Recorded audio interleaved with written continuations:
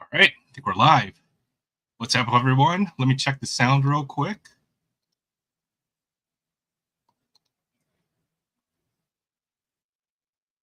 All right, we're good to go. All right, welcome everybody to Aloha Friday. I think I started 1 minute early just to spite Jay Thompson, who said I would be 3 minutes late today. 3. But I started 2 minutes early just to mess with Jay, keep him on his toes. But good to see everyone tonight. I've got a bunch of stuff to show, open, all that good stuff. Who knows who will end up hopping onto the panel at some point during the evening, but I see a few folks already here for the pregame. So I see Troy Cards, Cars, and Comics too. I can't see that fast, even one time fast. What's up, Troy? Good to see you. Thanks for stopping by. Looking forward to tonight's episode of Free Friday. I do have some cards to open. Good to see you, Jay. Aloha Friday. It's Jay Thomas, Squirrel Herder, the Squirrel Whisperer himself. And I saw Jim NFL up in here. Good to see you, Jim. Aloha Friday. Hope you're having a great start to your weekend. And Barry as well. Good to see you. So without further ado, I think we're just going to get right into it. I don't want to take up too much time at the start of the show. I've got a bunch of stuff. I didn't even know what AI is until January. Kind of funny. I mean, I think it's always been kind of in science fiction throughout all the years. And then all of a sudden now, I guess the computers are finally good enough to the point where we're getting to that point where eventually the machines are going to take over. We need to stop Skynet. So I'll be in and out watching the draft. Heck yeah, we're going to talk about the draft tonight. No problem at all. I hope your team gets the players that they want. Very happy with the Raiders' first round pick, but we certainly will be talking about that a little later on today. I hope to see Will, I think is on another podcast right now. The draft is going on as we speak right now. So yeah, there is Will right there. I'll be in after the NFL draft. Yeah, I haven't looked at today's picks, but I'm very happy with the Raiders' number 1 draft pick this year. That's the guy I wanted, and I can't wait to see him on the field. Future Packer in the making. But we'll see. I'm surprised. Yeah, Shedeur Sanders still hasn't been drafted. We don't freaking want him. You know what? Maybe we'll take him as a 5th or 6th rounder if he's still there. See if he makes it to day 3. But I'm guessing since it's already 4:30 my time, that means they must be into the 3rd round, if I'm not mistaken. Let me look real quick. I just want to see where we're at on the draft. 3rd round, towards the end of the 3rd round. So that's crazy that Shedeur Sanders, enough red flags that no NFL team is willing to take a flyer on him. And he looks like he may fall to day 3, which is pretty crazy. I never would have thought that. That's kind of insane. But all right, let's get to it. Attitude issues, character. I mean, you know what? He hasn't shown it on the field character-wise. I would say it hasn't been apparent, but teams are obviously very concerned about that.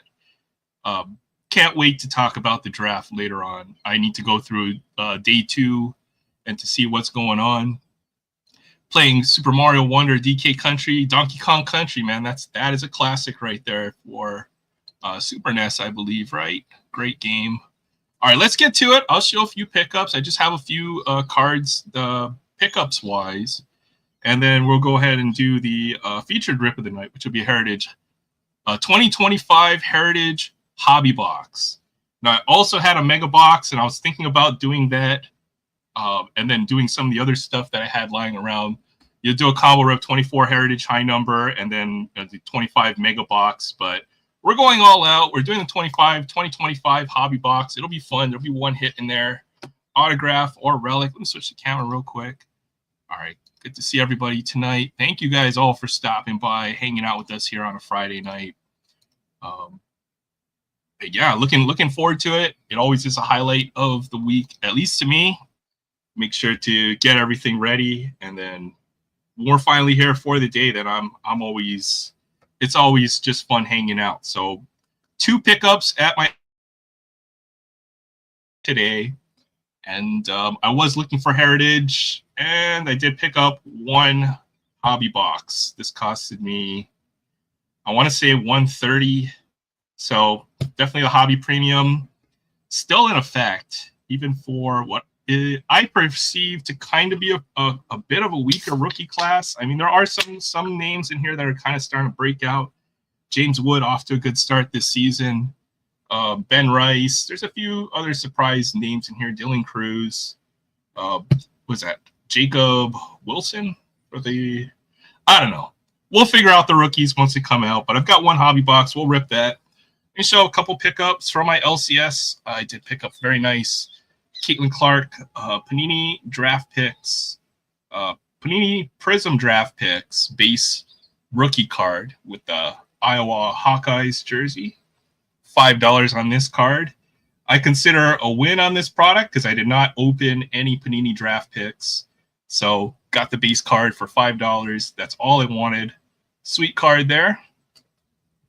And I also picked up this variation card as well, the horizontal variation. $7 on this card. I think I like this image a little better. Horizontal cards, always a little unique. This one's definitely off-center, but very nice pickup. A couple of nice Caitlin Clark pickups. So I've got at least these two cards to add to my collection. So happy about these pickups. I did make one eBay purchase, and this is a future Hall of Fame rookie card that I'm very happy to add to my collection.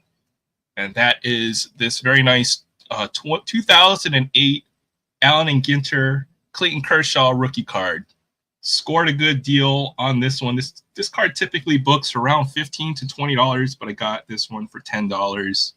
Sweet pickup. It's got a bit of a rough bottom edge, but otherwise, I've been looking to pick up, some rookies of, some of these guys that are going to end up being Hall of Famers. I'll definitely be looking for Miguel Cabrera, Justin Verlander. There's a few other names on my list from the times when I was not collecting, but very happy to add this Clayton Kershaw Allen and Ginter rookie card to my collection. Jim has about 18 Clayton Kershaw cards. I think it's a great it's a great player to collect.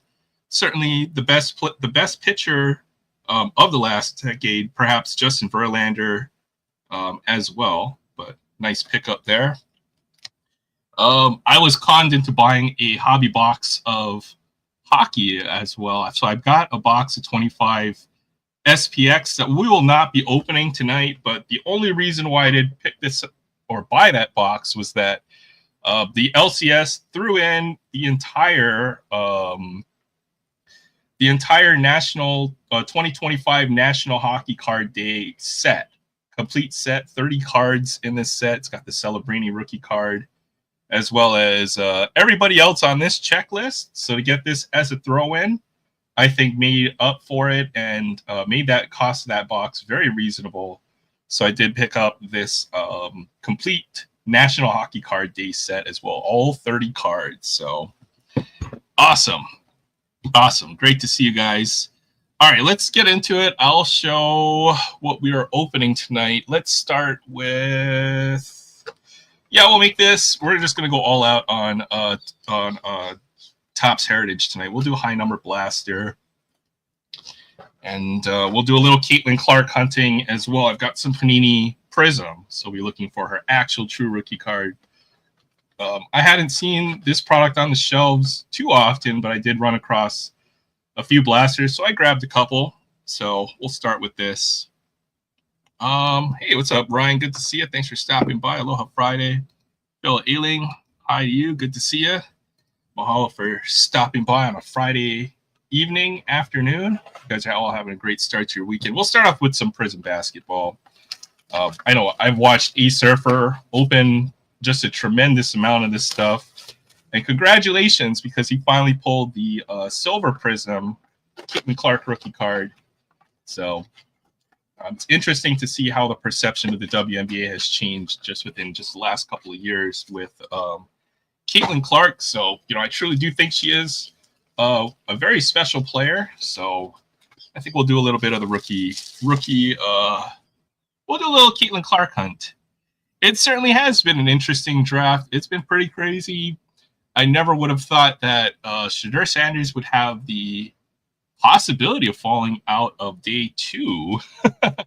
I figured he'd be off the board sometime towards the end of the late first round. So quite the interesting draft. Raiders got their guy. Oh my goodness, that can't wait to watch him at the start of next season. So all right, let's take a look at some Prism WNBA. Honestly, I bought more WNBA Prism than I have of this year's regular NBA Prism. I guess there's no men's rookie to chase. But Caitlin Clark, I think it's a fun little chase. Charisma Osborne on, was that Blue Velocity? And Kelsey Mitchell, I think her backcourt partner in crime right there. Cracked ice, very nice. What's up, Kevin? Aloha Friday. Good to see you. Thanks for stopping by. Looking forward to chit-chatting with you a little bit later on tonight. Hopefully we'll do the live panel. We'll get started. Yeah, we got a lot of stuff to rip, so we'll get through it. There's a nice Camila Cardoso on the Kaleidoscope insert. That's very nice. I hadn't seen this insert. Looks like Prism WNBA has a few other inserts that don't necessarily show up in Prism, or maybe it's just because I haven't opened up any of the regular 2025 NBA Prism. But we also do have the NBA playoffs to talk about. We've got the first week of the playoffs in the books. It's going to be fun to see Kalani Brown. That sounds like a Hawaiian name right there. Dallas Wings and DeJounte Carrington. It'll be interesting to see who advances into the second round of the NBA playoffs. There's some pretty good series, a lot of series that are knotted up, one each. And there we go. Right off the bat, there we go. I guess we beat the search and we didn't have to sweat it at all. Nice Caitlin Clark base rookie card. Sweet pull. Just looking at the surface of the card, looks pretty good to me on the front. Nicely centered from what I can tell. Sweet Caitlin Clark, let's go. Hey, what's up, Alex? Good to see you. Thanks for stopping by. Aloha Friday. I had to do a lot of cleanup on my desk, and I had to hide all my cards. I had some visitors, so I lost a lot of stuff. But I will find that Davis Schneider autograph that we pulled last week and try to see if I can get that your way, Alex. So Kate Martin on the green Prism rookie card, and Kiara Sabali. Good to see you, Alex. Nice, yeah, heck yeah, awesome. Caitlin Clark, let's go. Got a few stands back there. Put that up there for now. I've got to figure out how to use these stands a little better. I'm always bad. I guess I've just got such a small space over here. It's hard to. I wish I had a little bit more space, or I might have to change the streaming setup a little bit just to make it so that I can do a little bit more here. But they do give you a lot of different parallels in these packs. I mean, it seems like you're getting like 2 per pack. Let's go. We also got the Cameron Brink rookie card as well. That might be the variation. I can't tell. No action shot there. Just her with the pose. Very, very good looking card, if I must say. Love Cameron Brink. Let's go. Caitlin Clark, Cameron Brink. Can't beat that. Just hoping for one Caitlin Clark parallel. Could change my mind. Oh, what's up, DK? Let's go. Good to see you. Yeah, this was a heck of a blaster. Caitlin Clark, Kate Martin, and then Kia Coffee will be our silver. Tija Laney Hamilton, and another one of these, Ricky Jackson. Very nice. Sweet blaster. Cameron Brink, Caitlin Clark. Some great pulls right there. That is a nice green prism. And for the Las Vegas Aces, who have been quite the team in the WNBA. So, great pull. Got the Caitlin Clark. I'll leave this one up on the stand. We'll do some Heritage High Number. I figure since we're doing the Heritage Hobby Box, we're just gonna go all out. We're just gonna do pretty much every shape form of Heritage. Why not? 2024 Heritage High Number. Now, honestly, if I saw this or if I saw 2025 Heritage, I'd probably pick up these high number blasters. They are quite good. The rookie class in this is absolutely loaded. But There are some interesting names on the rookie checklist for Topps Heritage. For example, I believe Roki Sasaki will have his first base rookie card in 25 Heritage, so I'm looking forward to pulling one of those. That'll be a nice little chase, as well as a few other names. I didn't go over the list, but it'll be a little bit of a surprise when we do get to 25 Heritage. So, all right, let's check this out. 2025 Heritage also has a few new parallels. I guess we'll see once we open up the hobby box. We'll check out this blaster. There are some great cards in here as well. Hopefully we'll find some Jackson, some of that good rookie class Junior Caminero as well. All right, love this design. 75 Topps design, the two-tone. I sorted all the cards, and then when you look at them just on the edges, it's just so colorful. Love this set. Hoping to get one really nice pull here. Vidal Brujan would be a green parallel. Ella Harris Montero and Orioles. I think that's Jackson Holiday. We do get a nice Jackson Holiday rookie card. And I think we're still waiting for Jackson Holiday to kind of break out. He has had his moments, but I think he's probably still a few months to a year away from really making an impact on that team. But great rookie card. Certainly one that I've been holding onto a lot of his cards. I still think he will be quite the player. Awesome, Jackson Holiday. Let's go. Andrew Vaughn and Forrest Whitley. All right, we'll get through this blaster so we can see what we're going on for 25 Heritage. I think that will be definitely what I was looking forward to. I didn't even know Heritage was coming out. I'm trying not to pay attention to cards just so I don't rip and open as much. I'm trying not to do the hunt as often, if that makes any sense. Jared Camargo, and I've got a silver. Those are numbered to 225, so that could be a really nice pull. Got the blue parallel, Luis Rengifo, and let's see who else got. Soler, Milas, Profar. I do have a silver refractor. This could be fun. These are numbered to 225. For the Astros, there we go. Barry Barry's team. Who would we want? It seems like I've pulled every Alex Bregman card from this set, so why not? Let's ask for another Alex Bregman. Okay, Hunter Brown. Pitcher, silver refractor. Nice pull right there, number 225. A friend picked me up the DeLorean Hot Wheel, I'm guessing. That is sweet. See, a DeLorean in any color other than silver just sounds weird just because the DeLorean is unique for its stainless steel exterior, right? So it's not a car that's meant to be painted. So anytime I see a DeLorean that has colors or painted anything other than, you know, whatever color you always see the DeLoreans in, I always think that's a little weird. Hey, good to see you. I see Guru in the chat. Yo's Blessed Life. Aloha. Thank you for stopping by. It's good to see you. It's Heritage Night. I love this set. I have completed the 200 card high number set, and then hoping to finish up the high number, the short printed, which are the last 25 cards of the set. I'm missing just a couple, I think. Michael Bush, and for the Diamondbacks, Eduardo Rodriguez. So I think this is kind of the way Topps is going. They're putting a lot of non-numbered parallels into the products now. So I think it's done so that they can increase the print runs a little bit more while, you know, allowing folks to still be able to feel like they've pulled some nice stuff. So, all right, what do we have left? I've got 5 packs of 2024 Heritage high number. Figured we'd do this first. Yeah, we're just going to roll all over Heritage.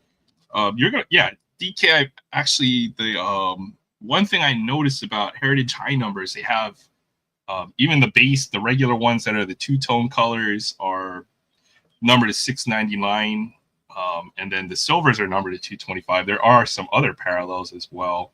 So they've increased the rainbow on Heritage this year. And as I mentioned, there is a good rookie class in this set. There is the Paul Skeens base rookie card. Let's go. So, yeah, what a pitcher. Could be got the Clayton Kershaw rookie card. And, you know, Paul Skeens in a few years may be regarded in the same way, the way he's kind of started off his career. One heck of a pitcher. So awesome. Paul Skeens, Heritage rookie card. Brenton Doyle. And then this year's subset is the Fred Lynn files. I have pulled maybe 1 or 2 of these already, but I think it's a 10-card set, just kind of showing the highlights of the career of Fred Lynn. So pretty cool one there, especially if you're a Red Sox fan. That is an insert. You'll always be able to tell just by the different back on the card. Ortiz, Josh Smith, Rosario, Tyler Anderson. All right. Twins, 11-4, I'm guessing. Who are they playing tonight? I'm not sure who's on the winning side of that 11-4, so I don't want to give premature congratulations. Let's hope it's the Twins. All right, and yeah, there's another chrome numbered parallel in here. So as I mentioned, I think this is probably the best retail product of 2024. If you're going to pick up any baseball, this would probably be the way to go. This would be our second numbered card. Eduardo Rodriguez, and it is a Blue Jay. Oh, please, let's wish a Vladdy Jr. into existence. That would be really sweet. So for the Blue Jays, we have, that does not look like Vladdy. A Hagen Danner rookie card. So these are numbered to 699. Heritage high number. Heritage in general is such a large set that, you know, when they can put a lot of numbered parallels just because of the size of the set. So pretty cool one there. Second numbered parallel from our blaster, Hagen Danner. Ranger Suarez. This would be a green parallel. Anytime you see, I guess, two-tone in the same color indicates a parallel. Paez, Gordon, Darnode. All right, if we don't start, yeah, that's not Vlad. That definitely is not Vladdy. I wish it was Vladdy. That would be sweet. Taking a break from Super Mario Wonder, hardest game I've played since. Oh, there you go. See, there's the Vladdy. And I knew it had red on the top, so I was hoping. You can kind of tell with the color combinations, you know, what player you might be looking at just by the top of the card, even if you don't necessarily see it. They're not color matched, but they are the same for the individual players. Helsley, Bo Naylor, Cody Bellinger, Irving Lopez. But I did pull I think it's the color or the image variation. I think it's the color variation for this Vlad Jr. card. So cool to see the base card there as well. Hey, what's up, Brian? Budget Refs. Good to see you. Aloha Friday. You know, when it comes to video games, I swear, I remember watching my cousin. He said he could make it to Wart, which is the last boss of Super Mario 2. We watched him for 7 hours trying to make it to Wart. And then he eventually rage quit because we didn't make it to Wart. So video games can always be very frustrating, I will say. I just have that memory that sticks out in my mind from my childhood.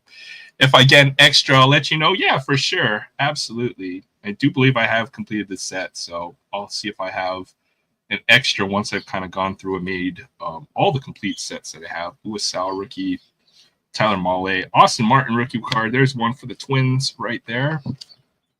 I think the profile on this guy, he's a decent hitter. Not a whole lot of power, but looks like he will be a very good outfielder for the Twins for the next few years. I think he's already been slotted into the starting lineup, if I'm not mistaken.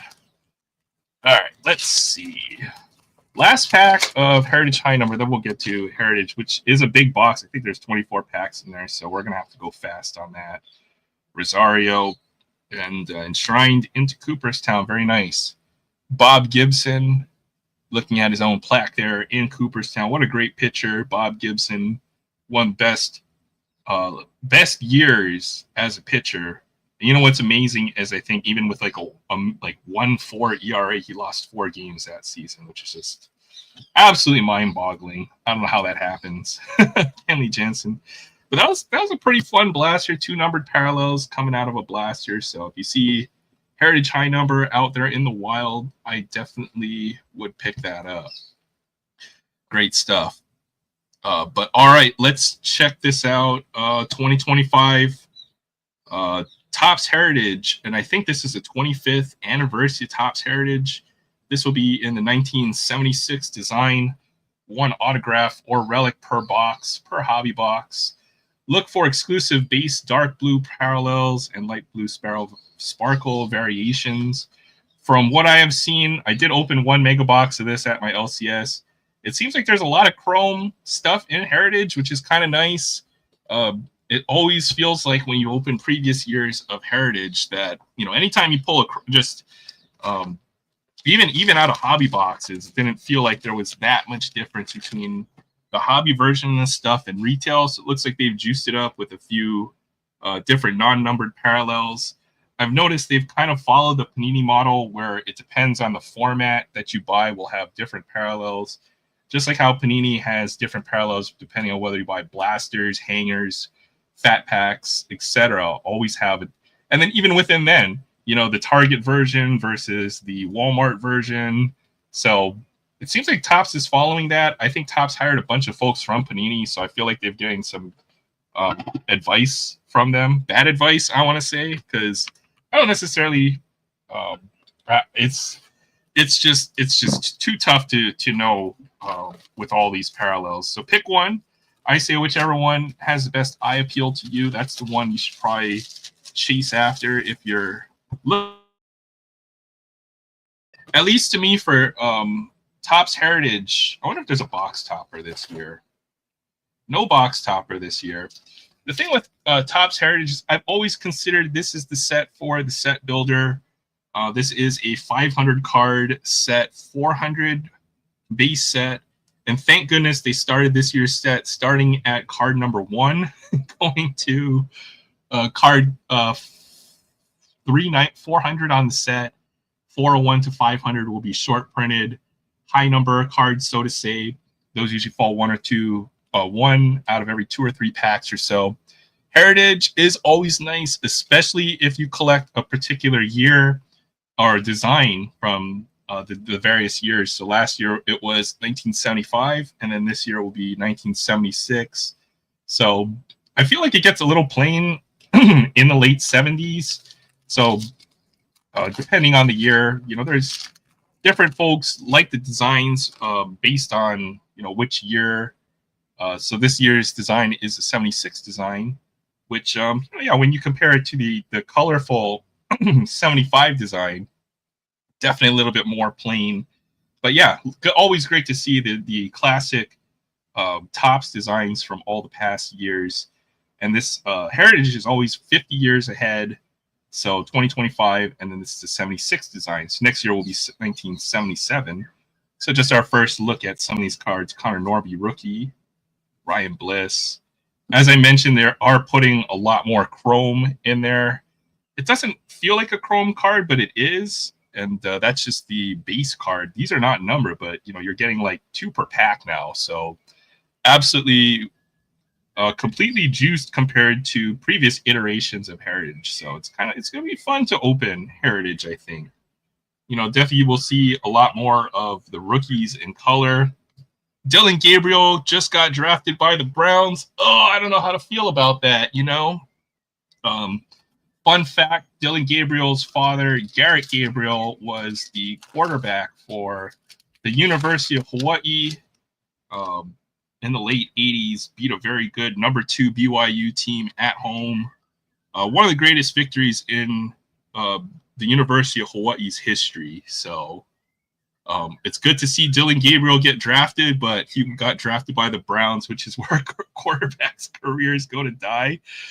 But I think the silver lining we'll take away from that is that he may actually get a chance to play for the Browns. So I like it. Hey, good to see you, Collector Holic. Thanks for stopping by. Aloha Friday. Taking a look at the new Topps Heritage in the 76 design. There's a second-year Ellie De La Cruz card. What a interesting player, Ellie De La Cruz, with his I think 60 stolen bases and 25 home runs last year. I think if he could ever get his batting average up to around like over 230, this guy's going to be insane. Let's look at some of these other designs. Oh, that's pretty cool. Father and son big leaguers. You got Roger Clemens on the left, Cody Clemens on the right. And I wonder to see any of the rest of the players in that set. And this is cool. The historic figures, Thomas Paine, obviously one of the founding fathers. I think I pulled a Woodrow Wilson. They have presidents. They have famous scientists from the previous years. I do like this set. I think this is definitely going to be a fun one to try to collect. Thomas Paine, founding father. And then Anthony Rendon in, I guess it's Blue Sparkle. And there's a second year, Shota Imanaga. Yo, what's up? I saw Rex again up in here. Yo, what's up, Rex? Good to see you. Just checking out the new 2025 Heritage. Good to see you. Thanks for stopping by. Yeah, I think I think that might be actually be the best place he could possibly land. He could very well possibly make it into a professional NFL game. Unlike another past great, Colt Brennan, who was drafted by the Redskins, I think in like the 3rd round or 6th round of one of the drafts, and never got out of the preseason. So hopefully he'll stick around there. I think they'll have a good chance. All right, let's see. Next pack, yeah, okay, that's a cool one. Stolen bases leader. Ellie De La Cruz, Shohei Ohtani. It's very surprising to see Shohei Ohtani. It's so high in the stolen bases, but last year he really got to focus in on his hitting. What a player. 59 stolen bases, first player in history do 50-50. Nice. Ryan Mountcastle. Yasmani Grandal. This guy's been around for a while. He is quite the veteran. There's Danny Jansen, first player in MLB history to play on both teams in the same game. Cool little fun fact. So I'm guessing they're playing against the Blue Jays there in the picture there. That is a cool one. Oh, upside down. What is this? Oh, wow. Okay. So I have never seen this. And this one's actually got 2 numbers on it. I didn't know how to read this. I was like, is that 1776 and 1976? Obviously to commemorate the bicentennial, which is 1976. It's got a gold stamp there of the bicentennial, 1976. And then this is also numbered to 200. So nice little Mitch Haniger numbered to 200 there. Very surprising. Very low-key numbered parallel. I didn't know what to make of it because it had 2 different numbers. It almost felt like an error. Error. John Dewey sounds like one of the philosopher and educational reformer. I think probably the Dewey Decimal System, if I had to guess, which is what every library goes by. So there's some cool cards in here. Mason Montgomery. Looks like they've kind of juiced up Heritage a little bit this year. So pretty fun so far. Okay. We'll never get through this box if we don't start going a little faster. So be looking for some of the bigger rookies. There's Kyle Tucker in a Cubs jersey. I know that's got to hurt for Barry Berry. There is some ink. I did see some blue ink there. So we do get an autograph in our box. That'll be great. We'll see who our autograph. Jared Jones, Jaron Duran, Lane Thomas. Oh, yeah, let's go. Got an autograph. Lindor for the Mets. I'll pull from the back. Matt McLean for the Reds in a blue parallel. Joey Cantillo, and it's odd that it's a horizontal autograph, but you know what? This looks like it will be a variation. That looks like, what is that, the 1960 design? So let's hope it's a big player. Here's our autograph. It will be, oh my goodness. Oh, let's go. Oh my goodness. Wow, what a hit right there. So we spent all of 2024 trying to chase a autograph of some of the bigger rookies, and I can't think of a bigger rookie autograph to pull. Well, obviously not his rookie autograph anymore, but that will be a Paul Skeens autograph. In the, what design is this? It's like 1960, 50, 61, something like that. On card, Paul Steen's autograph. Let's go. What a monster pull. Holy cow. That came out of nowhere. Yeah, what a great hit. That's an absolute monster autograph. I can't think of a better one that I would want, honestly. Great one. We are just talking a little bit about Paul Skeens. Pulled the base rookie card. That top loader feels a little tough. Let's try another one. Wow, what a pull. Paul Skeens autograph for the Pirates. I wonder what team will end up with him pitching, but he has been quite the pitcher to start his year. Hey, what's up, Julie Farnham? Thanks for stopping by. Aloha Friday, just in time. The Paul Skeens monster right there. Let's go. I'm just going to put that there. Leave that up there. So already this box, absolute success. Anything we pull after this is just going to be extra. Jose Barrios, Cody Bellinger, Anthony Rizzo, Martinez. Oh, I do like this subset, the Topps News all-time all-stars. There's a nice Roberto Clemente. Rest in peace. And I do like how they have all of the stats on the back. I just wanted to look at the back just to note the exact 3,000 hits for his career. Awesome card right there, Roberto Clemente. Garcia, Curtis Mead, and hey, there we go. Can't beat that hit. Gonna one-up that, I suppose. Nice Mickey Mantle. Sweet pull right there. Yeah, it looks great in blue ink. Looks great on that design, too. You know, I've talked about this where at some point I want to try to collect a player in every Topps design over the, 73 years of Topps. And yeah, probably going to need Paul Skeens in that particular Topps design in order to make that set. So, wow, what a crazy pull. Oh, hey, you know what? I did, may as well point out the fact that this isn't a numbered autograph as well. This one's numbered to 200 there on the back. I didn't even notice that. So thank you guys for it's numbered to 200 on the autograph. Wow, what a great autograph. That's crazy. Might have to try one more box.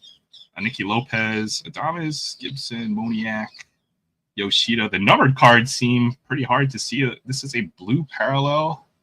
This is a blue chrome parallel. Is this numbered? That will be numbered. Joey Gallo, another good home run hitter. That's numbered to 150. Dude, wow. Usually in a box of Heritage, you're lucky to see one numbered parallel. So it looks like this set, they really have added a lot of different parallels in here to kind of juice it up. Austin Wells on the blue paper. There's a nice Clayton Kershaw, what looks like the City Connect jersey right there. I know Clayton Kershaw is probably getting close to the end of his career, so cool to see the rookie card there as well. Open your eye, Aaron. Singular, right? No, it's if I tilt my head down, you'll never be able to see my eyes open. It's just the way that it will look. Yeah, that is awesome, Alex. I can't think of a better way to do this box.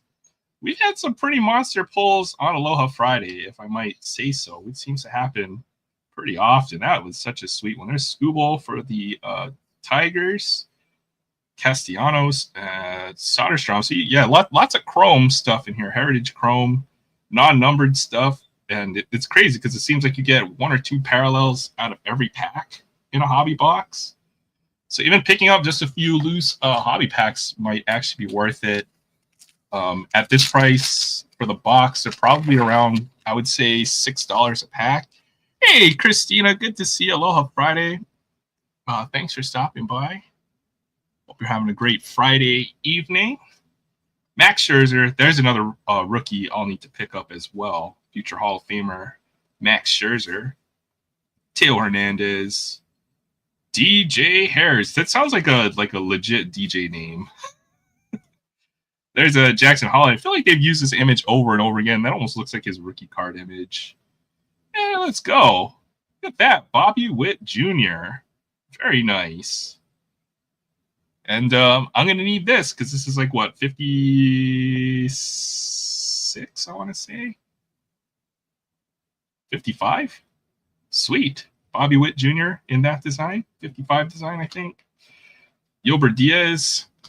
I'm plus or minus 1 or 2 years. And there's another father and son combo there. Craig Biggio for the Astros and Kevin Biggio, his son. So I'm thinking the Jays are going to have a lot of cards in this set. They have Kevin Biggio, they have Bo Bichette, and they also have Vlad Jr. Three guys, three players on that team where their fathers played in the major leagues. So pretty cool to also see players from last year in their new jerseys. There's Goldie in a Yankees jersey. I know Troy will not be too happy to see that, but Marte, Correa, Urseg, Suarez, Angel Chivili. I don't recall this name in Series 1, so he'll probably have a rookie card in Series 2. Another Suarez, Albert Suarez, Marco Luciano. One rookie from 2024 that kind of flew on the radar that's kind of popping off to start this year. I don't know if you guys saw Young Ho Lee off to a great start this year. Hey, what's up, Paul? Paul in the 619. Good to see you. Thanks for stopping by. Hey, thanks, man. Yeah, that was a monster, Paul. I can't believe that happened. But it did. Paul Skeen's autograph. I can't think of a bigger autograph to pull tonight. So I appreciate it. Thank you, Paul, for stopping by. Check out Paul's show Tuesdays, Paul and 619 and the Amazing Friends. Someday I will be able to make it, and I'm gonna play hooky at work, and then just so I can get onto the show and hang out. Walker Buehler. I haven't seen a refractor. Maybe these are numbered. Not numbered, but yeah, even Heritage refractors aren't numbered this year. This would typically be a numbered card in Heritage, but not this year. Very interesting. Rafaela, Eric Sabrowski. I wonder if they've done away with all the color, image, photo, black and white, all the different parallels or variations that Heritage is typically known for. May not. Action is another one. So I'll have to look at the back of the cards to see if there are variations. There's Paul Skeen's Gold Cup. Got the Gold Cup even on the Heritage cards this year. Baldwin, Caminero. That's nice. RBI leaders. Aaron Judge had 144 RBIs last year. That's crazy. That's almost one per game. Ian Happ. Upside down. Clayton Kershaw. Through the years, 2014. That if it's like a through the years, and how does that work? Maybe just highlighting a player from each of the years of Heritage. That's a pretty cool one. Clayton Kershaw. Another Mile Mikolas Blue Sparkle. And Ernie Banks, all-time All-Stars. Mr. Cub himself. Very cool card. Elected to the Hall of Fame in 1977.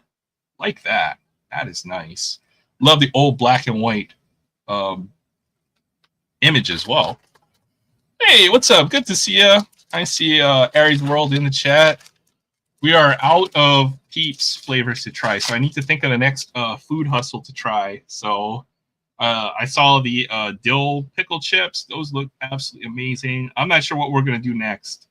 I'm pretty sick of candy, so... The bat that Bryce Harper's got looks almost like a... I was thinking of a candy there for a minute. Oh, hey, look, double hitter. Let's go. We also get a second hit from our box. That came out of nowhere. We also get a little memorabilia card right there. Willie Adames Clubhouse Collection. So double hitter. Let's go. Hot box. Mitch Haniger. Hey, there we go. Another Bobby Witt Jr. base card.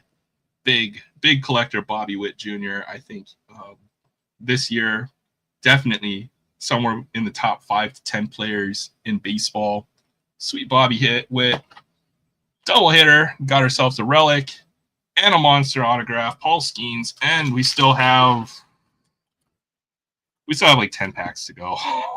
All right, yeah. Don't say Cadbury. I'll ban everybody out of this chat. All right, we got to get through these base cards a little faster. Conforto, Duran, Yairo. Oh my goodness, that's too many vowels in that name. That's an error. One, two, three, four, five, six, seven, eight vowels in that name. Gyro Iriarte. Yeah, I couldn't believe it. We pulled the Caitlin Clark rookie card. We pulled the Paul Skeens rookie card earlier, and then the Paul Skeens autograph. Absolutely amazing box. Martinez, Wyatt Langford. That one's upside down. Why is that? Oh, okay. I see. Strikeout leader is Tariq Skubal with 228 last year. It's amazing considering they don't pitch that many innings anymore. So these guys do 200 strikeouts in like 160 innings or so, which is pretty nuts. Assad, Sanchez, Valente Beloza. We won't see guys get into that 300 strikeout territory anymore the way that it is with modern pitchers, but 228 still quite the number. John Kenzie Knoll. I know I've got a lot of his prospect cards. It's cool to see him get his rookie card there. Very nice. Oh, look. You had to error. You had to censor cat the burr left parentheses are re. You don't get banned because you didn't print it out. It's like Beetlejuice. You have to say it 3 times. Joe Ryan, Bryce Miller, Zach Neto, Kikuchi as an Angel. Interesting. Cronenworth, Chaparro, and how about that? There's 3 of my favorite players all on one single card. You got Bobby Witt Jr., Vlad Jr., and Aaron Judge. That's a great card. I like that. And thank you guys all for hanging out with me tonight while I rip this box of Heritage High Number Hobby. It's been a good one. There is Yamamoto second year, Jorge Soler, Riley Green, Jackson Job, GT Real Muto, Castellanos in Chrome, Austin Wells, and Grant Holman. I don't think I've pulled one recognizable rookie out of this one that I recognize. It's been so it is a big set. You will need a lot to open up a lot of this if you're going to try to finish the set. Well, that almost looks like the original, the way that these cards are cut. Look how rough that is. That is very vintage, like nice Willie Mays on the all-time All-Stars. Zach Wheeler, Varsho, Seth Brown. Oh, I got an upside down card. Okay. Carlos Santana, not the singer, but there is the baseball player. And Jaden Hill. So I got an upside down card. I can't imagine what this will be. We already pulled like an autograph, a relic, some numbered stuff, but this will be 19. Who is that? 83. Cal Ripken Jr. That is sweet looking insert. Through the years, it's almost like a silver foil board. I do like that. That's another rookie card I do want to pick up as well at some point, the Cal Ripken Jr. But 1983 through the years, this must be some kind of foil board parallel. Pretty nice looking card right there. Looks pretty sweet, very shiny. Yeah, I've been really bad with this one. All right, let's get this box out of the way. Oh boy, almost spilled some soda, but that's why I put it in this giant cup that is almost impossible to tilt over, although I almost accomplished the impossible and spilled soda all over my desk right there. All right, there we go. And yeah, error, don't spill the soda.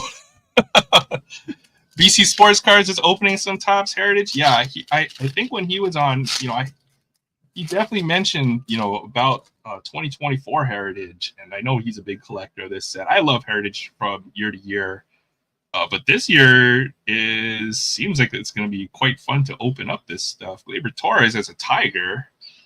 That's right. He did sign a 1-year deal, I think, with the Tigers, so interesting to see him there instead of the Yankee pinstripes. There's a nice Jacob deGrom Chrome and Gustavo Campero.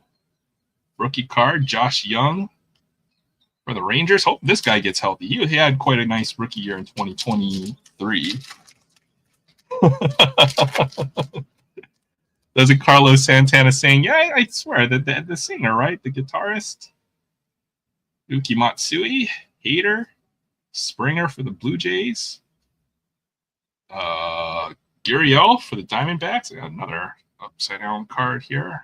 It's flipped over. For the Nationals. Maybe this will be one of the big rookies. Let's hope for a James Wood rookie card. That's definitely not James Wood. Dylan Cruz in that. What is that? Like the what year is that? It's like 76, but it's like a different design.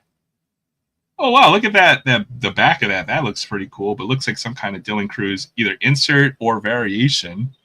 All right, so there we go. We finally got one of the big rookies out of the set. Forward number 2 overall draft pick, Jesus Sanchez and Sean Manaea with the Mets. Cool one there. Not over Caitlin Clark.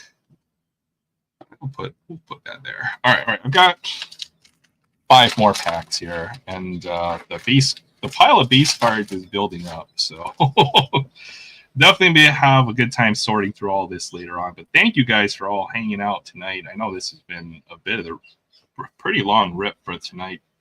Kyle Schwarber, Sogard, lots of different variations. That's such a cool card right there in chrome too. It's got Ohtani, Mookie, Freddie Freeman, and looks like Yoshinobu Yamamoto in the bottom corner.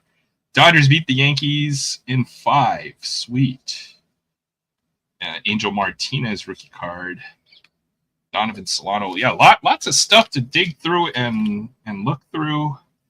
Typically, you would just get a mountain of base cards. There might only be, maybe 10 or 15 cards from previous years of Heritage, but it seems like we're getting like 1 or 2 parallels per pack. So we're just gonna have a mountain of stuff to sift through and dig through after this is done.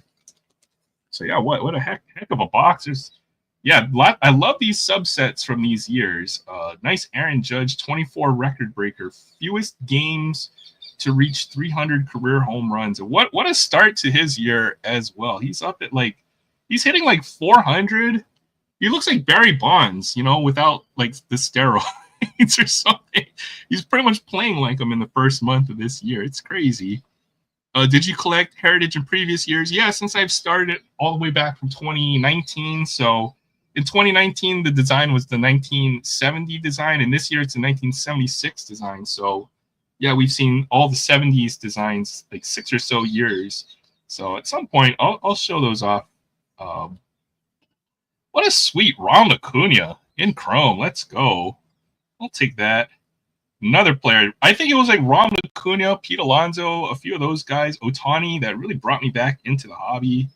Hopefully he will get healthy. I think he's had his second ACL injury in a couple of years. And hey, look, there is his brother, Luis Angel Acuna, with the Mets. And I think he's off to a good start on his career as well. Not as much power as his brother, but I think he's hitting somewhere close like 280 on the season.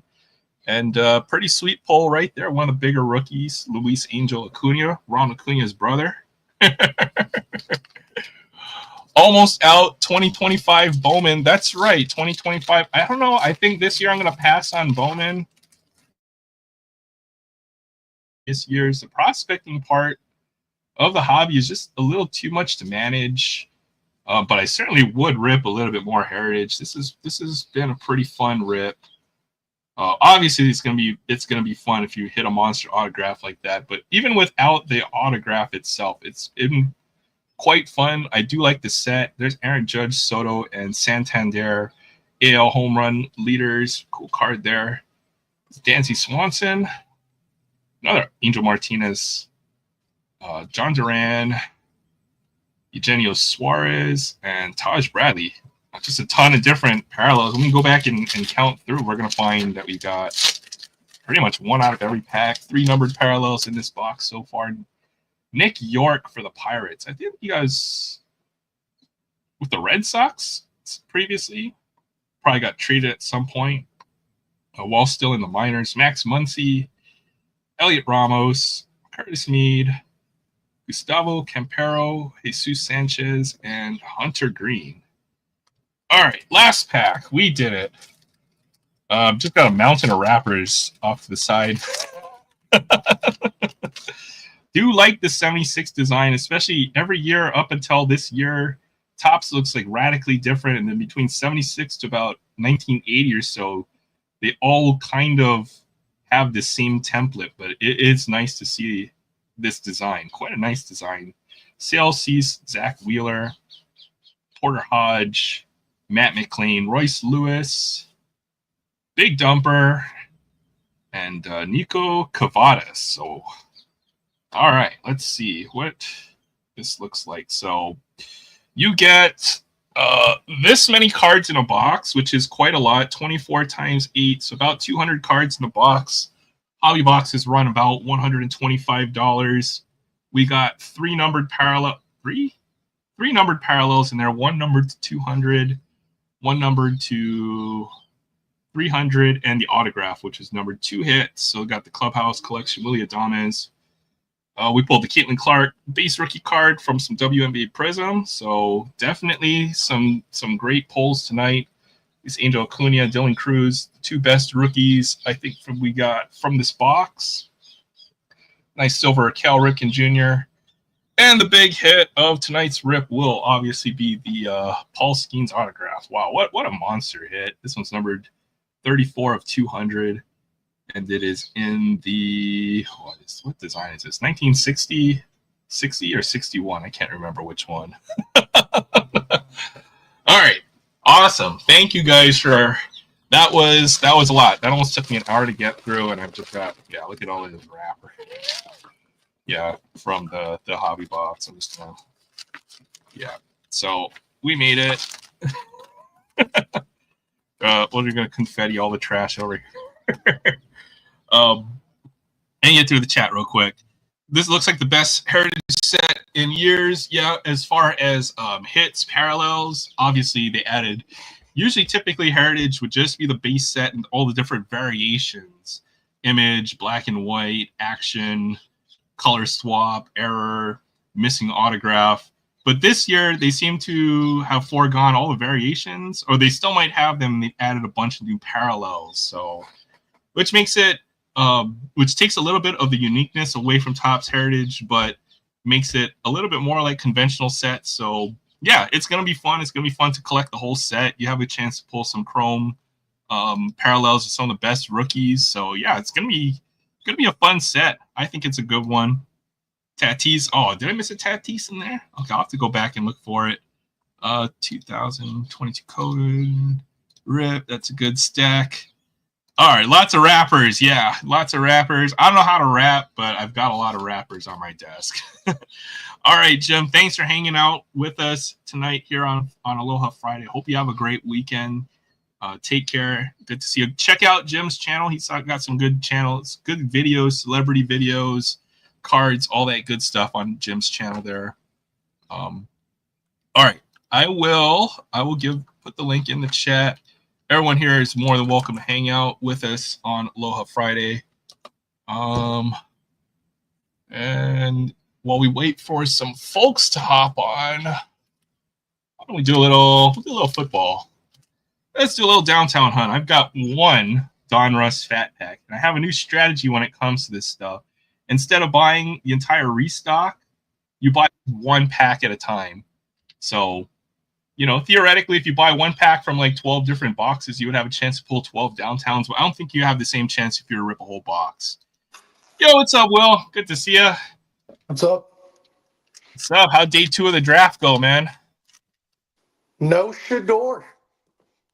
Oh, Shador Sanders. You know what? I saw. You know why? You know why? I think his character. No, I don't. He plays hero ball too much in his character issues. I don't think it's necessarily that, because there have been other players with character issues that, you know, teams will take a chance on. Mm-hmm. I mean, that's an obvious answer is character issues, right? But I think it goes a little deeper than that. You know, mm-hmm. Obviously, I don't think he was. I think the media and sports media in general has really hyped him up as a prospect, as a top quarterback prospect. But obviously, I don't think he should have been picked or should have been hyped up to that level. I think it's obviously the teams have called the bluff, and he is dropping out of the draft here. Yeah, nice haircut, Ryan. Yep, very nice. But Aaron, our boy, our Hawaiian boy, got drafted.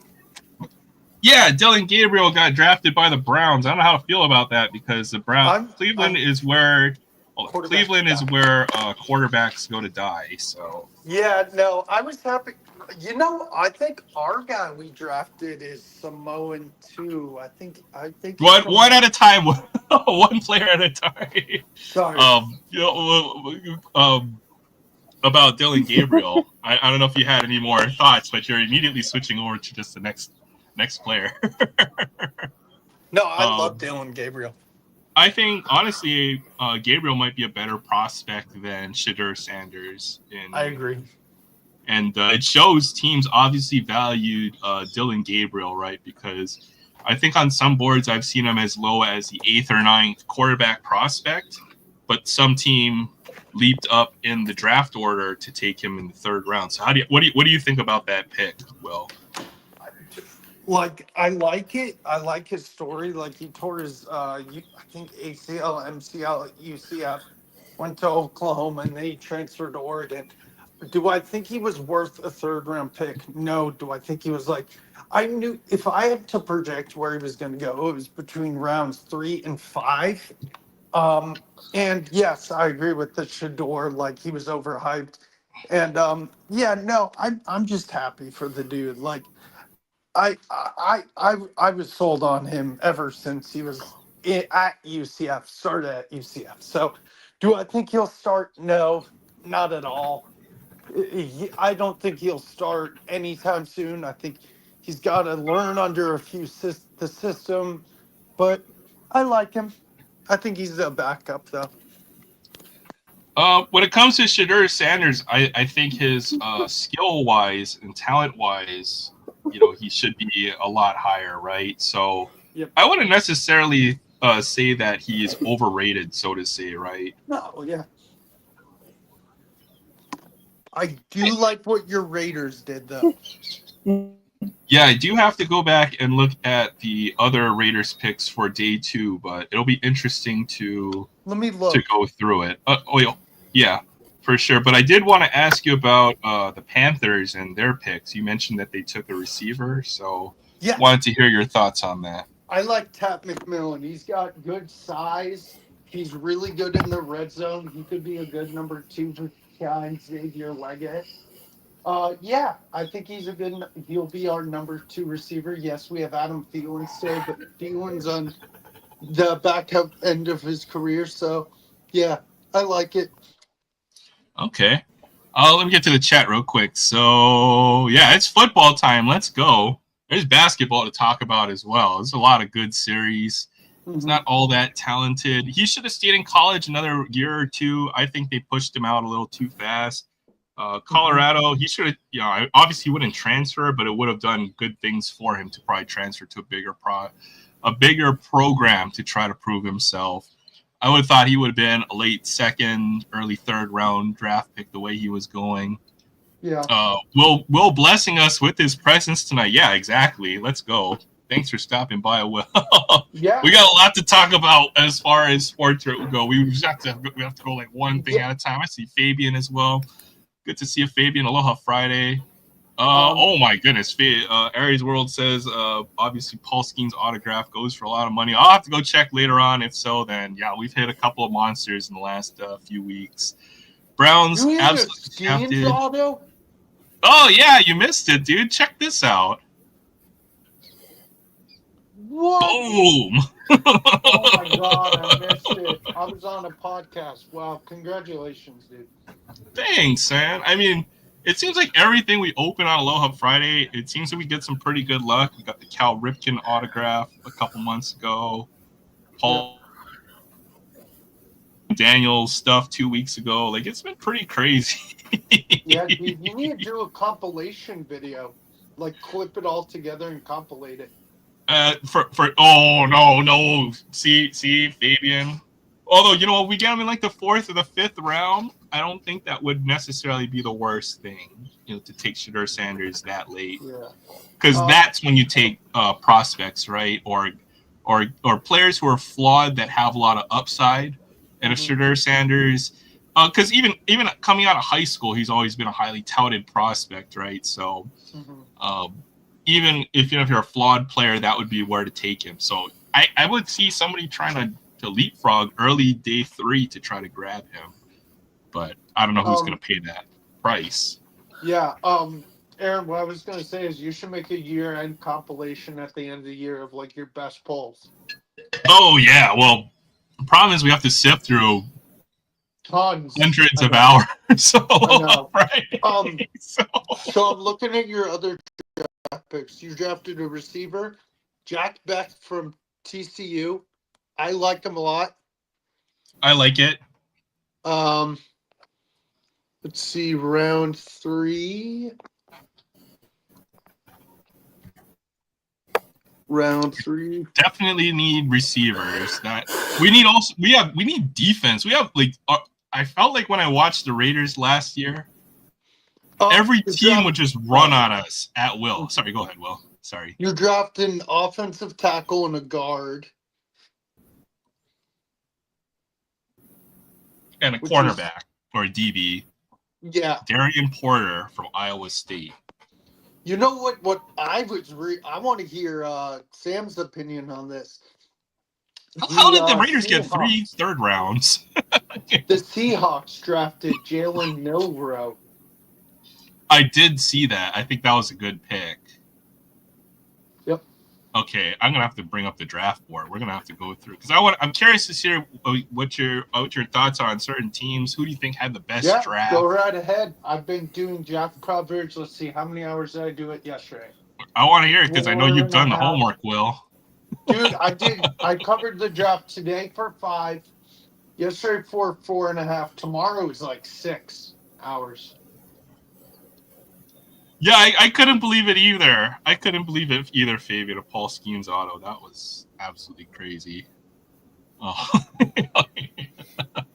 I'm not even mad the Pats drafted Will Campbell. I did see that pick. I watched like the first. I watched like the first 6 picks because that's all that mattered. I only care about who the Raiders took, and I can't believe that. Ashton Jeanty was expected to fall to the Raiders, but to see the Raiders actually execute a pick that they're supposed to make is another thing, right? So it was quite the relief to see that. Yeah, to do coverage. DK, that's my boy right there. Okay, yeah, let's bring up the board and then I'll let you kind of lead and you kind of pick and choose which teams or players you want to talk about here, Will. Yeah, got you, man. Yeah, I'm gonna be awake for like 3 more hours and then eventually I'll need to go to bed because I have to cover the draft all day tomorrow too. Okay. Okay. Let's see. You may have to zoom in. Actually, maybe not. Oh, yeah, for sure. We'll start with the first round with the. You want to go first round? Choose a player. You can choose any team. I'll let you choose. What about for your team, the Panthers? How do you think their draft has gone so far? Well, you guys got Troy McMillan. Okay. I like him. I say it's a B. I said he's going to be a number 2 receiver. He's going to be a red zone target. He's tall. I know you mentioned last week this was kind of the player that you were eyeing for the Panthers, so I'd imagine you're quite happy with this pick. I am happy. So they got Leggett, McMillan, Thielen. That sounds like a pretty good, respectable receiver core. It's average. And plus whoever else you guys might pick up as well. Best available. Chitter Sanders. Oh my goodness. Probably the biggest surprise of the draft to see him fall to day 3. But I mean, let's look at maybe his the game. I always look at the game log. This is usually how I find, and you always want to look at when they play like a good opponent and how they play in the game. And honestly, I feel like he played pretty well last season, right? He had a very high completion percentage. He's accurate, 74% accuracy, 37 touchdowns, over 10 interceptions. his offensive line was never good. So 42 sacks. I feel like he's not that bad of a quarterback. Obviously a better talent than him falling all the way down to the 4th round here. I hate his pro comp. I think it's a horrible pro comp. Who is his pro comp? I'm just curious. Jared Goff. I'm like, yeah, no. He's How not about let me change that real quick. Let's change that to Malik I don't Willis. know. Malik Willis. That's brutal, dude. That is brutal. I was thinking of, oh my goodness, the name escapes me right now. But it will come to me. It will come to me eventually. Eventually. Okay, what team? Okay, you mentioned the Seahawks, right? So maybe we can talk about the Seahawks and their draft so far. Okay. But the Seahawks have obviously the Pete Carroll era is over. I think they got a new GM in there as well. So I feel like their draft philosophy is going to be different from previous years of Seahawks, right? So you mentioned they took a what player were you pointing out that you kind of wanted to talk about with the Seahawks? Oh, they got a quarterback. Okay, interesting. Milroe. I don't think he starts right away. I think he's going to be like a project. I think he's decent. I don't think he's great. It's surprising that you see, a lot of the lesser ranked quarterbacks go way ahead of Shedeur Sanders because, okay, you know what? Here's my new theory with Shedeur Sanders and why no team is bothering to take even a flyer. I want to hear it, and then I have a counter one. Okay, so typically with your project quarterback, right, or a prospect quarterback, you're going to need time to develop the quarterback until you feel confident that he's ready to start, right? Yes. But with Shedeur Sanders, if he's on the bench, there's going to be not only the pressure from the fan base, especially if he's taken early in the draft to play him, but also the pressure from Deion Sanders and also his camp, right, to play him immediately. Yep. So you cannot draft him as a project or a prospect quarterback. Not like guys like Jalen Milroe or Dylan Gabriel. Those are prospect quarterbacks. They're gonna try to pick up the NFL game when they get to training camp, preseason. You will not have that. You cannot develop him in the same way. His expectation is to start. He doesn't start. They're going to cause such a distraction to the team that it could pretty much destroy your franchise, right? So you read my mind. Oh my goodness. Let's get to the chat and let's I missed all the chat. Not seeing any Huskers drafted. I don't think I saw any Rainbow Warriors drafted either. So definitely an error. I think there were a few Huskers, maybe. I can't remember. Well, the Kings. No. I don't think the Kings. Where are they up? 3-0? 2-1? 2-0? I have no idea. I've been watching basketball. We'll get to hockey eventually. Seahawks got Milroe. I wasn't a huge Deion Sanders fan, but if I was an NFL GM, yeah, exactly. That's exactly what everybody's thinking. He didn't attend the combine. He didn't attend pre-draft workouts, and I think that absolutely killed his draft stock, right? But basically throw away the bag is the way I'm going to put it. But he doesn't need a bag. That's the other thing. Is a player like Shedeur Sanders who comes from wealth and money, is he going to have the same motivation? Hey, what's up, Kevin? Good to see you. Man. Hey, Kevin. What's up, yeah. We're talking about football a little bit, but we'll get around to whatever. What are you up to, Kevin? How you doing? Not much. Right on. How'd the sale go for you, Kev? Huh? Decent. You did good, though. Jeff bought some good stuff. Yeah. I have 30 peeps staring on my counter, but I'm not going to eat any until on camera. We're done with peeps. We did that for the last 2 months. He would die. Yeah, literally. And then I would have to take a private plane to Hawaii just to CPR air. Any other teams we need that have a particularly standout draft? Not really, no. Oh, about the Lions. How the Lions do in the draft? Good. They got a really good guard, and they got a good D lineman. And they drafted a good receiver who can be their like fourth receiver. Okay. What team do you think has won the draft so far? After day one, day one, I thought it was the Eagles. The Eagles got a freaking beast of a linebacker. I forgot who it was. Oh, Jahad Campbell. No, that's not who the Eagles got, is it? Yeah. Is it? Yeah. No. Yeah. Scary. I also like what the Ravens did. They got this guy named Malachi Starks. Put him alongside Kyle Hamilton as the safety. Both of them safeties. Oh my gosh! And then you still got Marlon Humphrey in the backfield. Yeah, that Ravens team is a scary defense.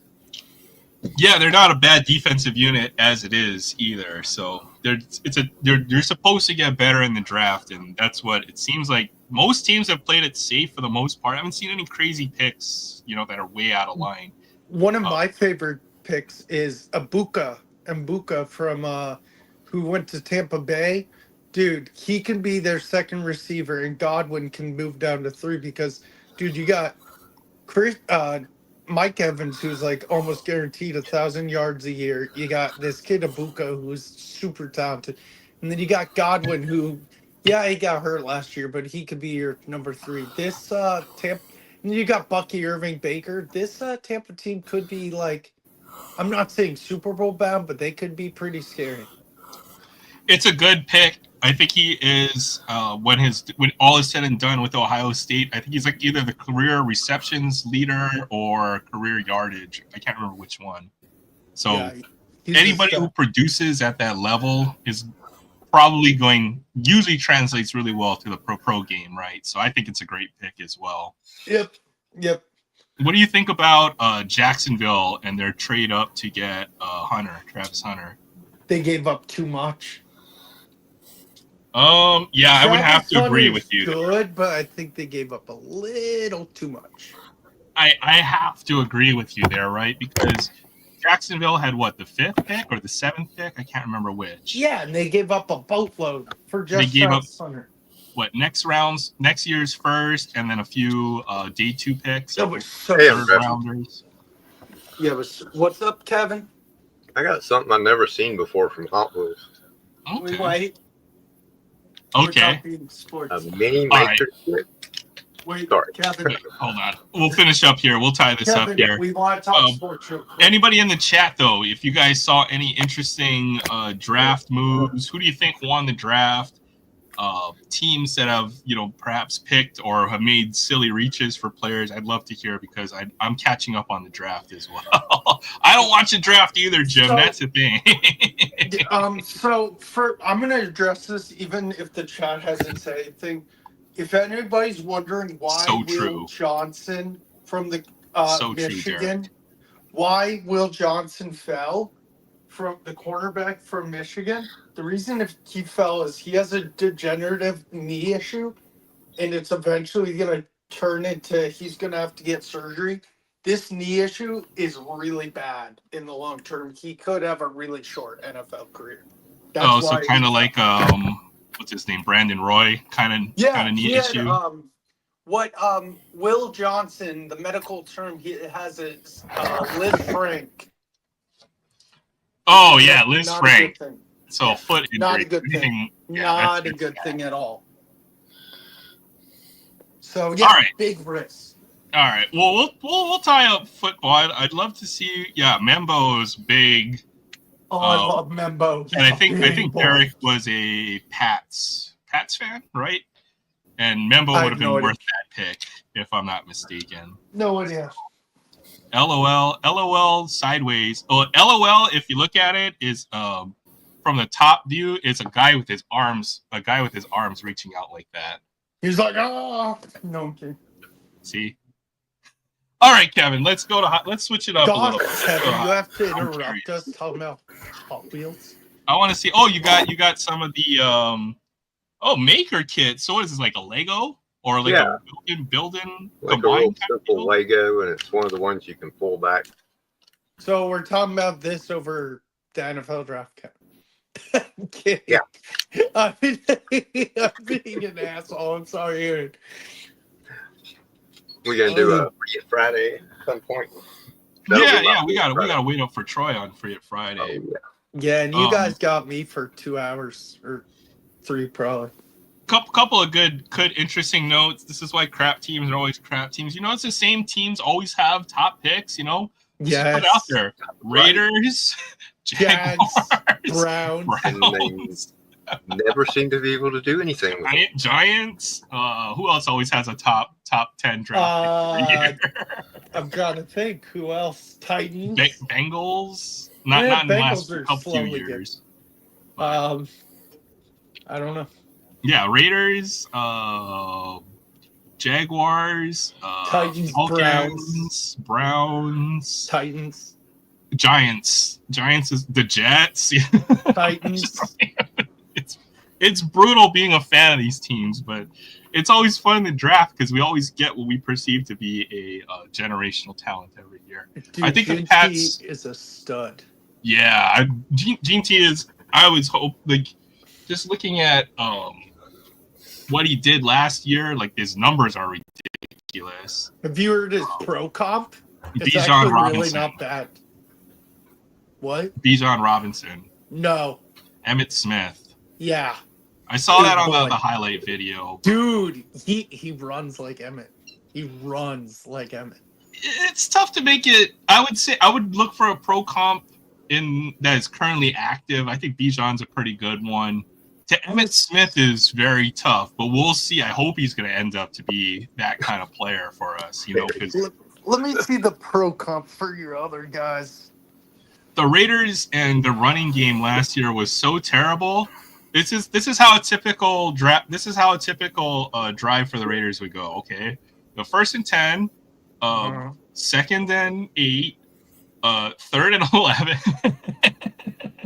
Like, this is horrible watching the Raiders last year. So I'm just happy we have what looks to be the feature back of the future. If he's anything like Josh Jacobs, then we're in good shape.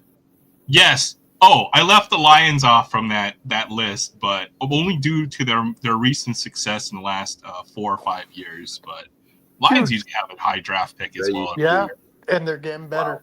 Wow. One of the offensive linemen you guys drafted, 6'5", 312. That's a big boy. That is a big boy. What I was going to say about the Pats pick is I think it's safe. It's a good, safe pick. That guy was going to anchor your offensive line for, what could be the next decade. You need players like that.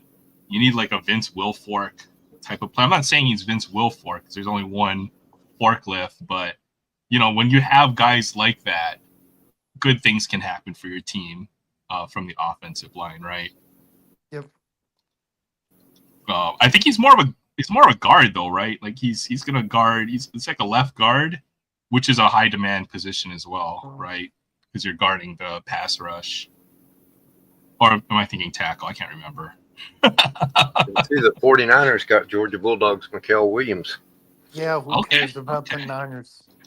Well, Georgia fans, right? It's always fun to watch your team, your college team, and all the players and where they go, right? So yeah, none of my colleges had anybody yet. They're gonna probably get drafted like a man. 49ers needed some defensive line. Well, the Raiders took an offensive line. Everybody from Clemson a few years ago, if you recall. We got Cleveland Farrell, and then what was his name? Trayvon Mullen. Yeah. With Hunter the Niners. My boy Hunter Goatfro. That's right. Hunter Renfro. What were you saying about the Niners, Kevin? Sorry.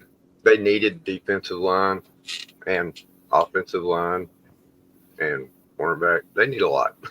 It's hard to tell with the Niners because of how many injuries they had last year. So they could be a better team. It's hard to tell their needs because of, you're gonna have a lot of players coming back from injury.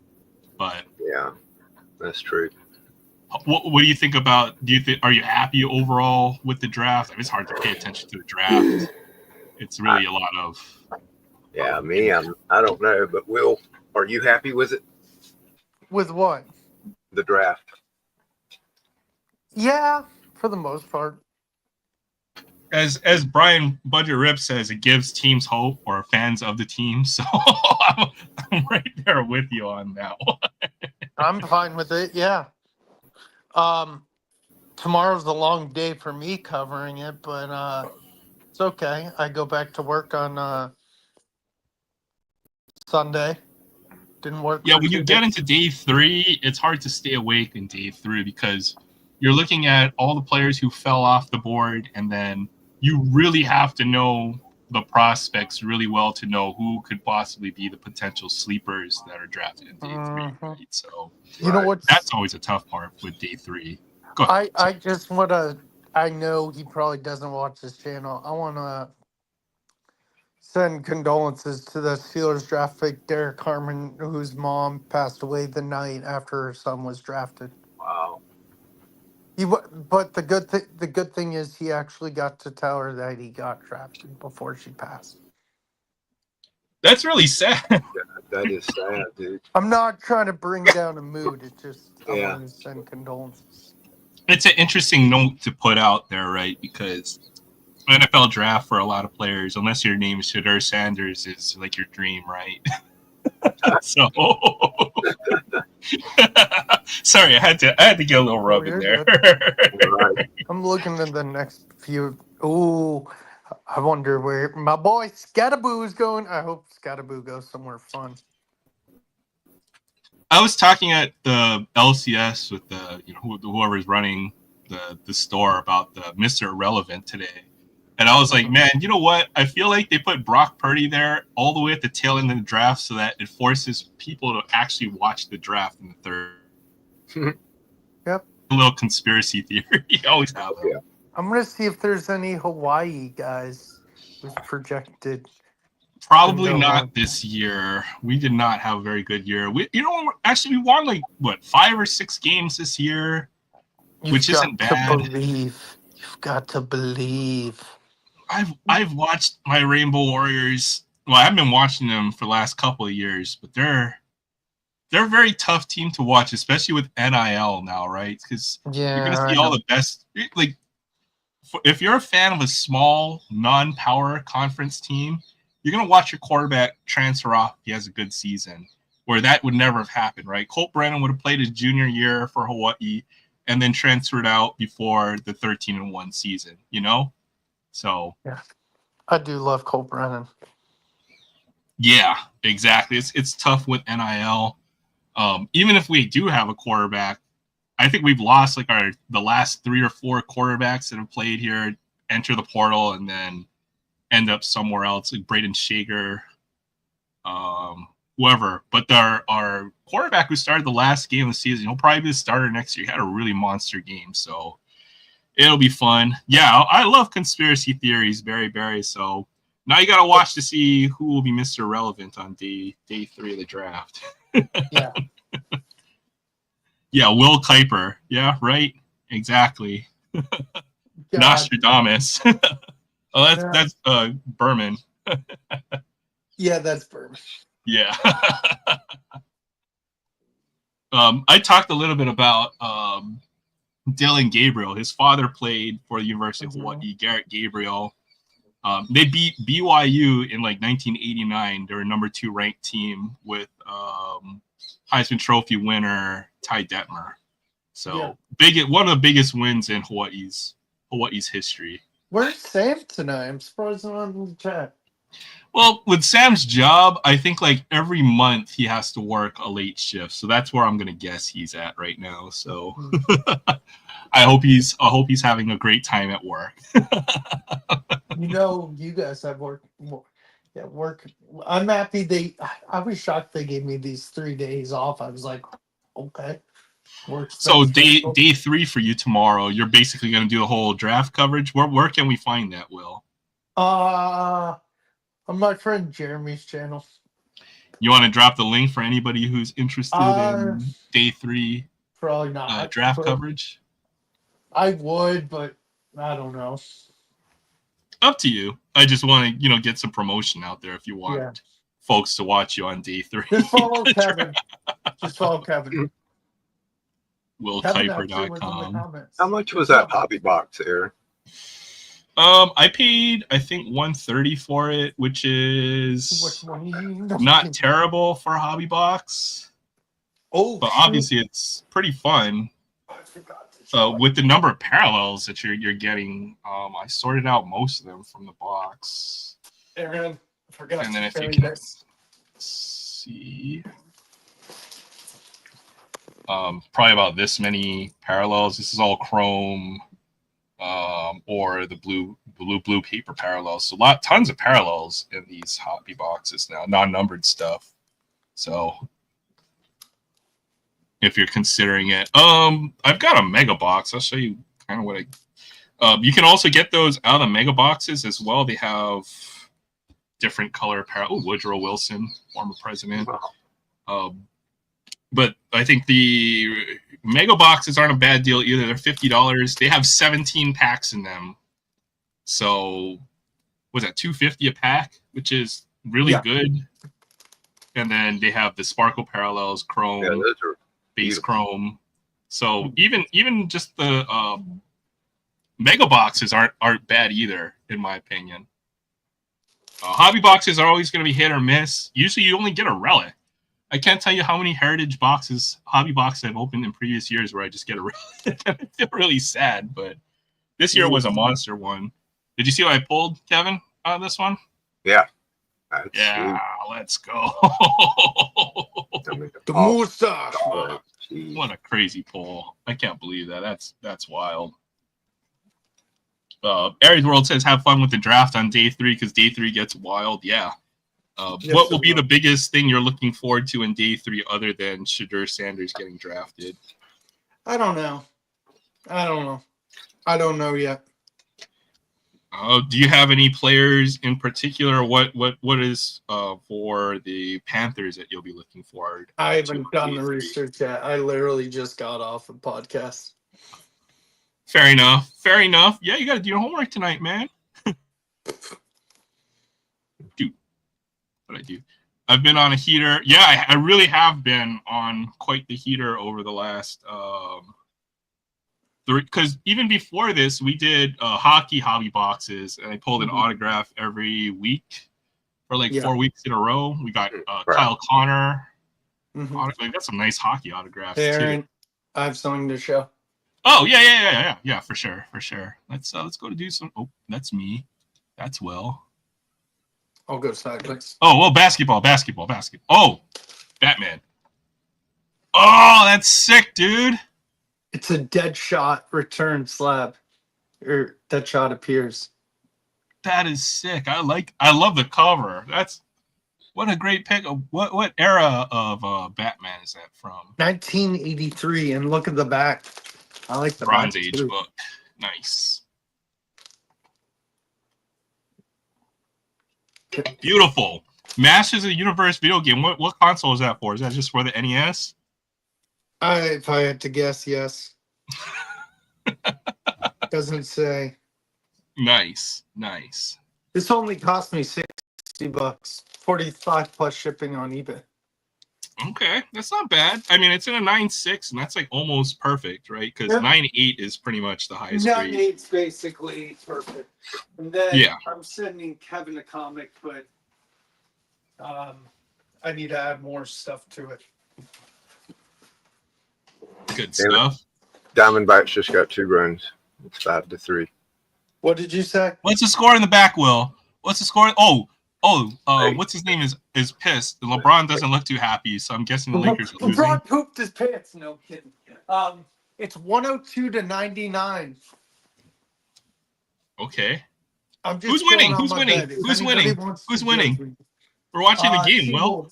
Timberwolves. Go Timberwolves. Yeah, let's go. I did get some cool covers this week. Let me get them real quick. It's weird. Didn't CGC change the new labels on comics? Yes. CGC has a lot of different labels, right? Like they have ones for autograph. They have the gold label, the blue label. Like they have a ton of different labels depending on different labels.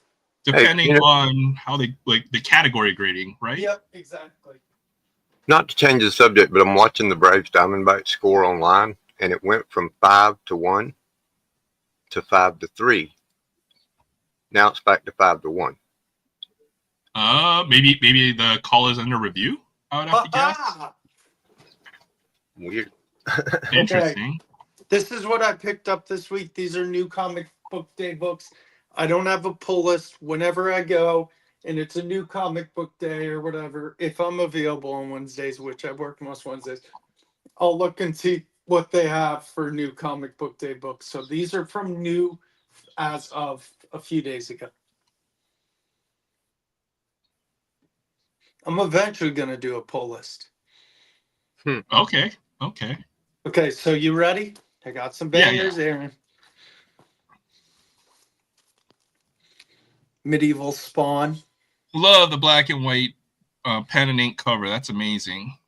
This one's really cool too. One World Under Doom. Sick. I like the colors on that cover. Good story, Chief. This is I don't know how many they're gonna make of these.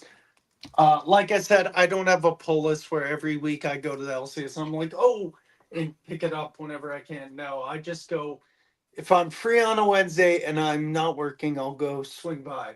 But if it's like another day of the week, then I'll just go see back issues or whatever came out that Wednesday.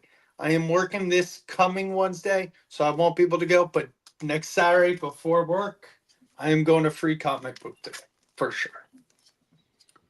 We got Predator, Spider-Man. Foil. Yeah. Wasn't it like Superman? This one's not available. Wasn't it like Superman Day or something in the last couple days? Yeah, it was. Last week. That was last Friday. week. Saturday. Last Friday? I may get rid of this. I'm probably not gonna though. Lucio Perillo, Green Lantern. I just get them because of the covers and Who did the cover on that one? That's Lucio nice. Perillo. Oh, okay. Sweet. I was like Batman, Green Lantern, just the color on the cover always looks good on that. Batman 159 with Hush in the background. And that's the second issue of the new Hush. Yeah, I've been skimming the stories. It's pretty good. I don't always read them. I should read them, but I don't always read them.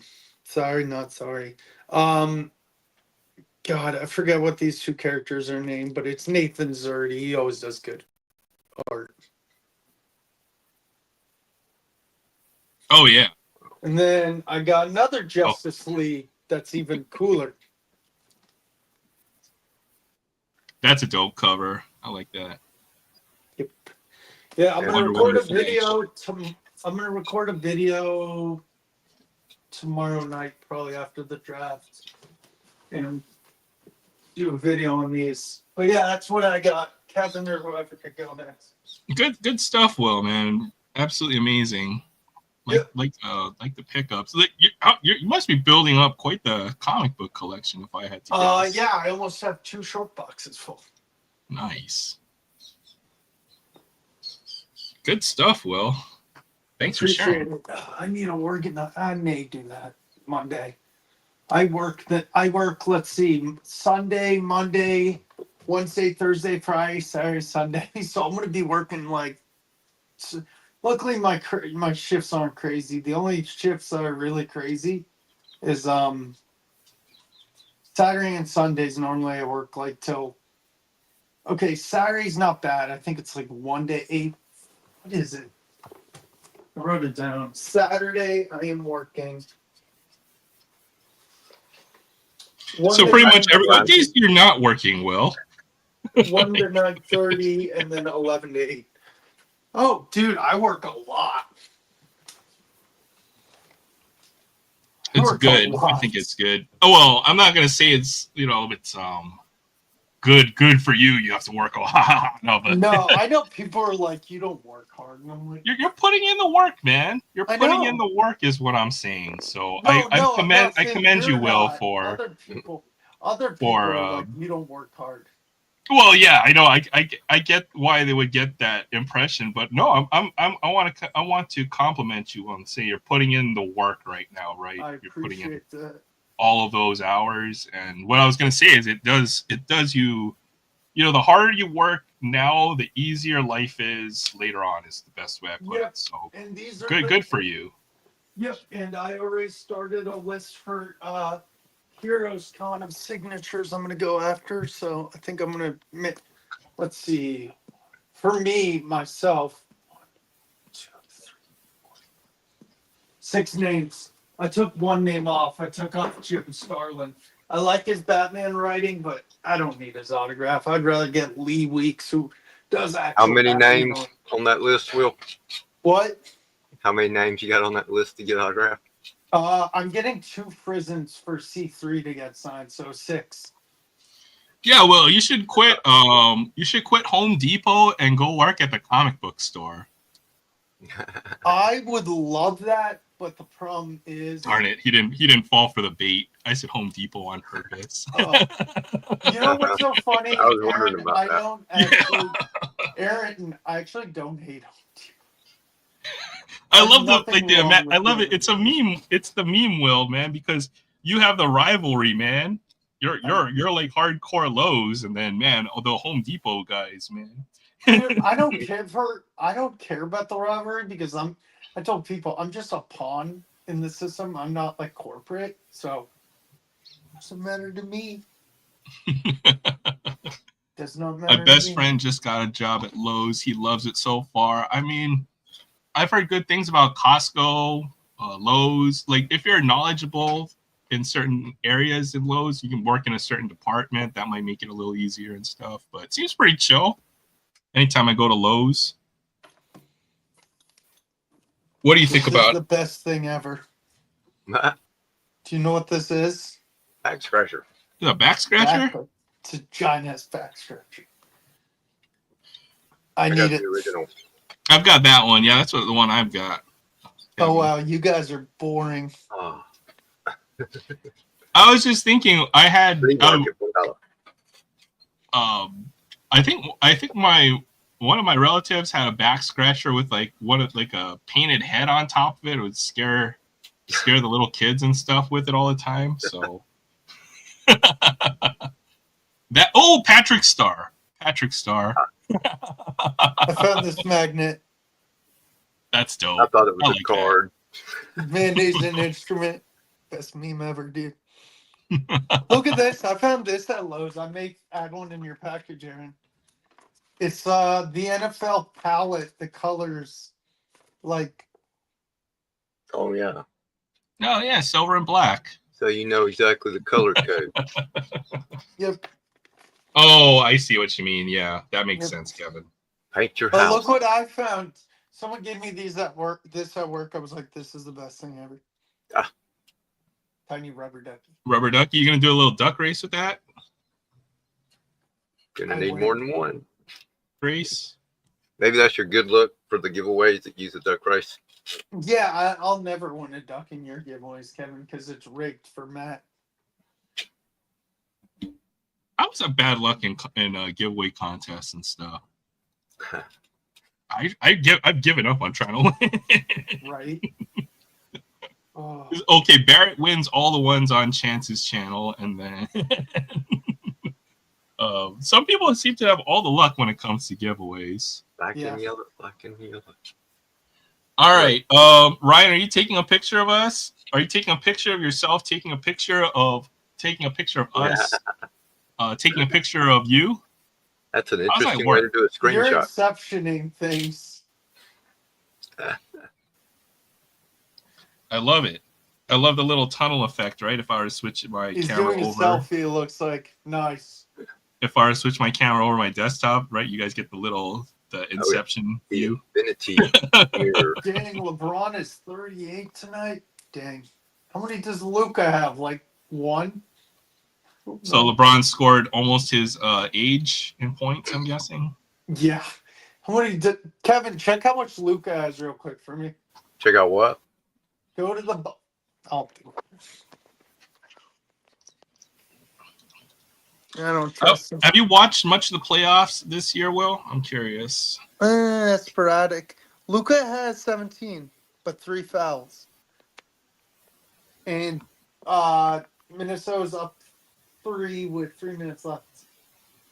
I think Minnesota can win this series. Everyone said Lakers in like 6 or 7, but I always thought Minnesota would have at least a fighting chance, just because what they did last year in the playoffs. You know, obviously, right. What they did to the Suns last year in the playoffs. Yep. I mean, Did the Suns are frauds, but you what was see that? what happened to Jaw last night? That's scary. Oh, did he hurt himself or? He went up for a layup and Lou Dort, he tried to defend it and Jaw fell and he limped off and Jaw was seen in crutches and he's out for game 4. I've been clotheslined trying to drive to the rim. Okay, in fact, you know what? The worst. I've had so many injuries on the basketball court, but I'll tell you this one. I was playing an adult league a few years ago, and I was playing for a team called the Free Ballers. We had jerseys that look, that construction yellow. Yeah. We had our, and I found the matching jersey shirts to go along with it. So I was the best. I looked fly on the court and stuff. I bet you did, big boy. We came down to like the last minute or two, and like I planted myself right at the top of the key. I took a nice charge, right, and I hit my head so hard on the court. Oh. It took a minute for me to get up, but apparently folks felt it in the bleachers when I hit my head on the court, and they ended the game early. They just called it off because we were losing by 11 anyway. So we didn't get. I didn't get my foul. Yeah. They called a blocking foul on me, and I want free throws, man. I want free throws the other way. Yeah, for real. Come on, coach. I earned that. I earned that foul, man. That was my favorite thing when you play basketball, man. You make a big defensive play or something like that. So, man, took my moment away. Bullshit, man. Sorry. So disappointed. I didn't even get the foul, man. I was joking around with my friends on the podcast about Shedeur Sanders. I said, I bet you what's it called? The other night I said when he didn't get picked for round 1, I said, I bet you Paul Crew gets picked before Shedeur Sanders. I wouldn't be surprised. I mean, yeah, you know what? Nothing does beat once you go, well, that's the wrong term. Yeah, once you switch over and you free yourself, then you'll never be restricted ever again. Yeah, I'm out of the game, man. I can't play basketball anymore. I'm old and my knees are shot. My friend plays in adult league, and he's like, you want to join? I'm like, nah, be good. Oh, you're young enough. You should. Yeah. No. Here's what you do, Will. You go into the game. How many fouls are you supposed to get when you play in a game, Will? I don't know. 4. Okay. Oh. You get to hurt somebody 4 times before, and then you still get to play. 4 fouls, Will, because that means you played tough D, and you made them earn those points. True. Oh my gosh, Ant-Man's taken over these last 2 minutes. I told you he was clutch in that series against I know. the Suns I'm last going year. for the Timberwolves. I love Luka, but I'm going for the Timberwolves.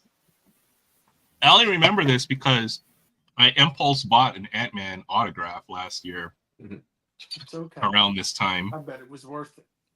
It was. I got a good price on that card. So. Do you have anything else to open? Yeah. I've got football. I'm saving for a surfer. I hid that hockey box.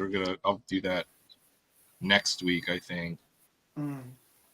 Oh, okay. How about this? I got National Hockey Card Day Pack. How about that? Oh my God, so original. Okay. I got this for I bought the box of hockey, which was like $100. But they gave me the complete Hockey Card Day set, which I think is worth, to me, at least $10 or $12 plus the case. I'm sending you last year's set. I think I have that. Well, if you have the 2022 set, that'd be. Yeah, that's awesome. The one. Sweet. I'll have to find. No, I I really don't do want need it. to. Well, not cards. Not cards. Will. I'll find you something else.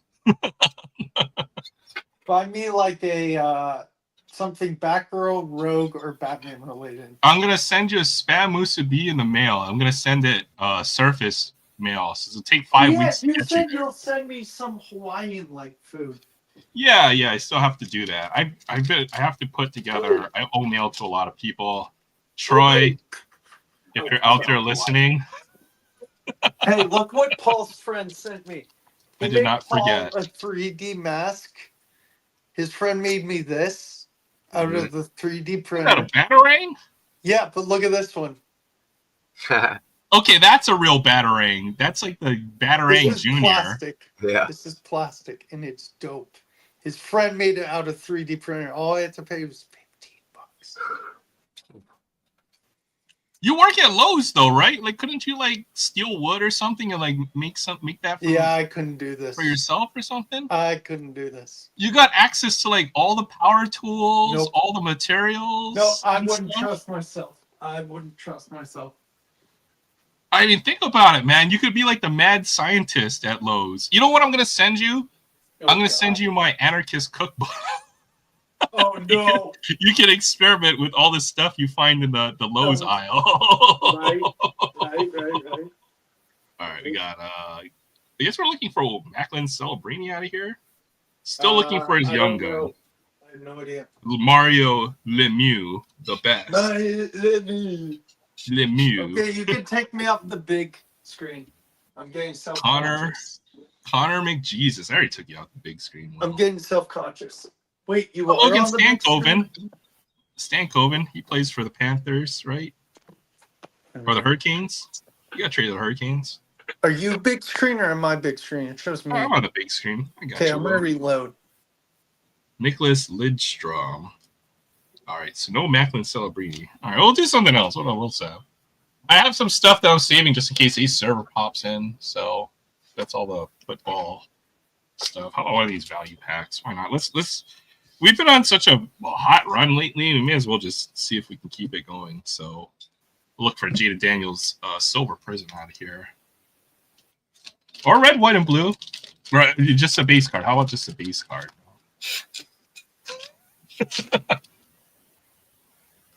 Low expectations turns into big surprises. How does Jimmy Johnson get a card? Huh. It will freeze. Yep. Put him on the big screen. I'm putting him on the big screen. Yeah, kick Oh, man! I was just kidding. How's Jimmy throw it Johnson? away. Burn that card. Oh, Adam Thielen, No, I meant the one before it. old man Thielen, Laporta Pop. Porta. Laporta, Bradley Chubb. Yeah. Mahomes. Ah. Eckler. All right, silver prism. Silver prism. Let's go. Come on. Here we go. It's not a rookie. Etienne, bust. You. Green prism. Dolphins. Niners. Bills. Frank Gore. Oh, T.O. Owens. Classic. Popcorn. Stafford. Stafford. Talk about Georgia boy. Allstott. Gosh. Mike Allstott. Stud. Nope. Cade Stover. Stover. All right, what else? Latu. CMC. Cooper Jean. Okay, that's Ooh, Cooper DeJean's a beast. He was amazing in that Super Bowl. Super Bowl. Yeah, he had some monster plays in the Dude, Super Bowl. I loved him when they drafted him. I was like, Yeah. this kid's a stud. I was highly on him. I was like, this kid's gonna be a freak. Hey, wait, is that Bobby Witt Jr. an autograph too? Or is that just printed on? Oh, it's lithographed on there. Yeah, like the nice card. original. It's just like the 1960 Oh, damn it, Bobby. design, I think. Something Oh, like that. damn it, Bobby. That's right. Yeah, Cooper Jean's legit. What do you think CMC? How do you think CMC is going to do next year? I think he's washed. I think he's washed. Too. He's old. Unfortunately, once you get to that wrong side of 30 or close to it, then Yeah.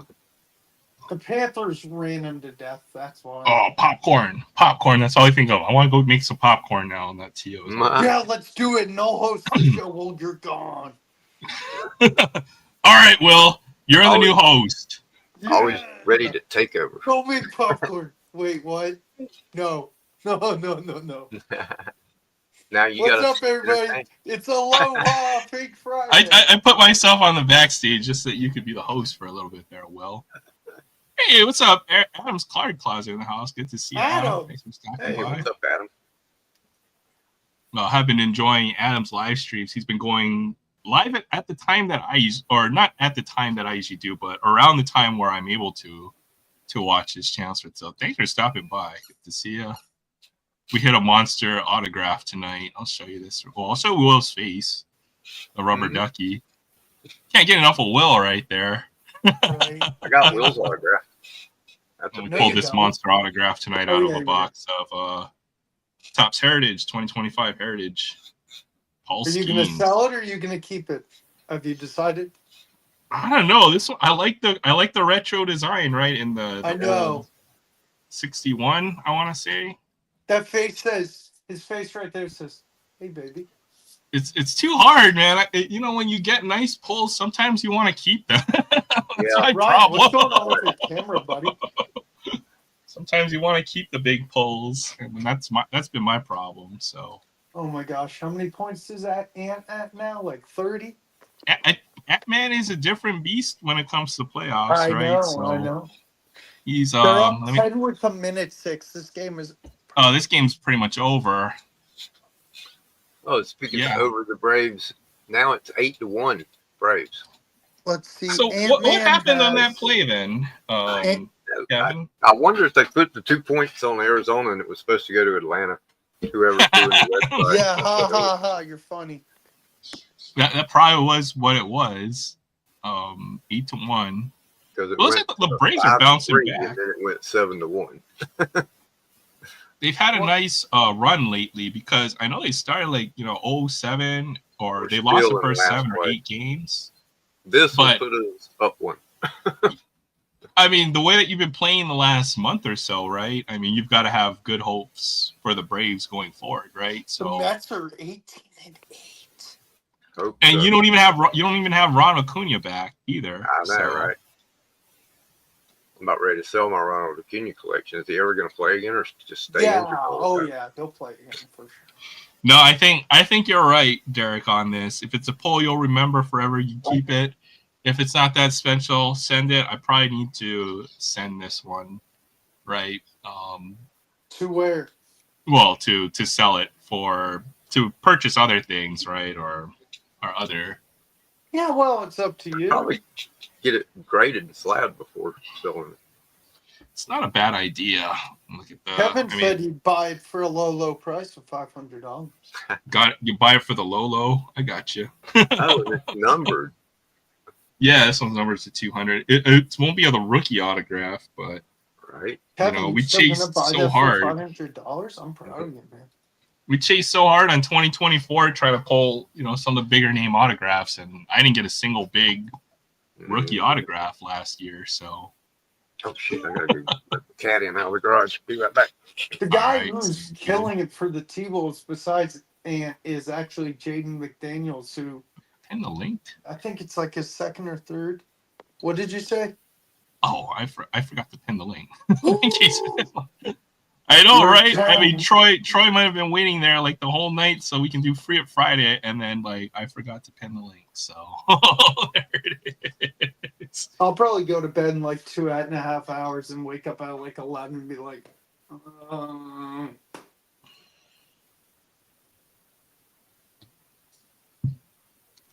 You got strategically planned, in order to get up for what time does day 3 of the draft start for you, Will? Noon, but we're gonna be starting at 11:30. Pre-game? Pre-game. Yeah. So you gotta wake up because you gotta do some homework. No. You're just gonna free ball it or wing it? Yep. Timberwolves win by 12. I'm hoping for a good series. I think it'll go 6 or 7 games on that series. Well, now obviously it has to go at least 5, right? So, Yep. I guess the Timberwolves they've taken the home court edge, right, by splitting in LA and then winning at home. So when they have Game 5, it'll be at least 2-2. Yep. So big win for them tonight. Oh, Orlando won tonight? Yeah. How did that happen? Boston just didn't have it. What the? Like Tatum? Tatum went played off. good. Tatum had 36 tonight. Okay. You know who went off for Magic was Wagner and Banchero both played foot. Well, those two have to pretty much carry the Magic, and that's exactly what they did tonight, right? Jaylen Brown, I think, played pretty decent too, but I don't really know. I don't see a whole lot. Like the Celtics bench usually always contributes a ton of points, right? And tonight they only had 9 bench points. Oh, which is odd. They're only playing 8 deep, which is also odd. So interesting. It was still a close game. Wagner had 32 and Banchero dropped 29. So, ooh, Oilers Kings 4-3. Kings are up. And is that Kings game are 3? leading the series? Come on, Edmonton. Oh wow, Oilers might get swept. That would be bad. And it would be bad. So you have to think about it. How many more years do the Oilers have before they really have to start thinking about? Oilers just scored. Who was it? Ooh, Evander Kane? Oh, really? Look at that line. That's crazy. McDavid, Kane, Draisaitl. Yeah. Holy Are they cow. counting the goal? They haven't said anything yet. Or 3. I mean, that's 3 future Hall of Famers right there. That's crazy. Is it a goal? That better be a goal. Oh, they're reviewing it. Wonder if they're reviewing if it was like interference.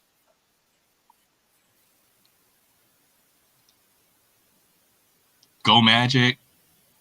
Hey, man, I think Magic won tonight, man. I don't know what you're talking about. I think the Magic, I like Banchero. Got the Magic losing in 6. Kyle, have you ever heard the Magic song? The Orlando Magic song? Oh, yes, I remember you posted that. I died. I love it. Every time they win, you know what they say? They say, play the song. Well, they say it in more colorful language. You got to play the song when they win. I'm not going to play it tonight, but play the song. Oh, man. Okay, so is it goaltender? What are they reviewing? Review? Oh, I see it's 4-4 on my scoreboard, so. Good, it better count. I'm just looking at all the other scores for tonight. I see. Oh, okay. The Habs won tonight, so they needed that win. The Hurricanes won tonight. Good. What's They're that big series favorites. 3-0. 2-1. So yeah, this is always the craziest time. What a great time for sports. I might have to see if my friend wants to go catch day 3 at like a pub or something. I might try to do that. The NFL tomorrow. draft? Yeah, although it might be early tomorrow. I'm going to see what time it starts. Starts at noon. Oh, that means it's going to start like early in the morning for us. Yep. Is this going to be a short Aloha Friday? That means no. We'll go the usual amount last of time. week was short.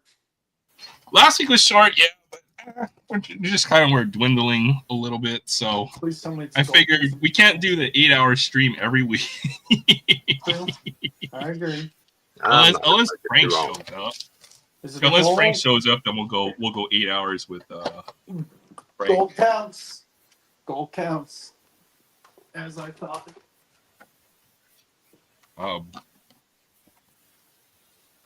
But for folks looking at Heritage on the retail side, I did see the mega boxes out there as well. They're not a terrible deal to get. I think you get, and these are $50. So what would that be, like $2 a pack? $2 and some odd cents per pack, 25 cents a card. That's the half a hobby. This is a mega box that they have as well. Well, but 17 packs for $50, about $3 a pack, which is pretty.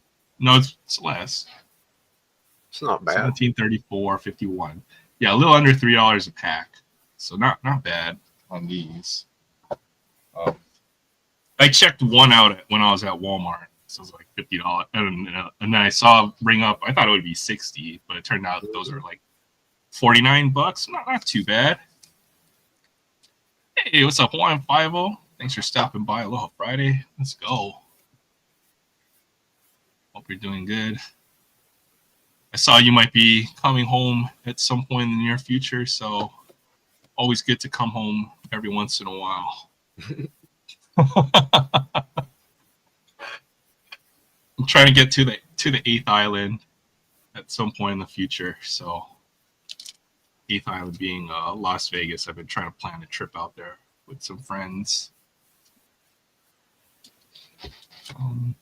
Yeah, I bet you don't get two special cards per pack like you did in that hobby box out of that mega box. You'd be surprised, because I think even in the retail side, you're probably going to get 1 or 2 retail parallels per pack from what I saw. That'd be awesome. Like this is a red parallel on the front. So Ellie and Otani. I think I got that card. So even on the retail side, you're gonna pull out a chrome stuff as well. Open a few packs here. Oh, red's parallel for the Reds player. Yeah, pretty cool. That's a good color. The Ellie red looked nice last year. Mm-hmm. But yeah, I think we still get, like, you're gonna get, well, on average you get probably 1 parallel per pack. It felt like, even on the retail side. There we go. Got the Roki Sasaki rookie card. That's one I was looking for. Roki Sasaki rookie card. The heck are we looking at on Boggs' screen? I think that's his chair. The back of his chair, anyhow. Sam Usual. Oh, another Luis Angel Acuna rookie card. So that was a good pack right there. Got the Roki Sasaki and the Acuna rookie card. Feels weird to say that. You know, we always think of Ronald Acuna, and then I think he's got another young brother too. So might see. Maybe it's not 1 per pack, but I think you'll get maybe 8 to 10 from what I saw.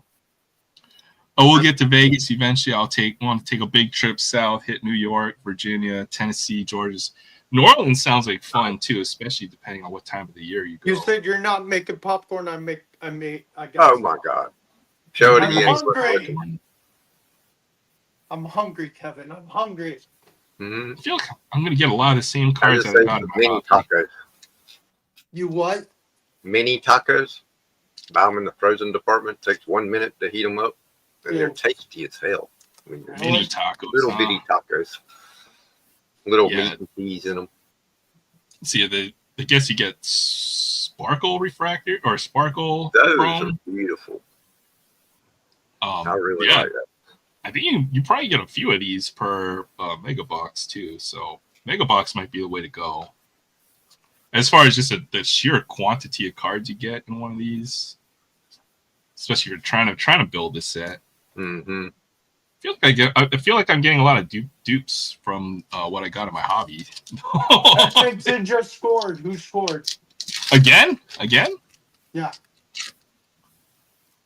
Dip popcorn in Taco Bell nacho. Oh my goodness! When I worked at the theater, we would take a nacho, put some jalapenos on it, put some popcorn on top of that, and then put the cheese on top of that.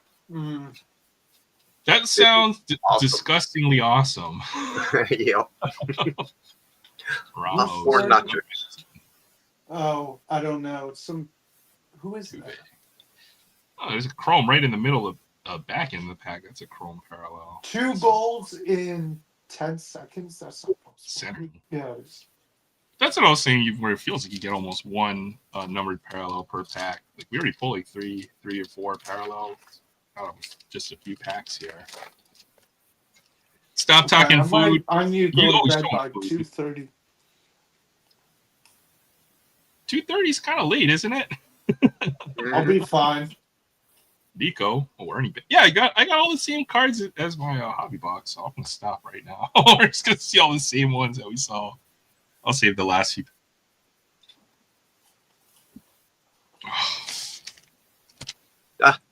Everybody's got something to eat. Not me. There's something to eat then, Kevin. I gotta walk all the way to my fridge to go You get got something. pizza, Ryan? I can't tell. Yeah, See? it makes me jealous now. That looks good. I got pizza in my fridge. Hey, you want to get something to eat? I'll host for a minute. How about you just host? No, I'm just kidding. Y'all have me going make some more mini tacos in a minute. We'll just put Will on the big screen while he's eating his popcorn. Yep. Y'all just haters. I'm not a hater. I am a congratulator. So I know you are, and I'm so damn. no, I'm a big hater all the time. When I'm when I gonna want to be. rewatch the draft till 5 a.m. How about that? No, I'm kidding. I'm good. Rewatch it. That'd be the stupidest thing I would do. Basketball. There's still a couple. Wait, that was the last game of the night already, though, right? I think. Yeah. Mm-hmm. Yeah, usually wraps up around this time for me. So, who plays tomorrow? What about the Rockets? I don't remember. Oh, tomorrow's gonna be a long day. So you got 4 games tomorrow. So Yep. Heat, Cavs, Thunder, Grizz, Rockets, Nuggets. Warriors. Yeah, Rockets, Warriors. That's been a fun series. I think that's. I thought the Warriors. Well, I knew it would be a close series on that one. But I feel like the Warriors have the edge, if that makes sense, just with all their experience. But the Rockets are surprising me. I will put it that way.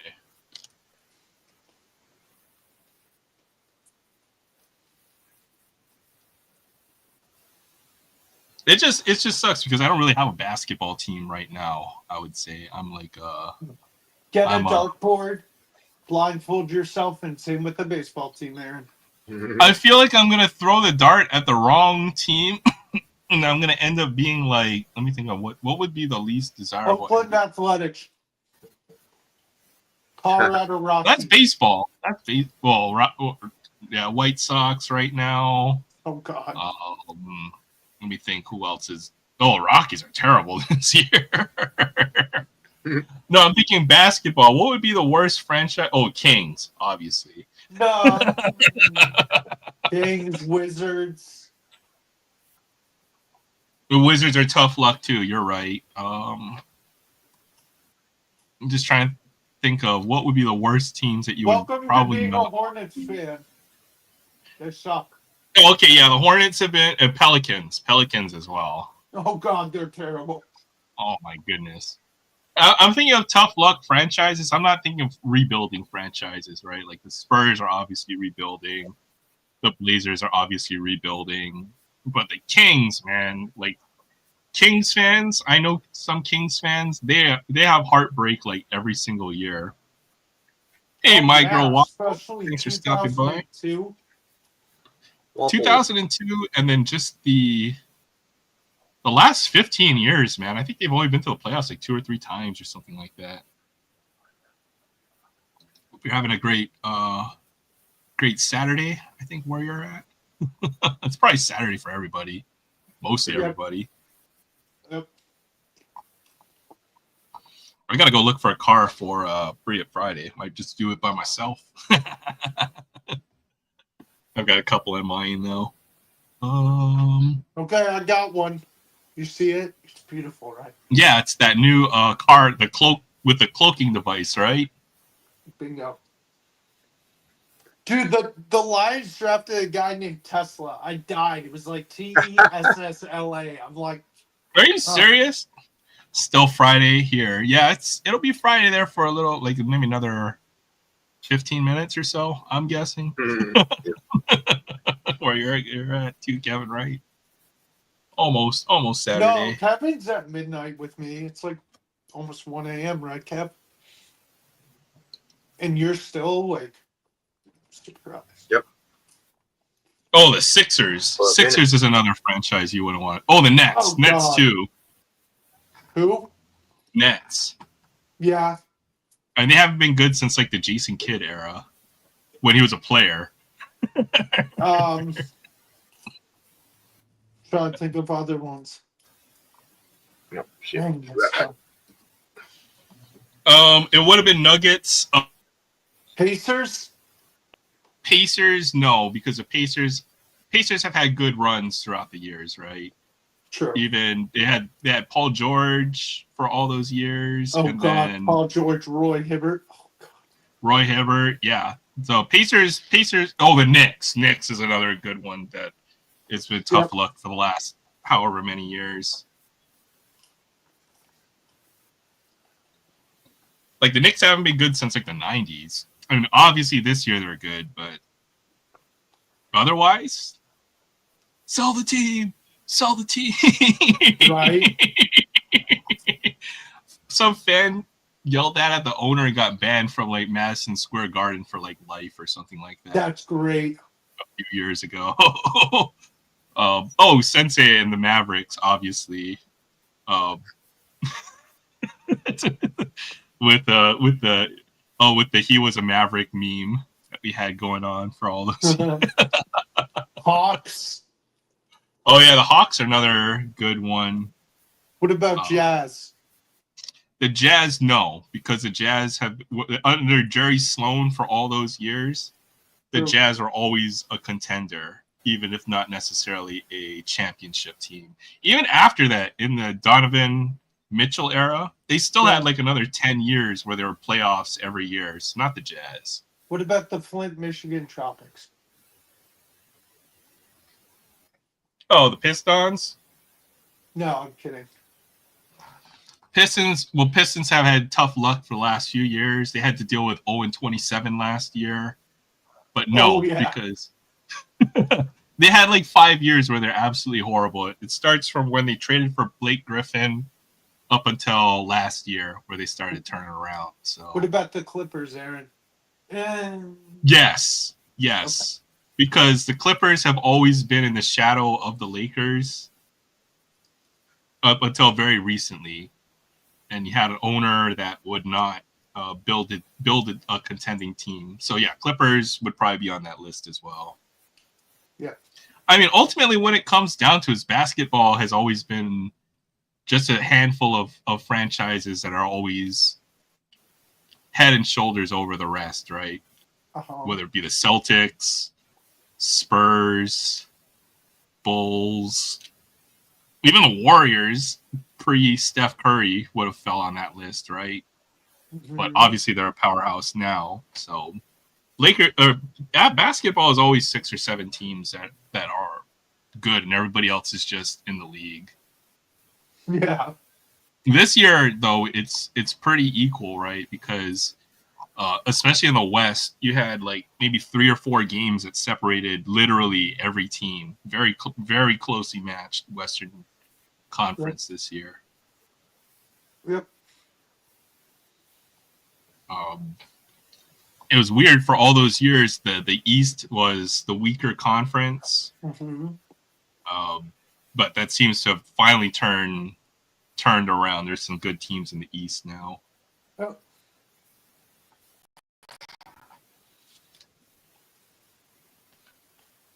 But the Hornets or the Bobcats. Oh God! Don't remind me. This iteration of the Hornets, absolutely. Garbage. Or even the Pelicans too, I suppose too, right? So. Yep.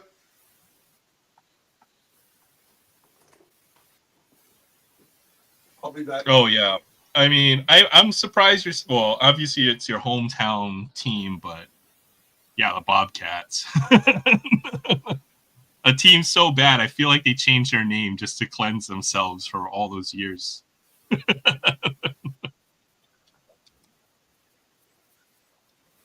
Oh man, I missed the. Oh hey, what's up? I collect. Good to see you. See you, Kevin.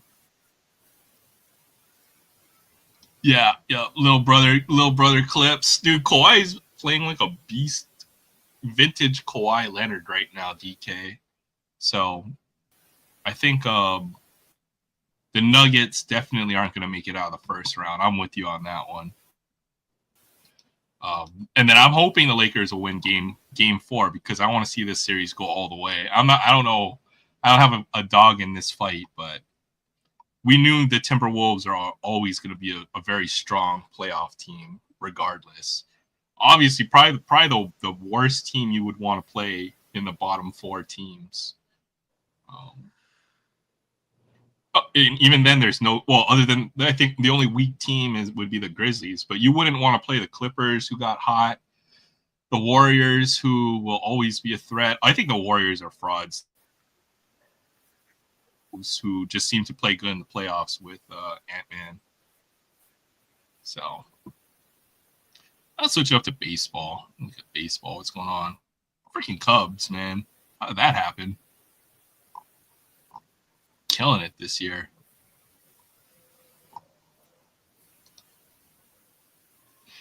Cubs are hot, and then there's a lot of surprising teams this year, I would say. Pirates beat the Dodgers today.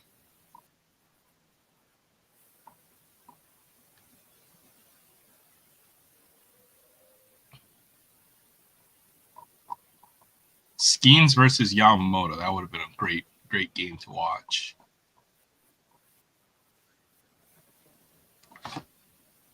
I feel like I have to sort through all this crap that I opened tonight.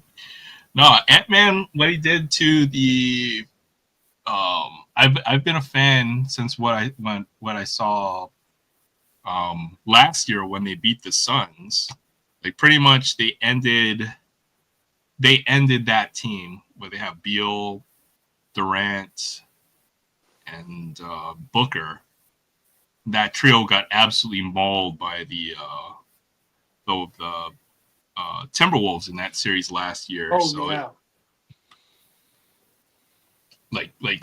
Kevin Durant, that might have been the last hurrah for Kevin Durant.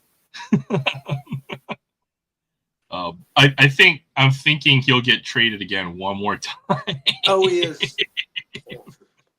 I think they said at the end of the season they were fielding offers. Who would they? What team do you think he's going to end up on that has legit would want? How old is Kevin Durant? He's got to be getting up there too, right? Like he's like 38 or 39 at this point. No, he's not that old. He's not. It feels like it. I think he's like 34, 35. I don't know. Look it up. I'll look it up. Maybe because his hair, right? Because he's got like gray hair and the hairline and stuff. Like yep. Kevin Durant looks like he's 40 something. Durant is 36. Okay, so Durant's got like 2 or 3 more years, I think. I think he's got 3. Durant is such a he arguably is the greatest scorer I've ever seen. Pure scorer, like what Durant and his arsenal. Yep. Like just such a deadly shooter, and then I can't think of very many other scorers that are as good as Kevin Durant. Pure score. Yeah. Okay. I'm curious to see what team he would end up on. I've read reports like the Raptors and Rockets. I don't know. I've read the Rockets too, which would be scary. Right. That's exactly what my brain went to. I was like, man, imagine Kevin Durant surrounded by. Well, the problem is you have such good chemistry on the Rockets right now. Mm-hmm. And I feel like you ruined that by bringing in a player like Kevin Durant. So maybe But not. dude, you got Sengun, you got Smith Jr., and then you got KD. You got Reed Shepard. You got, oh God, who's their point guard right Jalen now? Green. Big Lee, Jalen Green. That team could be pretty darn good.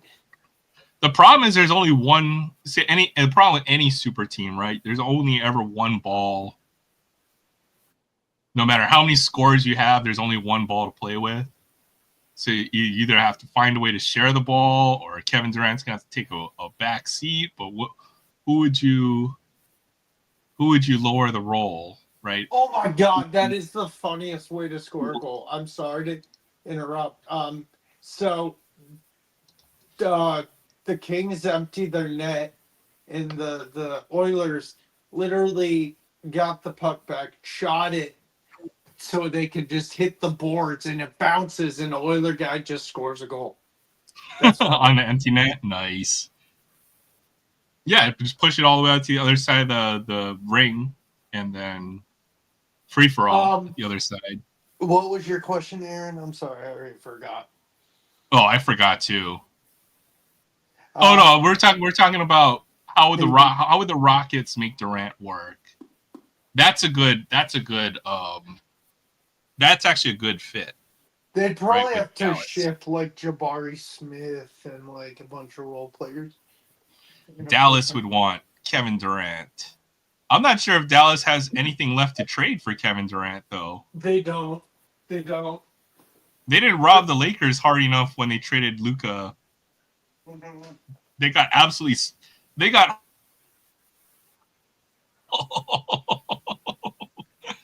That was so terrible. You cannot like what teams traded for Kevin Durant is what would have probably it should have taken to get Luka out of Dallas, to be honest. And I think all the Mavericks got were obviously got AD, who's a top 5 to top 10 player, no doubt, when he's healthy. They got one first round. They got Max Christie. They might have got like another draft pick. They did not get enough. Like when the teams traded for Kevin Durant, like it's like, oh, we'll take every draft pick you have for the next 5 years or something like that. It was like 3 first rounders, a player, and more. But not in that trade for Luka. The Mavericks got absolutely robbed. I mean, if AD were healthy, AD played 80 games a year, then yeah, that trade probably makes sense, but obviously he doesn't. All right, Ryan, headed out. Thanks for hopping on, hanging out with us. Play the song. Go Magic. Good to see you on here. Thanks for stopping by. But imagine that pairing, right? You have AD, you have Luka, and you have Derek Lively Jr. or Derek Lively. That backcourt is going to be amazing when you have Lively and AD playing at the same time. And then obviously KD would do all the scoring. So I can see that team working. But the question is, would the Mavericks have enough to trade? They'd probably have to trade. They don't have anybody left to trade. Oh, man. It would be 3 or 4 first rounders. And then, yeah, you probably have to trade like a Derek Lively and at least one other big piece off that team to make that happen. So, tough one. I'm trying to think who else would make that move. Maybe the Sixers? What a disaster for the Sixers. Maybe the Hawks. Build around. No, maybe not. I don't know. Well, my whole panel just went AFK. I'm just kidding. I know Kevin had to go take out his dog or cat and stuff. And I see Will's chair, the back of it anyways. So, the other good playoff series I saw that's going to be good is the and it already has turned out to be a good series, is the Knicks and Pistons. That's the one that I kind of had my eye on, because these are two young teams that are looking to prove something. The Knicks made the playoffs last year, and they were good, and they made some trades. They traded for Karl Anthony Towns. So you would think the Knicks, well, they wouldn't be favorites because you can't be favorites in a conference with the Celtics, but obviously they're one of the better teams in the East. And then you see the Pistons having such a good season this year where they're competitive, especially towards the second half of this year. So that's a series I've been watching most of the games, and it's been pretty good so far, even if the Knicks kind of smashed the Pistons there in the second quarter that won the game. So Yep, I agree. What series have you been paying the most attention to, Will? Same one as you. I like the Pistons Knicks series. Two young teams that are up and coming. Yeah, that one, and I haven't It's really been been good to watching, watch. but I would also say in the West, Clippers Nuggets. They're two well-matched teams that I think are both slightly flawed, right? Yep. Although the Clippers blew Denver out yesterday. Absolutely smoked them by 34.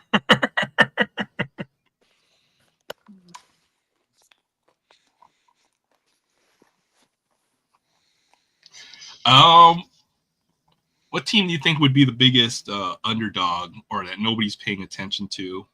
I can think of two. Okay, give them to me. I want to say the Thunder handling the Grizzlies, and they're the number one seed. Also the Cavaliers as well. Yep, I agree. Like, everyone's got the Celtics, which makes sense because the Celtics are that good, in my opinion. But you know, these two teams both won 60 games this season, so you can't discount them. Maybe the regular season champions, and when it comes to playoff basketball, it'll look different. But the number one seeds are definitely flying under the radar this year. Yep. Pacers is another good one. Pacers were fired, taking care of business at home. Yep. Got beat yesterday. A new look Pacers too, right? Yep. That team is starting to come together as well. Yep. They're built like every Pacers team I've ever seen. You just got a solid. They're like the Celtics, but not quite as good yet, in my opinion. Yep.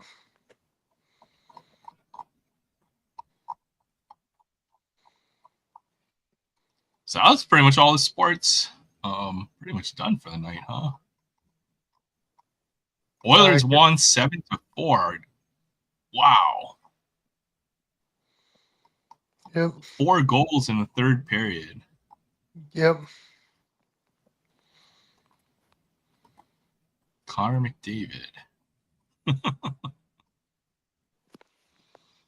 That was surprising because, like, even the whole day, you know, there was talk.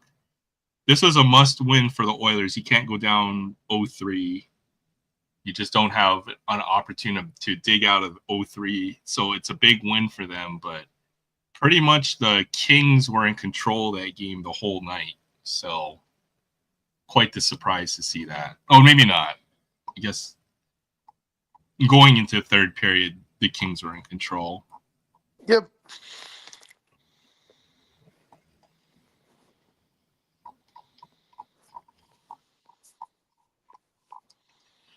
There's just too much sports going on. I haven't watched any or much of any hockey when it's on. So too busy with work and all that too. It's been crazy. I know I was supposed to do something tonight. I think I was supposed to. Oh, okay. I know what I was going to do. I think I've made the decision to alphabetized by player, every top loader I have by sport. That's going to take me possibly hours to do. So maybe I'm just going to clear off and start that process, and then you guys will be able to just see the cards that I pull out of the various boxes. So I'm just going to do that. Do you think you're gonna take a whole weekend to do that one weekend? Just be like, eh. I wish I could just devote like a weekend, but I always have something more important. I'm supposed to be sorting cards out to trade to Troy or to send off to Troy. I owe a lot of people a lot of different things right now. It happens, dude. Trust me, I have like a bunch to send out too. I know I've got a few I've kind of put I off to got the side for 8. Troy. Yeah, I got like 8 packages to send out. It's I think my problem is it always feels like I'm never ready to send off what I have. I know, right? And you're like, oh man, I gotta find that one or two last items to kind of finish up what I'm gonna send off, and then I've still got to finish up just digging out some stuff for. There's all the Stadium Club cards I'm supposed to send his way as well. Help him finish up some. Get a little closer to finishing up some of those Stadium Club. Oh, you know what it was? I wanted to sort out 24 Stadium Club for him and see all the doubles or extras that I had before, because I know he's probably going to build last year's Stadium Club set, and I probably have a bunch of doubles that he'll need for that set. So that's why I haven't sent off quite yet. Yeah, let's start digging through a box. Why not? We'll do basketball first. Oh, my basketball is like hidden away in a secret. Oh, dang. Not in a secret. It's just buried under everything. Oh, So what are you looking at now, Will? I'm just.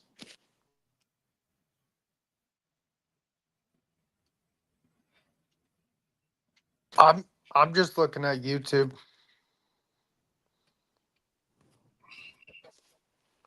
The madness that goes on YouTube. Yeah, Frank's only 11 subs away from 700. Good for him. Yeah, let's get him. If you're not hooked up or connected to Frank's card closet. No, listen, Cards and collectibles. Cards and collectibles. Yeah, okay. Yeah, if anybody needs the link, let me know. I'll drop it. Yeah, I'll find it. And drop that as well. Where do we start?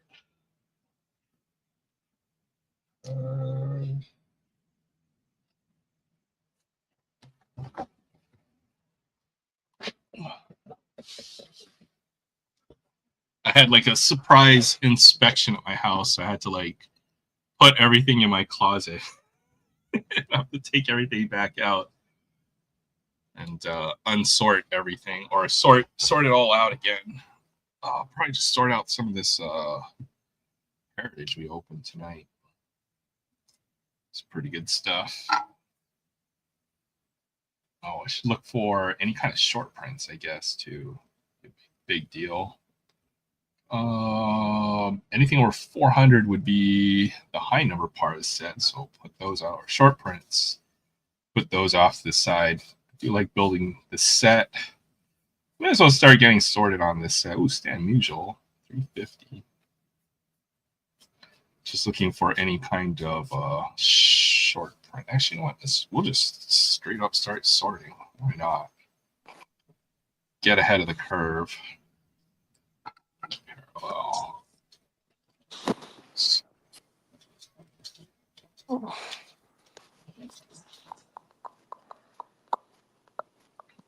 So you asked specifically to get time off from work to do this for the last couple of days?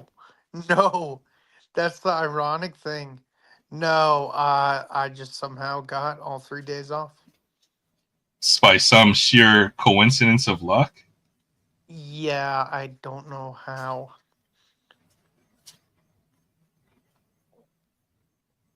I have no idea. That's cool. I mean, if you're working a lot, then it's good to just take a few days, to get. Yeah, normally I just get like 2 days back to back, but I don't know. I love 3-day weekends, man. Yeah, for So real. you gotta have the 3-day weekend. Um, and I know for retail, it's always tough because you guys always have to work during regular holidays and stuff too, right? So see how close we are to finishing the set. We should get a decent number of cards from this box. As long as an insert. Oh, I missed that one. Thomas Paine. Hey, what's up, Titus? Good to see you. Oh, I saw Adam dipped out too. Have a great weekend too if you're still here. Take care. Thanks for stopping by. Good to see you, Titus. Aloha Friday. I learned a couple new Japanese words, but they escape my brain right now. It's so bad. I should know how.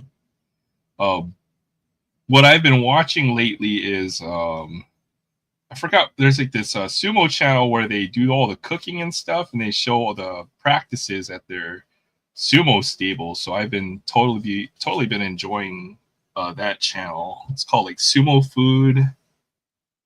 Wrestling and Food, or something like that. Let me see if I can find the channel. But one, I love sumo wrestling. I'll watch the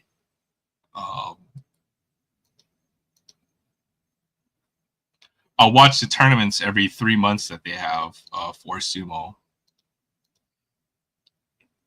Is it Basho is what it's called? The tournaments that they have every 3 months. And then two, usually these stables are, so basically they're not teams necessarily, but they organize all the various sumo wrestlers into stables, which is just like a group of wrestlers with like a master who's typically a former champion, previously retired. And then usually you do not have, it's been very rare to see like the day-to-day of what goes on. It's very tight-knit or behind closed doors. But now it's almost like a reality TV show on how they do their practices and how they prepare for the sumo tournaments that they have over there. So I've been really enjoying that.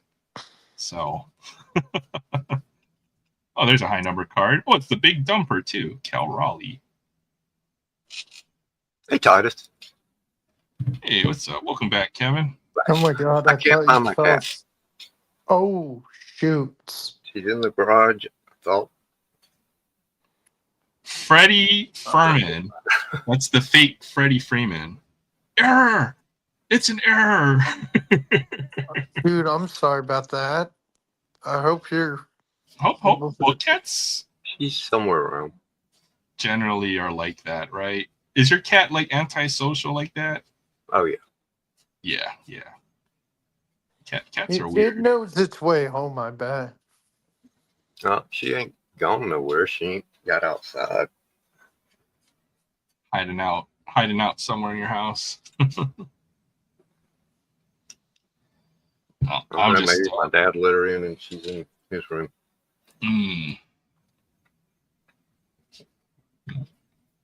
I decided it's time to start just sorting stuff. So, sure if you got anything else you want to show or anything like that. Oh, we do free of Friday before you hop off too, Kevin, I suppose. I'm going to bed in like in 30 minutes. 30 minutes. Or a little bit more, because I need to go to the bathroom. I need to go to bed.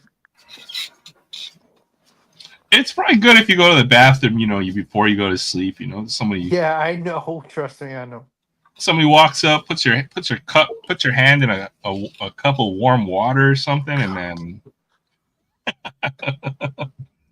like the good old days. Did I sort? Yeah, I did sort through these piles, or at least split them using my sorting technique.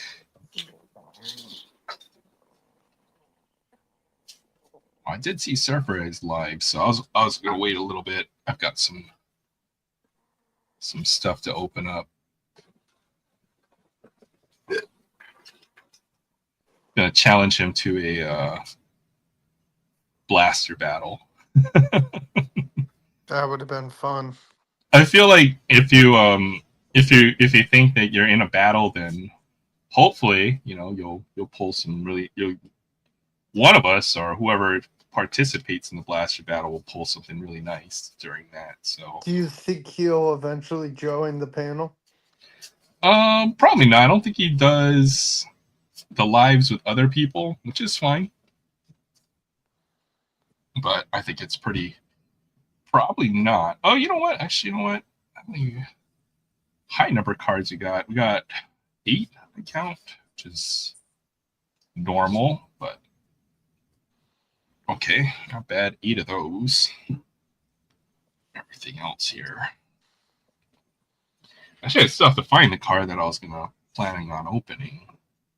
I have to dig it out of my closet. So basically, yeah, I had some folks take a look at my place since I'm renting, and then they had to go in and I wouldn't say necessarily inspect, but just to have anybody come in that I don't know, I had to clean up the place a little bit. So Oh, did they do like inspections every so often?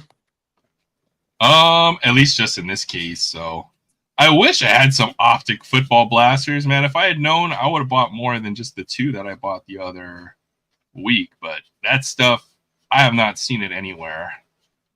Oh, you know what I got? I'll do this. Only on YouTube. Pretty much only the 2 that I found, and then it feels like a dream or something, that I opened up that one blaster and I got some pretty nice cards out of it. So yeah, that did happen, because I woke up the next morning and then I looked at my desk. I was like, oh, okay, so I really did pull the Jaden Daniels from last week. That was or 2 weeks ago.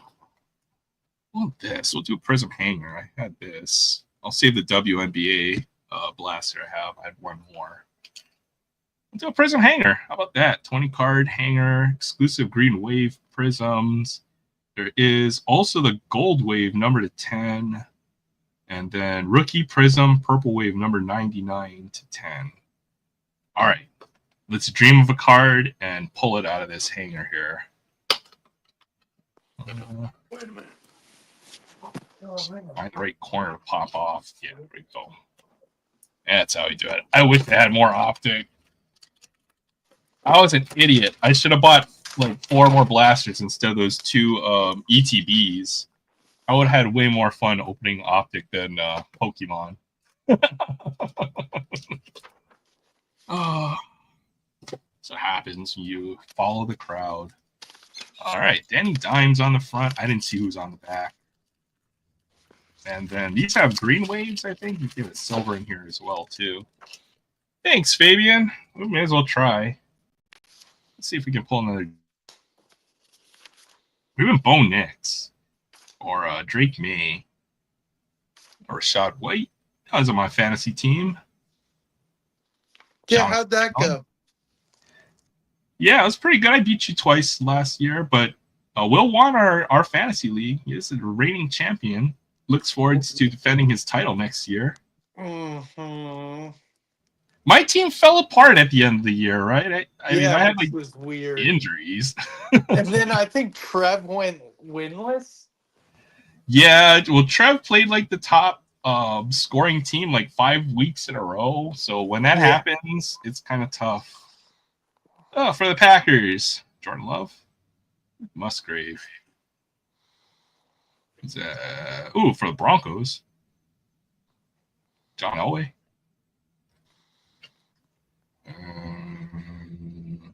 Seahawks?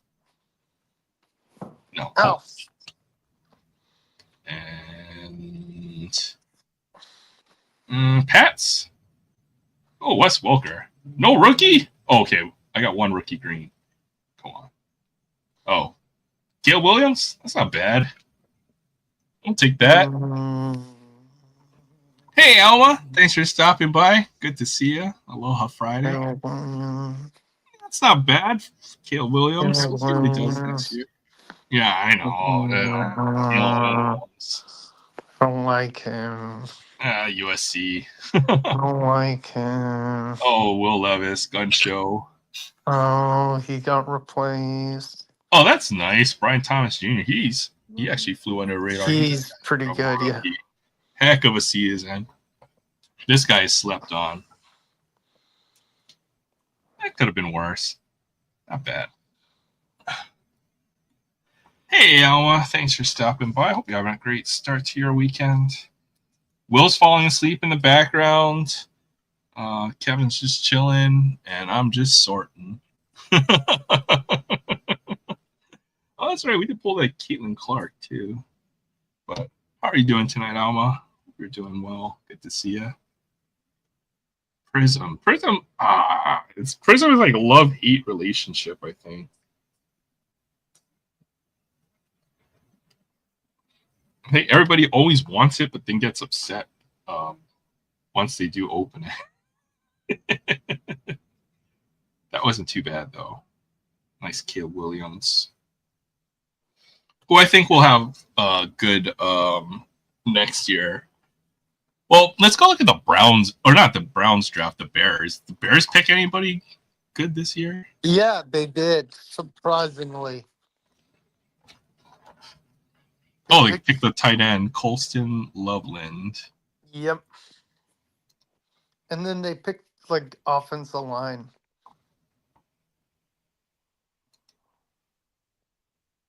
Okay, they picked a receiver in the second round too, so they're going for weapons for Caleb Williams. So, yeah, Caleb Williams might have a good year next year. Yeah,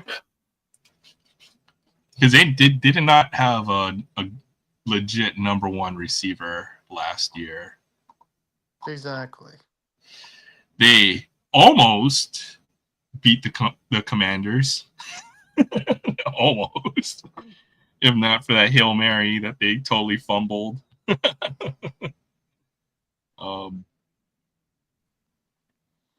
All offense, I guess, this year.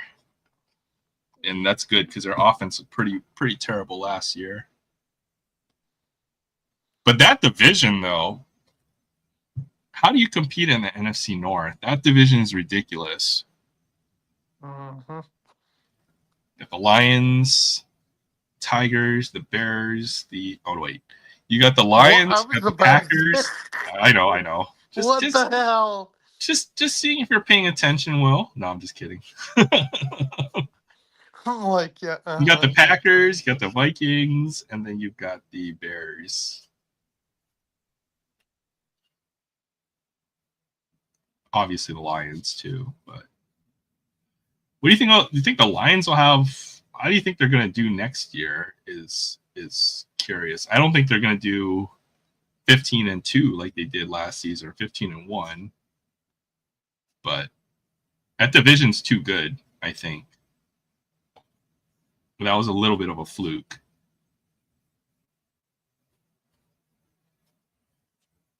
They should still be pretty good next year, though. I feel like they just did too much in the regular season. They could have played a little differently. Like they tried to blow out everybody that they played. I feel like that was kind of a mistake because by the time they got to the playoffs, their defense was so beaten up, right? Maybe they kind of shot themselves in the foot, I think, a little bit last year. I mean, you can't predict injuries, but that's kind of the way I saw how it went for them. Not gonna happen. The Bears have a quarterback curse. Yeah, I can't think of the last good Bears quarterback. That's the way it goes for the Bears. They never have good quarterbacks. I'm a bit concerned about the Bears in the next couple of years. Ben Johnson knows things. Yeah.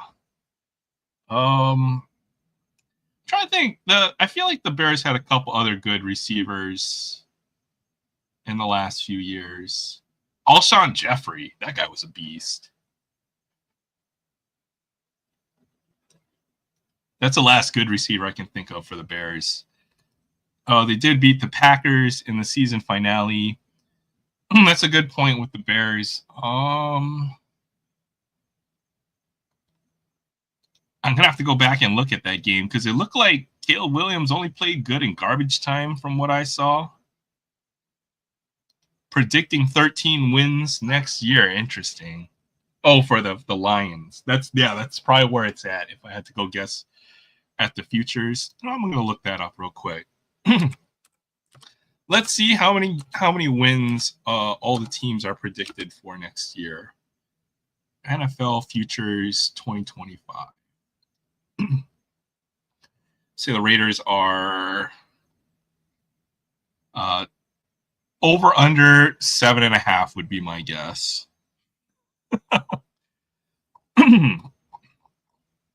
This will be the wins total for next year. So I can find that real quick. How do I share this? This playoffs. Where's the win totals? Maybe they're not out yet. Latest odds and lines. I'm not much of a gambler anymore, but I'll look at it because it kind of predicts the teams, I guess, their chances for the next season is the best way to put it. I don't care about the NFL until about week 1. Yeah, I agree. But we got to have something to talk about tonight.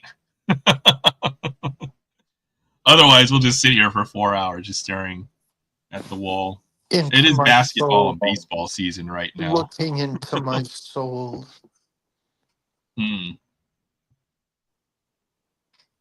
Stare deep into the soul of Will's logo right there.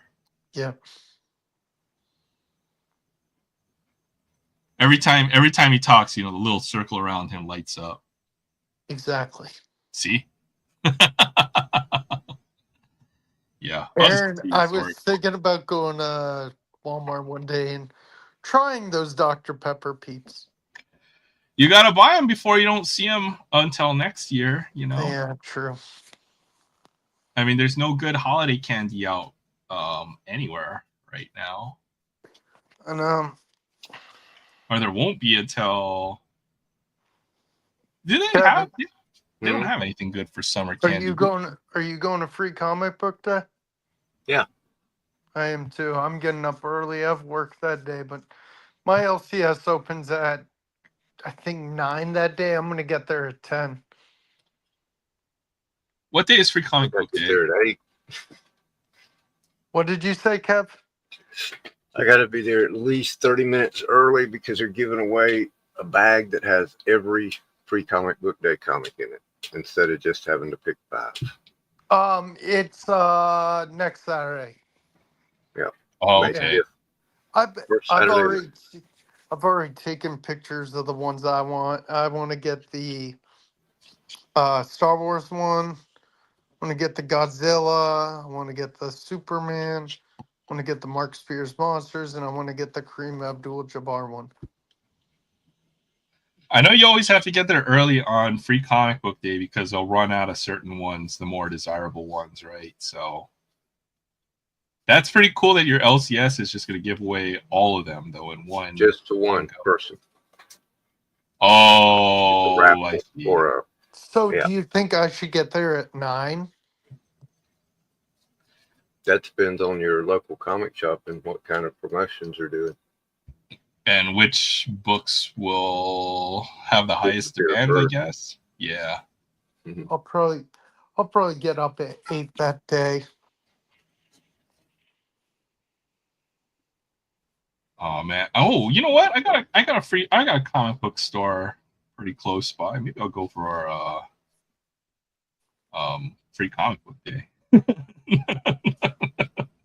I've never seen you be here or before over here. What are you just here for the free comics? Heck yeah. Yeah, I am actually. Yeah, let's go with that. What are you guys gonna give away? Are really churro flavored Peeps? Oh, gross. I want to try them. That sounds amazing. Actually, it does pretty sound good. I mean, that makes total sense to me. I couldn't find the churro flavored ones, but if I can find them, I will, and then try those out. Do Peeps have any good Halloween flavors? Oh, that's right, they do have Halloween themed Peeps. I remember the orange ones.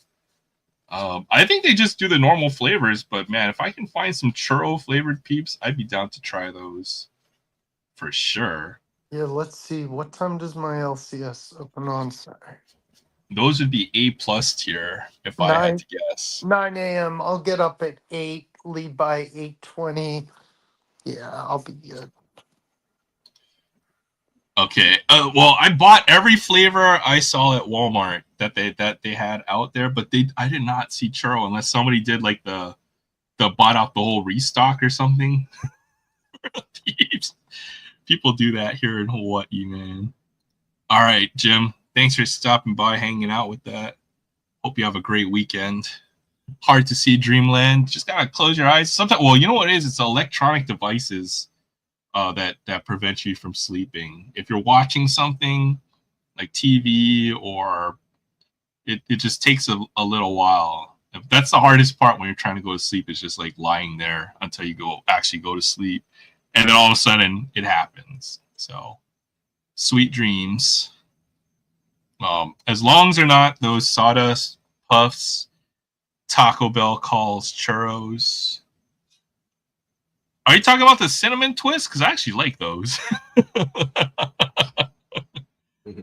Oh man, that was always I'll man. be back. Going to Taco Bell and getting those cinnamon twists that they have, and they took away all the good items at Taco Bell. I always like the Mexican rice. I don't think they have that anymore. So, but it's okay. They made up with it at Taco Bell because they have the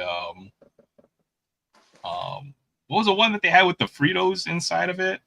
That thing was awesome. The Frito burrito, not Frito burrito. It's called something else, but that was awesome.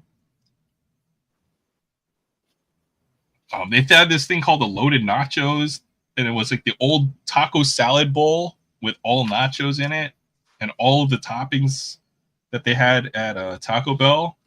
I haven't seen that. They need to bring that back onto they do. The seasonal menu. You know which one I'm talking. They had like the lava version of it that was like a little spicier.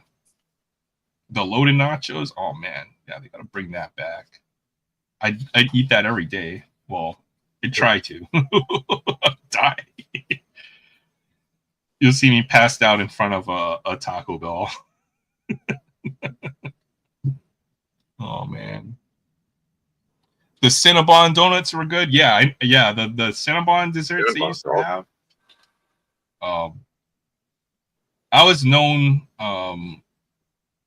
for during football season because, you know, after we go to the bar, we go and crash our friend's place to go watch the afternoon game or the evening game. And he's like, Aaron, if you don't show up to my house with a 12-pack of tacos, you're not allowed to come inside. So pretty much it was a ritual. I'd have to go get some. I'd have to stop at Taco Bell, make sure to get a 12-pack of tacos. Oh man, where'd my thingy go? Oh, there we go. I think what I did was I brought it like 2 or 3 weeks ago. I was like, Aaron, did you just really freaking bring another 12-pack of tacos? I'm like, yeah, you're gonna thank me later because you're gonna eat these tacos here. So by ritual, I was forced to bring tacos for the entire season. You know what? I don't drink, but a few years ago around Christmas, we bought some rum chata. That was so. What is rum? What is that? Rum chata? I'm curious now. I've never heard of that, but that sounds good. I'd try anything at least once. Those are famous last words, by the way. We're gonna finish up this mega box. We'll see what happens after that.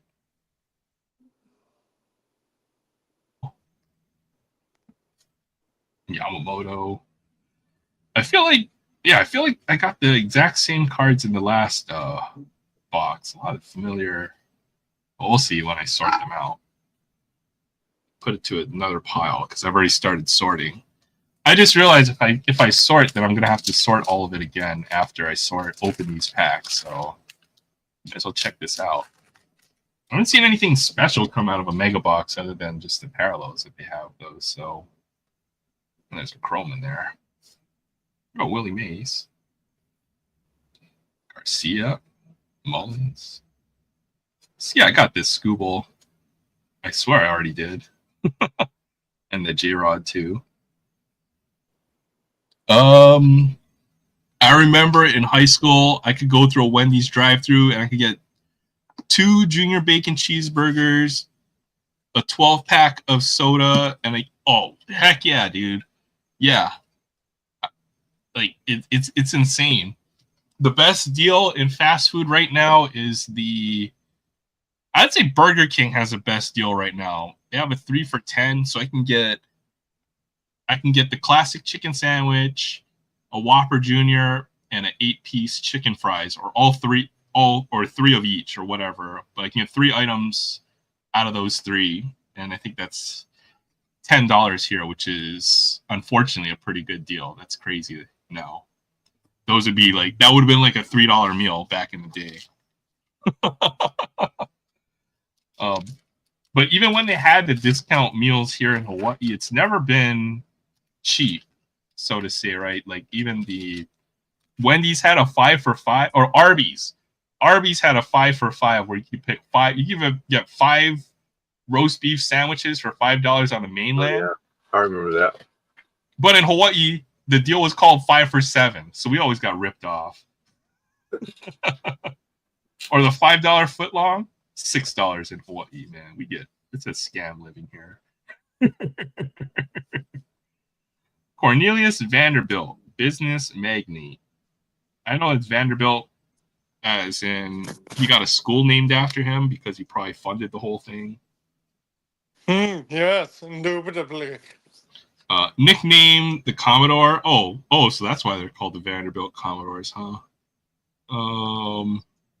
Blah blah blah blah blah. Yeah, this dude's a rich dude from the 1800s. Blah blah blah, rich dude. Blah blah blah.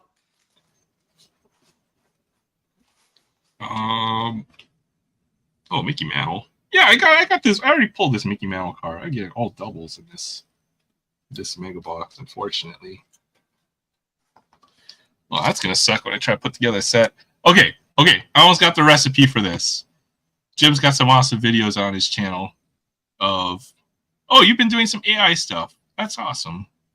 I've been looking into trying to put together some AI, but I haven't found a good idea. Lunch of Champions, 5 freaking Arby's sandwiches or roast beef sandwiches. Okay, you drink it ice cold, made with rice that you soak overnight. Oh, okay, that sounds good. That sounds like something I've probably had. I mean, if it's Mexican, it probably has those types of origins. But it sounds like a Filipino drink that I've had at some point. You blend it in the blender, you strain, you add 1 can of sweetened condensed milk, 1 cup of regular milk, mix together. Oh, it's like a rice pudding. Oh, that sounds good. Okay, I'm in. Oh, okay. You know what? I know what this is now. Oh, it tastes like horchata. I see. Oh, but you made it with rum. Okay, I get it now. I get it now.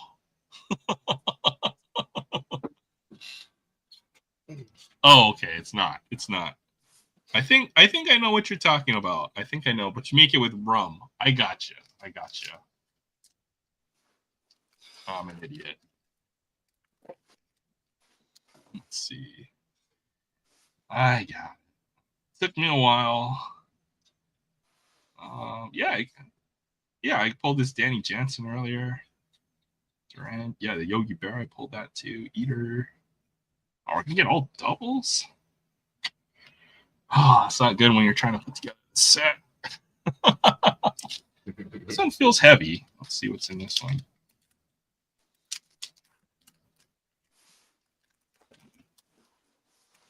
No, it's heavy because it's got a chrome on top. Oh, it's got 2 chromes inside of here. Ooh. Okay. Ruiz. Nick York. Yeah, I pulled pretty much think we saw this. There's the Otani 50-50. That's cool. That's card number 1, obviously. Lopez. So 2 chromes in a retail pack. Guess you can get some nice hits out of here. It's always going to be the challenge is going to be trying to get the right player since it's a 500 card set. Oh, okay. If I see this, I'm going to try it out. I don't know if we'll do the taste test. But if it gets you trashed, I mean, we've done that before on Aloha Friday. What, get trashed? Oh, yeah. Yeah, one night. Well, I think it happened a few months ago. I got absolutely wasted on Aloha Friday. That was hilarious. And I haven't gone back to watch the replay intentionally, but I was absolutely blasted. I think I drank like a third of that bottle of whiskey I showed one night. That was a bad night. You're gonna have a bad time. Oh, it's vintage design. Oh, Dale Amador rookie. 6. Buxton. Diaz. I like girly drinks, okay? I do like me some girly drinks. A little too sweet for heavy drinking. Especially if you grow up or if you live in Hawaii. When you go to like the resorts and act like a tourist, I always get a girly drink. It's gonna be either a pina colada or a lava flow or what is another good girly drink. Yeah, I love the girly drinks. Oh, there's a green parallel in here. Devin Williams. Oh, no. That's just the upside. Okay, we've seen this insert, I guess. They're always upside down. Dylan Dingler for the Tigers. I think he's actually getting some playing time. Not sure. So hard to keep up with all the rookies. There's so many of them in baseball. I know. Okay, we pulled the Cal Ripken. That looks similar. That's a cool Johnny Bench. Yeah. It's nice. For some reason, it was upside down. That back. Wow. 76R. This is probably part of some kind of insert set. Those are pretty cool. Huh. Oh yeah. Speaking of Dog the Bounty Hunter, I used to work pretty close to where his little Bill Bonds shop is set up. So anytime I passed by, I was like, "What was it? Kama Aina Bill Bonds." I always get a good little laugh every time I drove by there, going to work or trying to go home. But it's funny because any show or TV show that's in Hawaii, like you can kind of see in the background what part of town or what part of the island they're on. So like in one scene they'll be in town or the city part of Oahu, and then like they'll do the next scene and they'll be halfway around the island. It's funny. Same with Hawaii 5-0. They had to film all the foreign locations or anything that wasn't in Hawaii. Like they're doing a flashback to like LA or something, or Yeah. like Thailand or something. But it was all different scenery places in downtown Honolulu, which is really small. So I was like, oh, hey, look, I remember that fountain. That was in so-and-so. And then I saw them film a scene in, I was working in a building like on the 5th floor. I could look down and then see the production going on. And they changed the signage of the bank to Bank of Honolulu or something like that. I was laughing because it was so funny. But you would hear like the gunshots or whatever when they're filming the scene. So it was just funny. I wanted to go downstairs and like be a extra or something, but I never got the chance to. Just trying to stand in the background. There's a James Wood rookie card. What is a lava flow? Okay, lava flow is like the most deadly drink known to man, but tastes delicious. Let's see if I can find a picture of it. It definitely is a girly drink, though. I have no problems ordering it. I don't even know what's inside a lava flow. I just know it's good.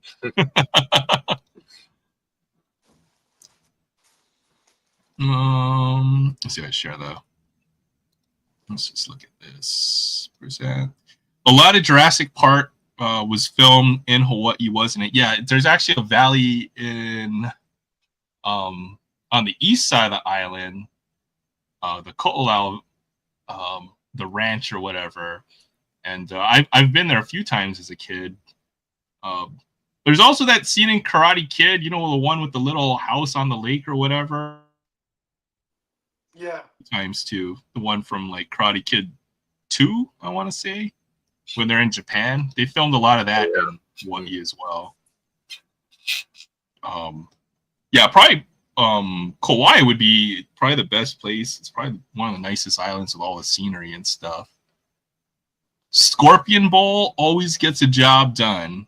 I've never had a Scorpion Bowl, but the drink that would always, if I just wanted to black out or whatever back in my younger days, would always just be an AMF, which is just a Long Island with even more booze. That's even possible. It's like a Long Island is already like 2/3 booze, but an AMF is a blue version of a Long Island with even more booze packed into it. But we're gonna look up these drinks because I'm curious now. Share screen. Lava Flow. Okay, Lava Flow. Looks like this. See this? Like it totally is a girly drink. Oh yeah. Okay, yeah. Banana, coconut rum, pineapple juice, strawberries, and yeah. It basically tastes like it's like ordering a strawberry daiquiri. It's like in the same category. It tastes like an ice cream sundae from what I remember at the Lava Flow.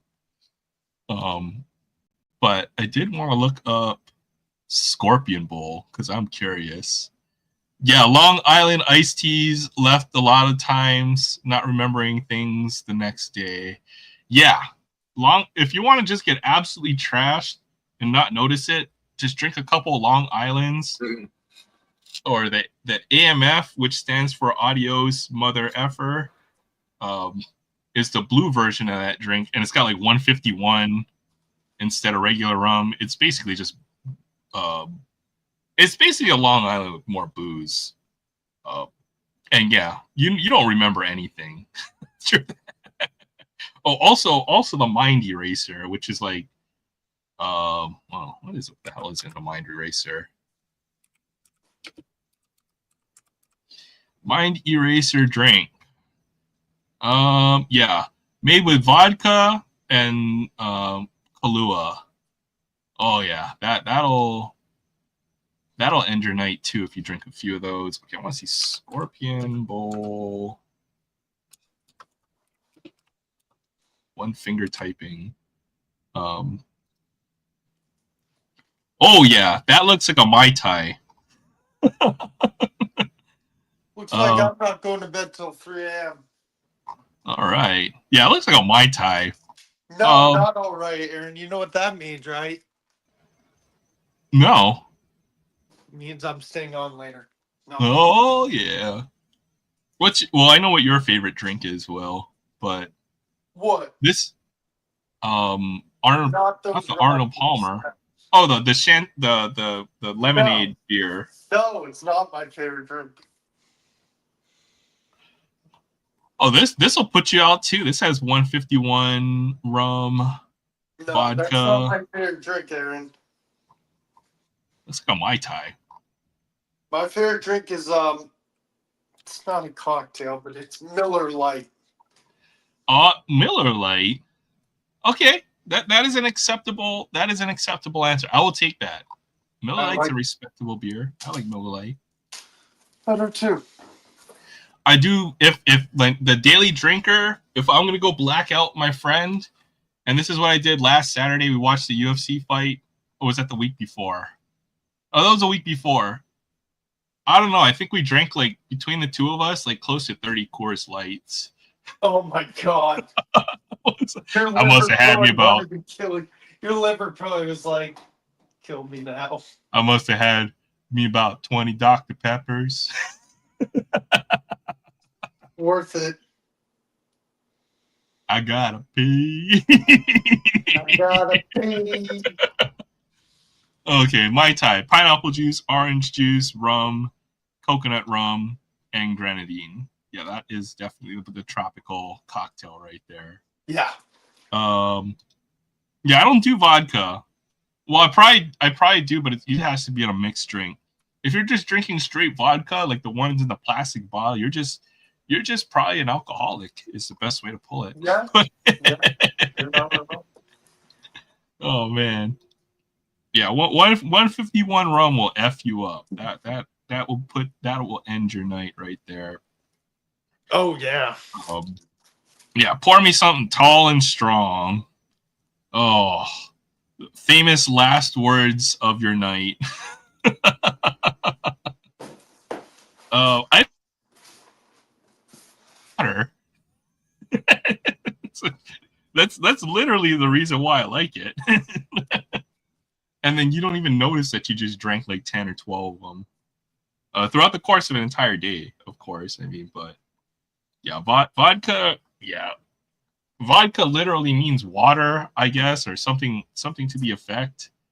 Have you guys ever had a soju or shochu or the Korean version of soju? That stuff is deadly too. In soju. No, never have.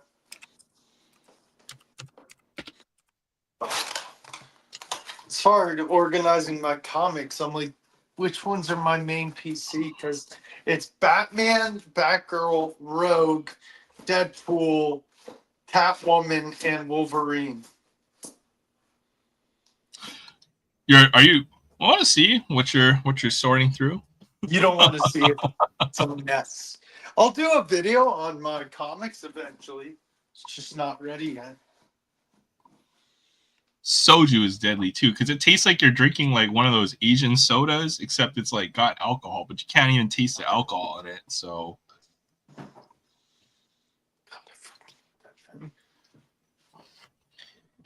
yeah, fortunately I don't drink as much as I used to. Action figures you're looking for? I'm going to the comic store and I want to add something cool besides cards. No, I don't have the space to do action figures. Honestly, I don't have too many.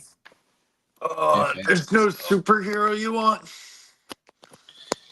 No, I'm good. I'm good. You don't have to go shopping. That's nice of you to offer, though. Okay. I'll probably send your thing in the next week. In Sonora, their drink is called Bacanora. It's like what people make out in this. Oh, it's like basically moonshine, then, huh? Kevin, are you there? Mm-hmm. Okay, Kevin's still awake. I'm proud of him. I can't believe it, man. No, go to bed, Kevin. Too wet, yeah. Oh yeah, budget rips. I've never drank those, but they do cause trouble. White Russians, isn't that the drink from freaking what was that? What movie was that? You know which one I'm talking about, right? Yeah, I can't remember. But yeah, White Russians is well popularized by. Why can't I think of the name of that movie right now? Oh, I know it's killing me too. I can't think of it. That's gonna be painful. I should know this. A lot of good Japanese whiskeys are really good as well. But yeah, Big Lebowski. Thank you, DK. Yeah, I was gonna go crazy if I couldn't remember that. Oh, come there's on. Troy. There's Troy. No, man. No. Kevin's not like Blue from Old School. I freaking love that movie too, man. My like, boy Blue. My boy Blue. My boy Blue. Why they call it a strikeout? Oh, okay. If you add Coca-Cola to a White Russian, it's called a Colorado Bulldog. Yes. Big Lebowski. I can't. You know what I had the other day? I made a combo of Coke and Fireball. It's like a spicy Coke. It's really good. Yeah, I can see that working just because Fireball is technically a whiskey. It's like spelled wrong. It's like spelled without a E, I think. It's technically whiskey, so I can see that working. Oh, Fireball. Surfer's in Oh, here. And Fireball. Troy. Oh, I don't drink that anymore. Hey, what's up, Surfer? Good to see you. Just in time. Now you can rip something. Oh, yeah, that's right. And Troy's in here. Oh, hey, what's up, Troy? Troy's back. We're talking about alcoholic drinks that get you effed up. And yeah, good thing I don't drink very often anymore. You don't? No. I don't either. I was we ripped all the football while we're Surfer says, "Where's the skeins?" We're trying to do so I was trying to save some Prism football, but I ripped it because I want to see what was inside. But yeah, check this sucker out. Crazy pull. Pulled this monster autograph today. Paul Skeens. I can't believe that. That's crazy. That's crazy. I wish I when did you pull that? At what minute mark? I'll have to rewind. 5 or so minute. Crazy pull. At what minute? 25? It was like in the earlier part of the box, about 7 or 8 packs into the hobby box. Yeah, I know that's crazy. Troy, I can't believe it. Ludicolo. Loaded box. It had a relic kit too, so it would have been funny if I pulled the relic, because then I would have had no expectation for the autograph. The autograph came first, and what was the relic?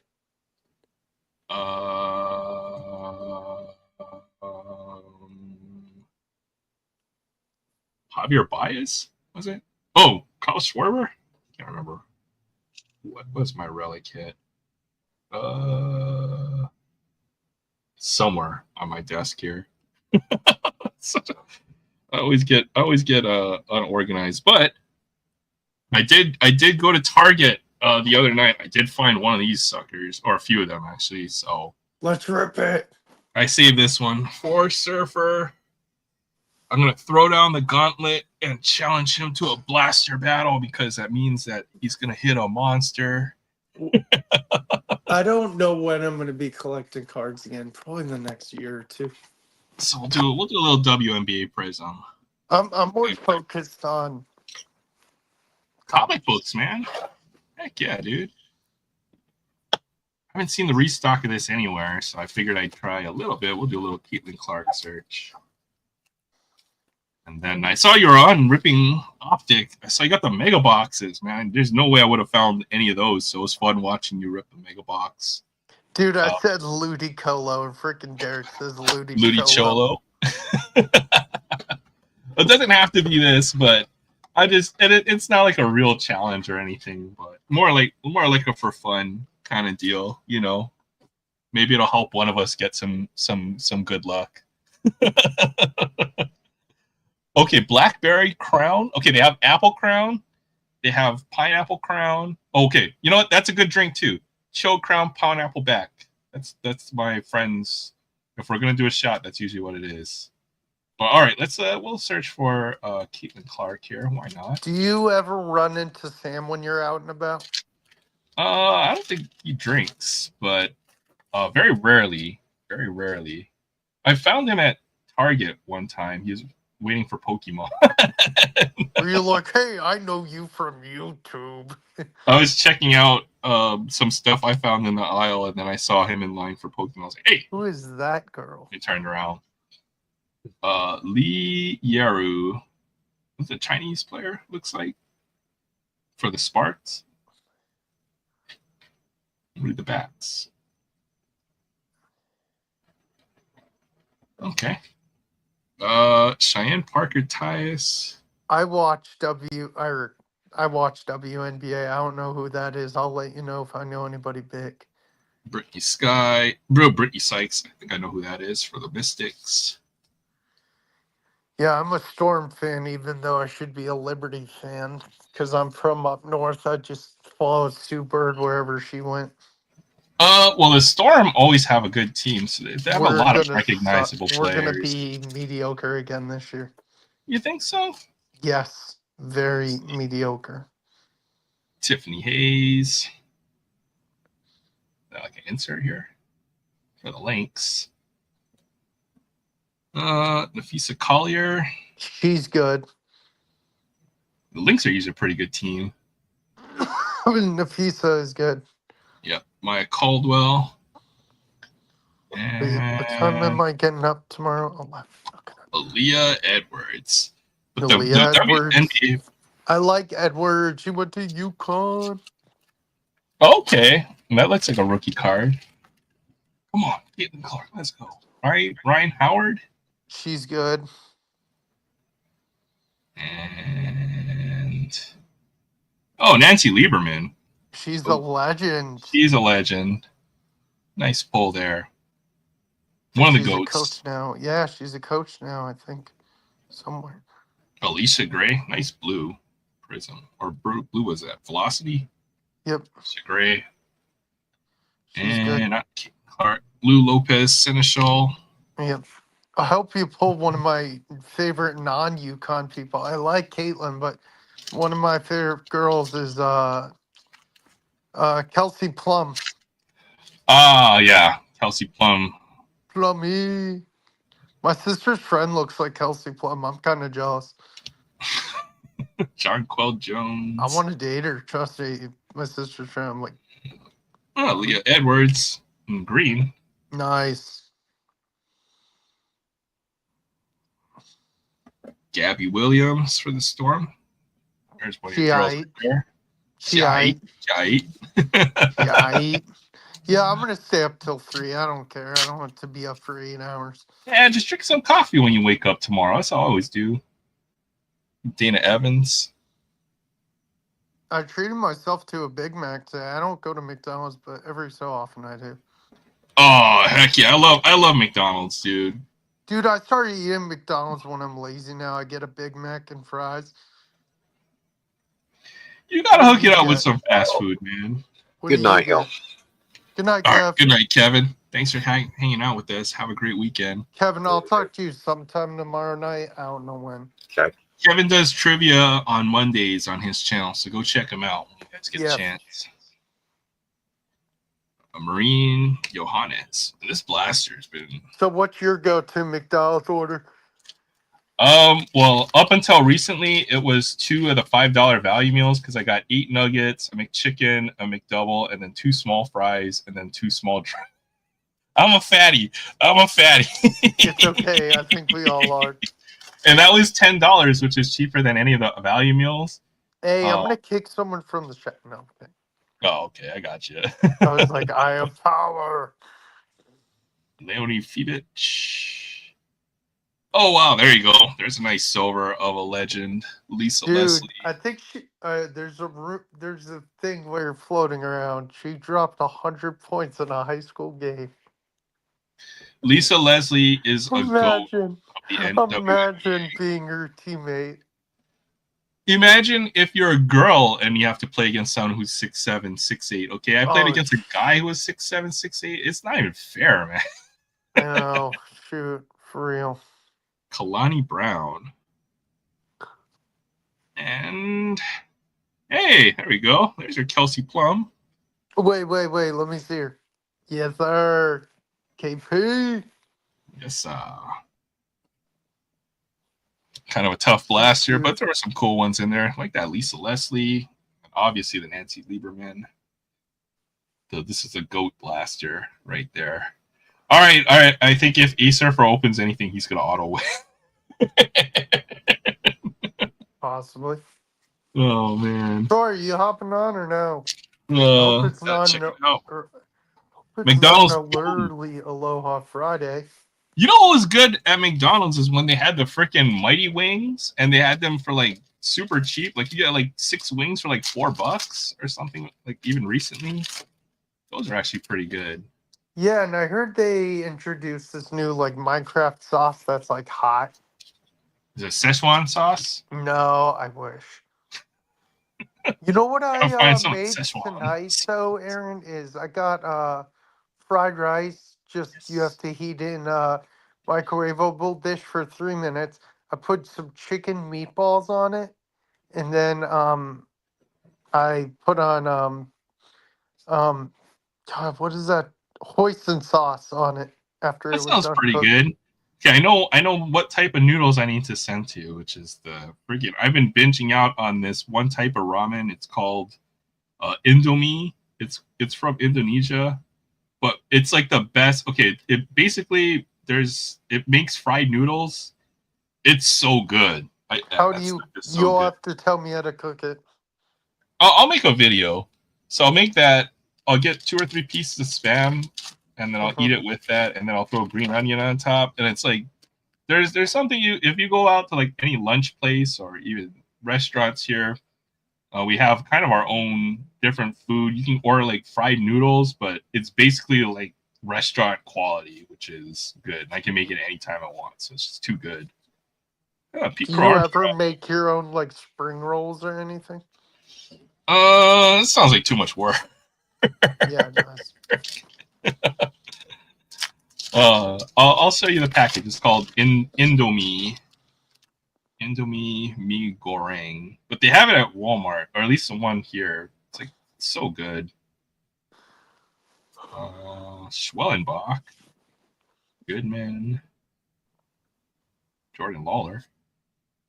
Oh, Aaron Shunk. Aaron, Error. That's not me. it's on me. False. Aaron. False advertising. Aaron, where you at, Aaron?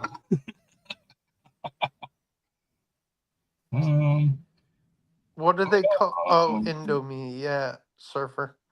Yeah, that stuff too good. It's the most popular ramen in the entire world. I just found that out a few months ago.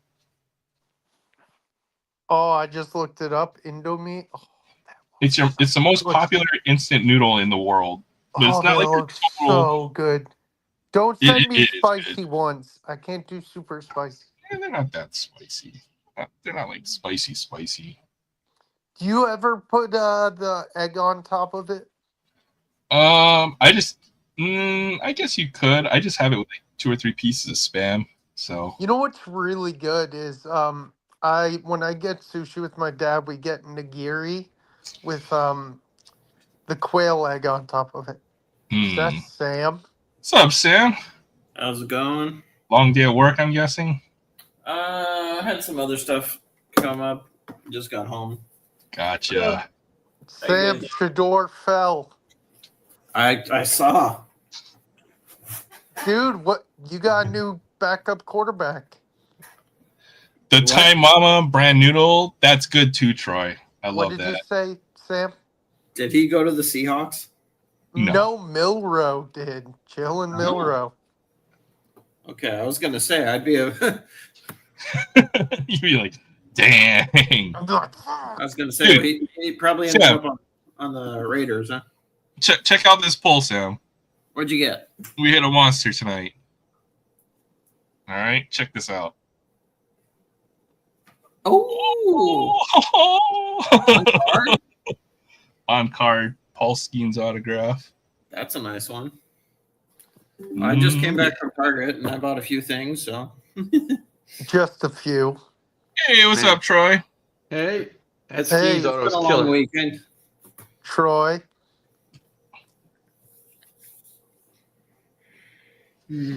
What's up, Troy? How you doing tonight, Troy? Tired. Will's got to stay up till 5 o'clock now. Error. Oh no, you got another top scroll football. You know what's good about this Indomie noodle? It's like cheaper than Top Ramen. It's like 4 something for a 5. Well, no, okay, nothing's cheaper than Top Ramen because that's like 30 cents a package. But it's cheap. It's not like the high end noodles where it's like $3 or $4 a package. So this I stuff think that now Troy's here, you guys should do Free of Friday. I don't have anything yet again. We'll watch Sam stress rip this Chrome Blaster while I go find my car. I gotta find one to open too, but I will. Well, I got a Porsche free color I'm ready to open. DK says, looks like you just took a good nap. Who, me? Maybe it's because yeah, you look like either you're tired or you just woke up. I don't know which one. I But just you woke up. mentioned you said tired. Yeah, I just woke up. From what, a nap? Well, when we got home, actually fixed that drink I talked about, a blackberry crown and lemonade, and I was actually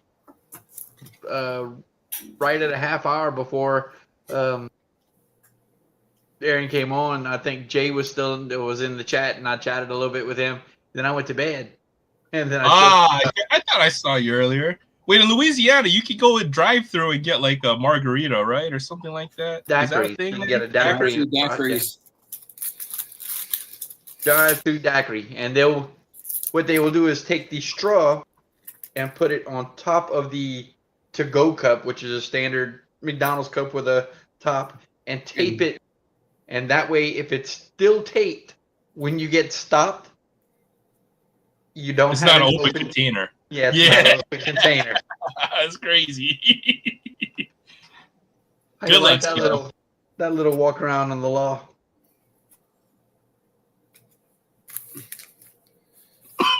Okay, buy my car, get my iced tea, and we'll be good to go.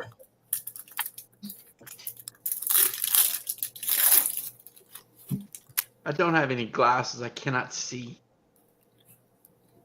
Peyton. Where are your glasses then?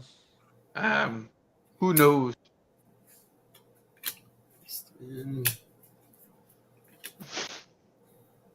I have a tendency to lose them a lot. Yeah, a lot of my other rainbow cards have been coming in lately, so I got quite the stack coming. Sam, what else did you get at Target?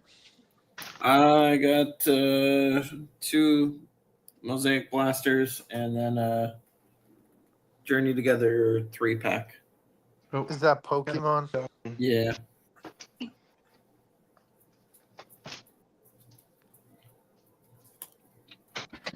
All right, I'm coming. Let's get the light a little better. Austin Reed.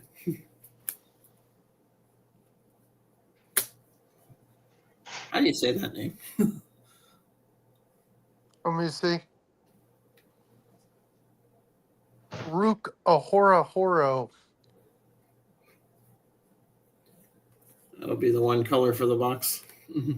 That sucks.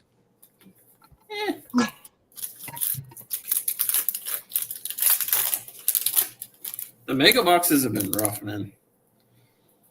For the cost, it's like if you don't hit anything good, it hurts. Who was that? Ruke Orokoro? Yep. Like neighbors. That's not bad.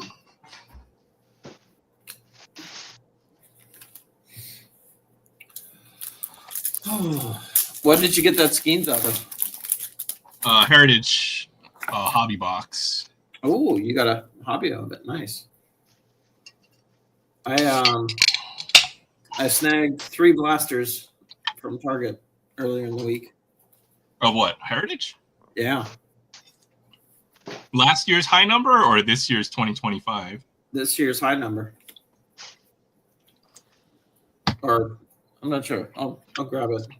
I don't know which one it is. You can show Yeah, me. they just released 25 Heritage, I think, came out Thursday. Nice. Oh, that's Yeah. nice. You got one of those per one per, I think, on the Prism. Isn't it one auto? I would say maybe 1 out of every 4 or 5 mega boxes will have an auto.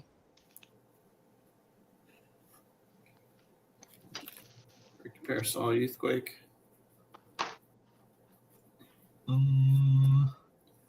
Captain Terry Bradshaw. Ooh, Double Raider. Double Raider. Dylan Lobby, who fumbled the first time he got the ball. Oh God, no! Oh man, what? Don't give the white guy the ball. Don't give. That's what the friends are yelling when you fumbled the ball. Ooh. Add that Oh, one. okay, there we go. Did you know Jalen Milrow, I think, is like, God, he's Honestly? related to Sean Alexander somehow. Not not a terrible one. I've had way worse. Oh, it's his nephew. It's Sean Alexander's nephew. Who is that? Is Jalen Milrow, I think. And interesting.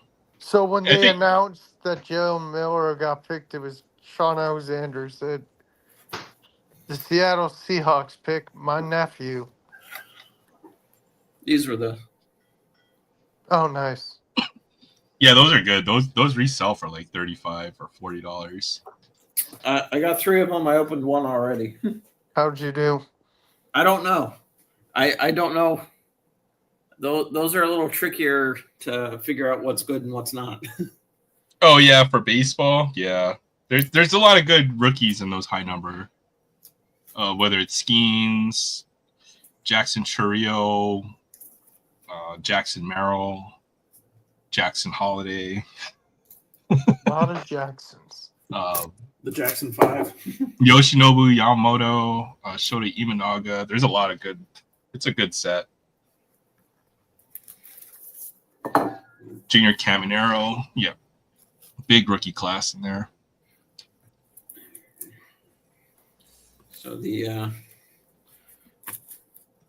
Sean Alexander stack is getting rather large. Accumulating. It was the one we. Oh yeah. Yeah. That was a sweet pull. Got another one. Dude, to he add. was a beast in Madden 07. I remember he was the cover. And then rarest 101, 101.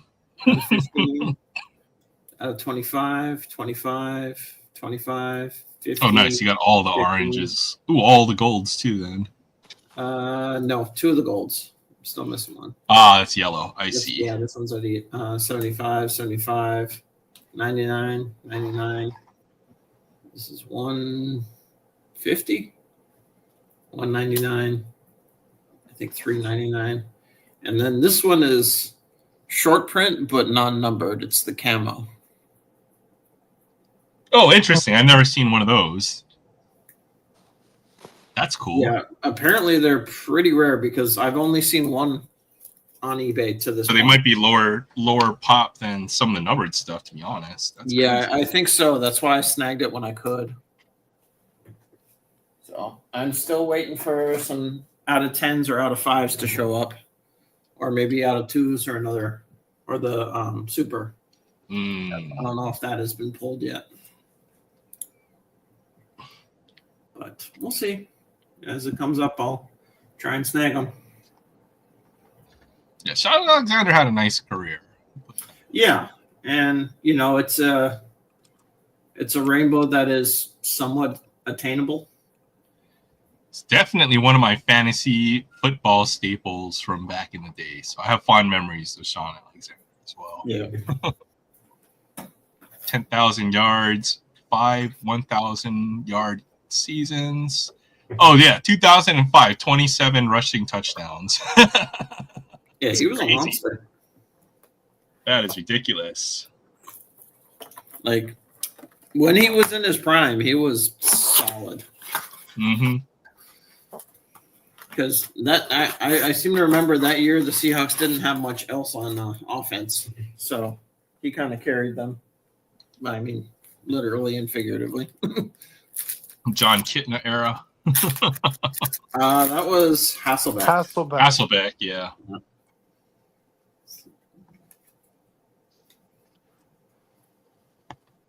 Well, I guess a mosaic too.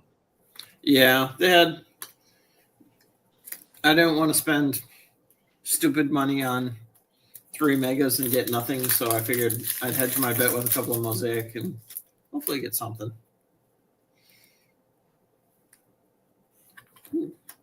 Brock Brock Bowers. Bowers. When are you guys making this trade? I can't wait to see it. Ray Davis. Green. What's that? Just trading everything? No, Aaron getting the Raiders. Well, I got to find something that Sam wants.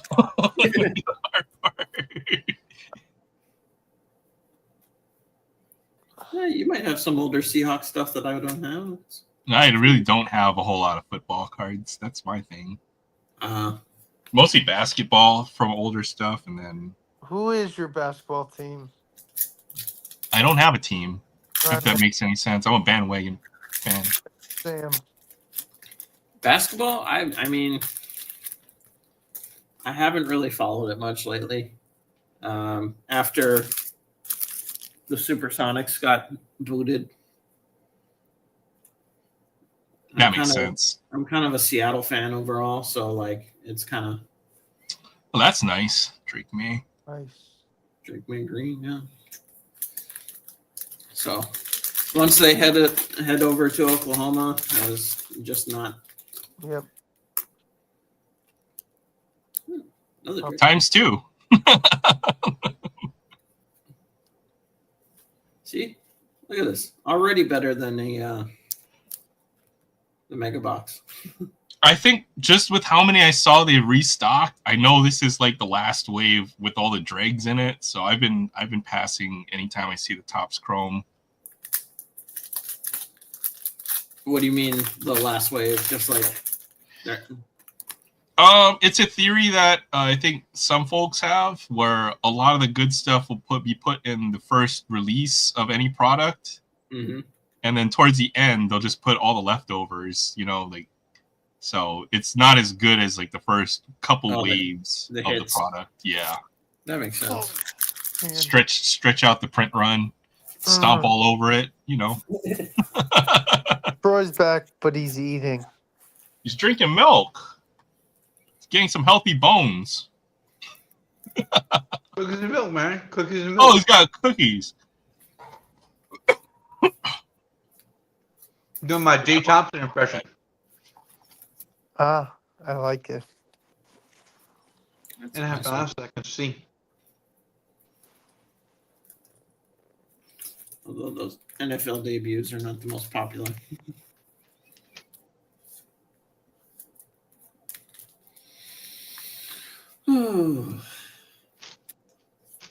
So has Shadur been taken yet, or did No. really not even round 2? Not even round 3 either.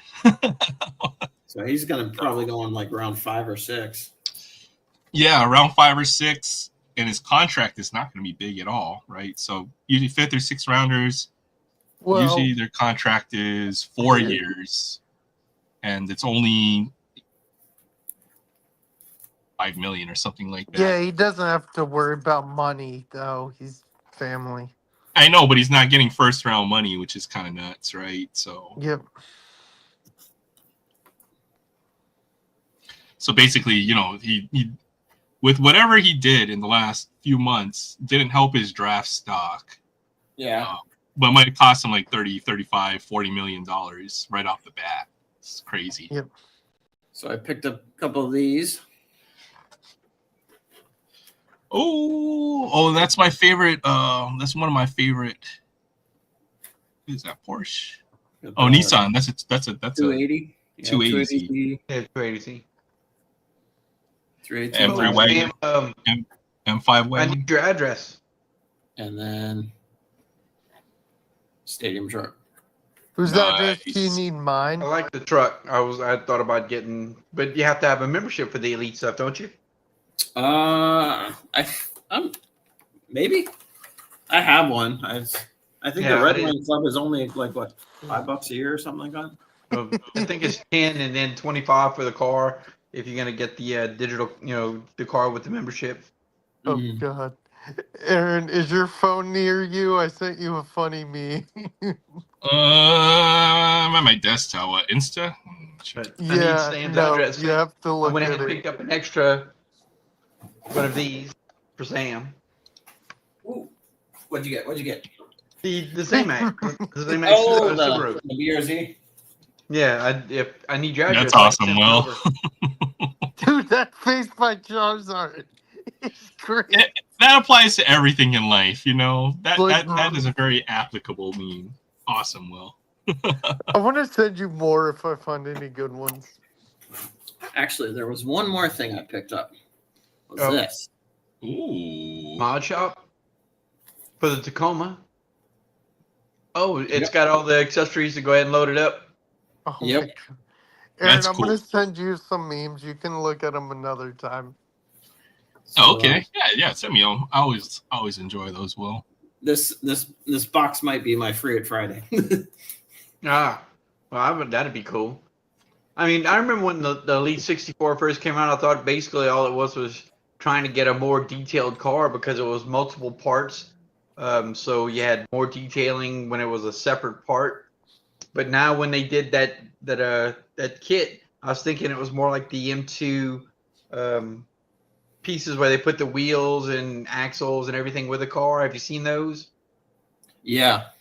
See, and that's what it reminds me of. It reminds me of that M2 kit where you can actually customize your little car or whatever.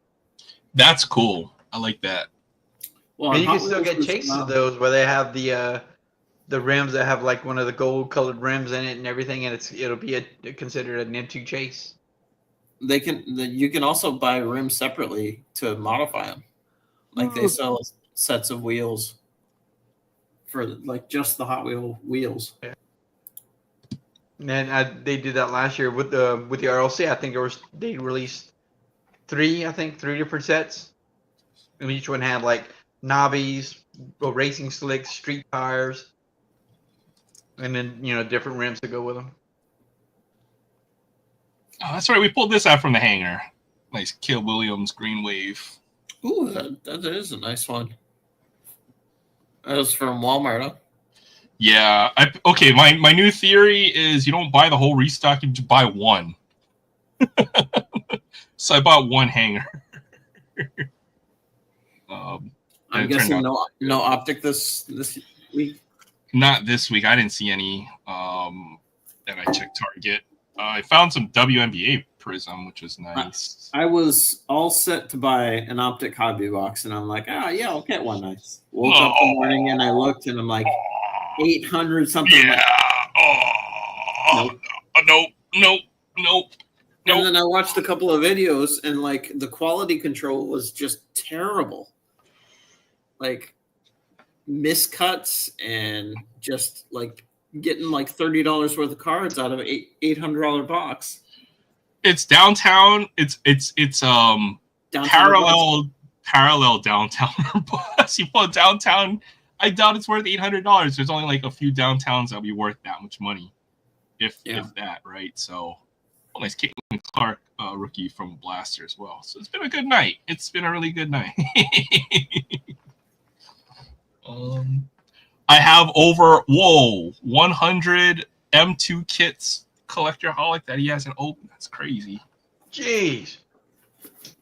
Well, I got my car for free at Friday if you guys are ready to go. Oh, well, Aaron has my address, Sam. So if you want me to send that Zamac Subaru or the Zamac BRZ, I can send it to you. Okay. Either that or if you got stuff you're going to send to him sometime soon, you can just wait until. Well, supposedly I've got this huge stack of stuff that he's putting together for me, but he never tells me what I could trade for it. So I don't have anything set aside for him. You just send back whatever you think, and it doesn't have to be anything. Just waiting for the surprise. Yeah. I've got I was looking at 24 Stadium Club, and I know you're gonna put that set together. So I was trying to sort all of that so I can see the doubles and just send you at least one copy of all the doubles from 24, and then you can try to put together your set. That would probably help you the best. So yeah, I was gonna try to do that first. Okay. And then I'm just gonna send that plus this pile, which has some Diamondback stuff and all the other Stadium Club stuff. I found some cool opening day cards. Cool. Kettle Marte opening day. I don't know. So- With Cattell being out, we had Tim Tawa step up, and Tim's been pretty good. It's pretty good. He's been a surprise, right? So Yes. Tim who? Tawa, Tim Tawa, Tim Tawa. Diamondbacks Corbin have Carroll looks good this year. players. So Yep, Carroll's hitting it again. His bats way up. So we're looking pretty good. Can't believe we lost 2 out of 3. And I didn't even see how they did against the Braves tonight. Oh, you may not want to check that game. Yeah, I wouldn't either. Yeah. Go look tomorrow. Dadgummit. All right, you ready? I'm ready. I got my car. No, you're not. Got my I'm kidding. let's race. Got mine. I'll put you I up on- don't have anything. All right. I'll be like, Okay. wait. What's There's an exclusive M278 Chevy pickup, man. One, I don't think we have Hobby Lobby here. 2, there's never anything good on the shelves here, so I tried, but Okay, try Yeah. whenever you're ready, my good sir. on big screen? Wow. Hey, good evening, everybody. This is Troy with Troy's Cards, Cars, and Comics 2, and I'm on Friday night with Aloha Friday and Aaron at Sports Cards and Things. Sam, we got Will, and that's it. It's just us 4 on the panel tonight. But we're gonna do a little segment we call Free It Friday, where we take a die cast, usually Hot Wheel, out of the clamshell and free it to the wild. So I want Sam to go last because I want to spend some time on what Sam's got. You want to go ahead and start us off, Aaron? yeah, I'll go first. Why not? All right, let's switch the camera here. All right, so tonight, my Free Up Friday will be the Roger Dodger. Roger. I just think it's a cool looking cast, man. It looks so nice, to be honest. Yep. What was it? This is what I think of when I think Hot Wheel, to be honest. It's even got the little flames on the side of the car, so pop this bad boy open.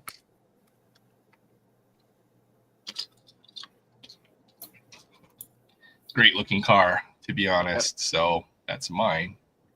I find the Roger Dodger is one of the better castings in cars with the engine coming out of the hood. And if I could ever have a car that looks like this is like the kind of car I dream of. One, I swear, you get that profile. With a big 3-inch belt in the front of a blower sitting right there. Freaking ridiculous. Look how high it comes out. Like the freaking pistons. and Yeah, the- you couldn't even see. Like, you're like, The where heads. am I going? I'm trying to think.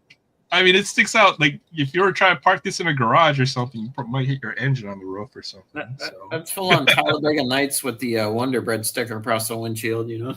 Yeah, exactly. Yeah, So but that's if you my got an free engine that Friday. big, you're not doing corners. There's only one direction and it's straight. Yeah.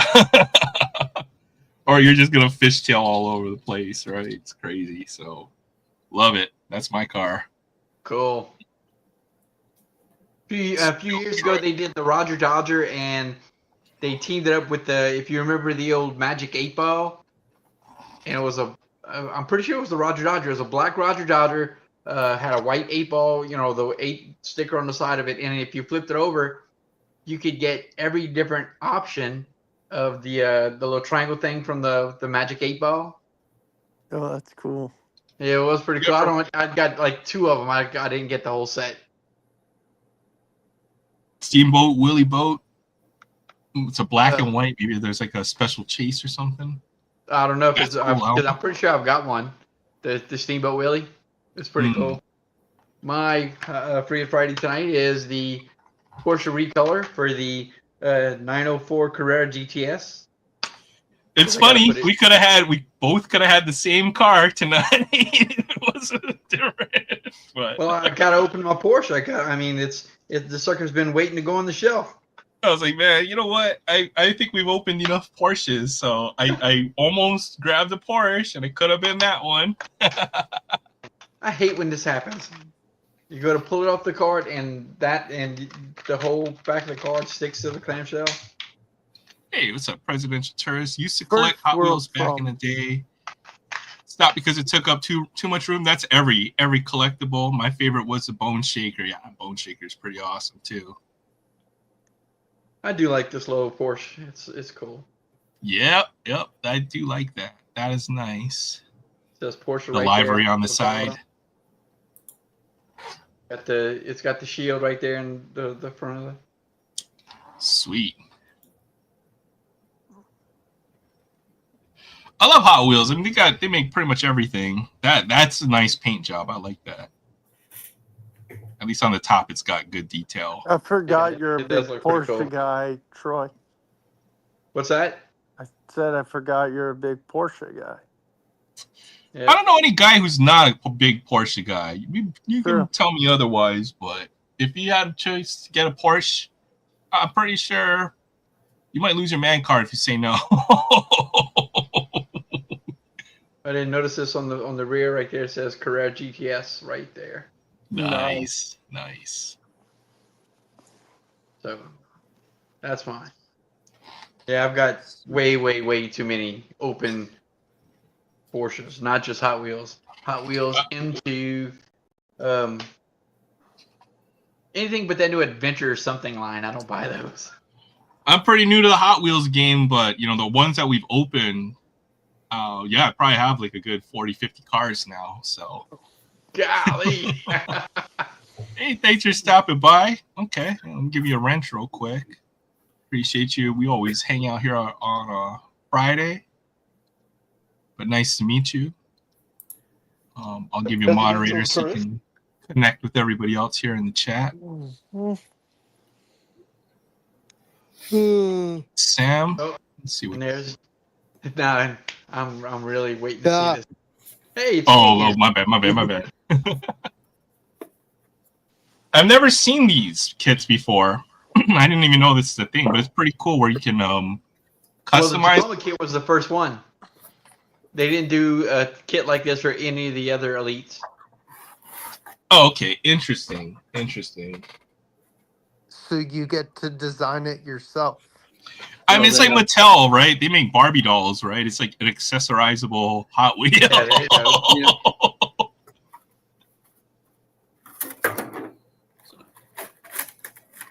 There's just the base truck. What else could you add to it? Let's see, they got Full rack back. It's almost like it's rally ready. That's cool. I saw a camper top on the picture. It's got the roof rack. you go full camper like that, Yeah. Oh, I love that. That's cool. or you can go. How do they snap on, Sam? Looks like there's little pins Very cool. and little points in the corners. So you could snap on a full rack system. And then you can hang like gas cans and all that stuff off the rack system, right? I mean, that's Yeah, what I I was think in so. the pictures. Can you put like a little swivel mount with a giant machine gun on the top? That'd be dope. That's a good question. I haven't seen any And shown a them, dude but with a freaking RPG in the back in the truck bed. Well, I'm sure with a 3D printer you could do all that. Yeah.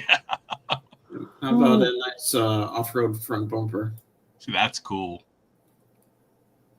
He was awarded his own collector's card in Florida. That's awesome. What is that? That's And you can that pop sounds off like quite the achievement. one bumper.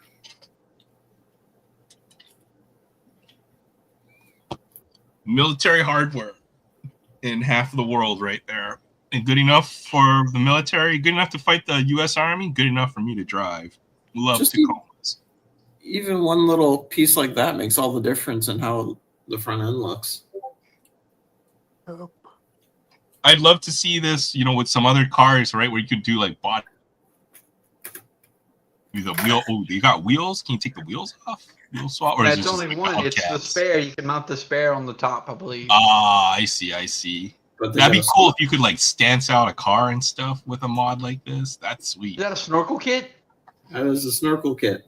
Sweet. And I'm guessing you got to pull, The window of the mirror off. unless it's on this side. Got a full screen this. Oh. That out. The mirror Yeah, comes that's a out. piece that gets lost right away. Oh yeah.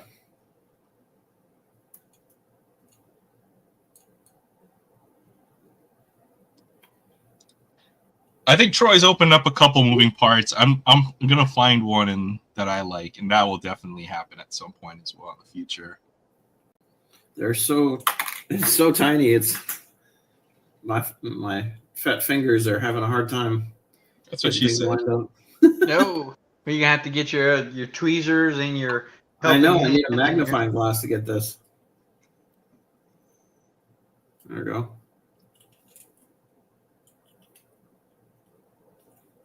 I'm guessing it clicks in at a certain point, but I'm trying to be real careful with. There we go.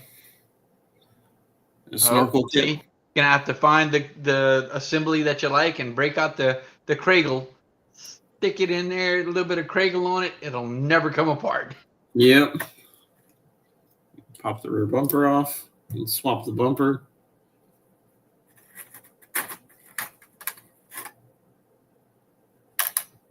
I am so gonna lose parts on this thing. Well, when you pulled out that mirror, I'm like, oh yeah, that thing's tiny. Yeah, Hot Wheels have definitely changed. I mean, I would love to get my hands on some of those old vintage Hot Wheels and stuff. But yeah, they're like next level. Moving parts and accessory kits, and the detail on some of these are just pretty wild these days. Yeah. What's that piece? I don't know. I'm looking for the box to try and see what else we got in here.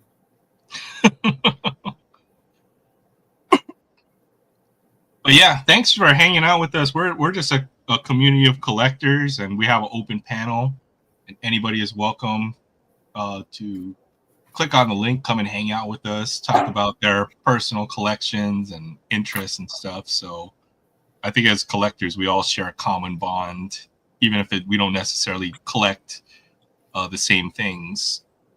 There's a lot of similarities that cross over between all the hobbies. That is sweet, the camper. Yeah.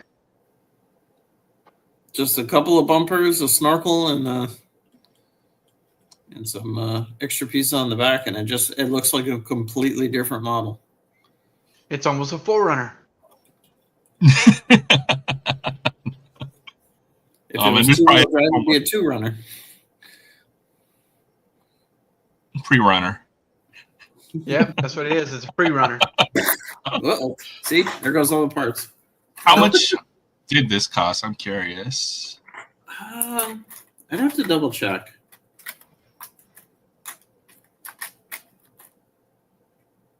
It wasn't too crazy, I don't think. It's pretty cool. See if I can find my purchase order. Yeah, it's not too expensive. It's only like $50. No, I don't think it was that much, but I think it was like $20 or something like that. I would 20, guess 25. They were $30 originally, but they were having a sale, so it was $22.50. Is this a Hot Wheels? Yeah, technically it falls under the Hot Wheels brand, and then it's a little different, I guess, because typically when you buy a Hot Wheel, there's no parts or customization. So this is kind of like a unique thing that they've added for just this. And then Troy said this is the first one that they've done this with, so it's new for us all. But they started the Elite 64. It's Elite 64, right, Sam? Yeah. Yeah, they started that a year ago, and it was just a more detailed car. You had to be a Red Line Club member to be able to get it because it was online only. Do you have a different Elite 64 sitting nearby? Yeah, you do. You have those other ones you picked up. Yeah. Can you show the back of one of those? Sure. I think it shows the detailing or a little bit. And I think that's the name was actually part of the marketing for it. It was like 64 different parts that went into putting together the car. Oh, okay. Yeah, so it's called Hot Wheels Elite 64. So if you Oh, the like, Hilux. Oh my goodness. That's that awesome. is nice. But if you turn it over, like you could see the different parts that made up the exhaust because they all went in separately. You see the coloring and how the parts are different. Because instead of being molded, it's actually individual parts that are put together. Oh wow. Wow, that's like Okay. so much more detail than the normal. Yeah. Oh, it's even got like suspension and stuff too. Suspension, exhaust. That's cool. So I've got a few of the first ones, but then like I was saying earlier, I did not renew my RLC membership, so I kind of got away from getting them. But that Hilux, I was thinking about signing back up because it would, like he said, it was on sale, so I was gonna pick it up. That's the thing. I got those 3, and I got 2 of these. One of them is going to be for a friend, but it Oh, was just cool. it was at a price I couldn't pass up. So it's like, yeah, I'll get a couple of those. I mean, it's something different, and it's kind of nice to see them actually trying stuff. Yeah.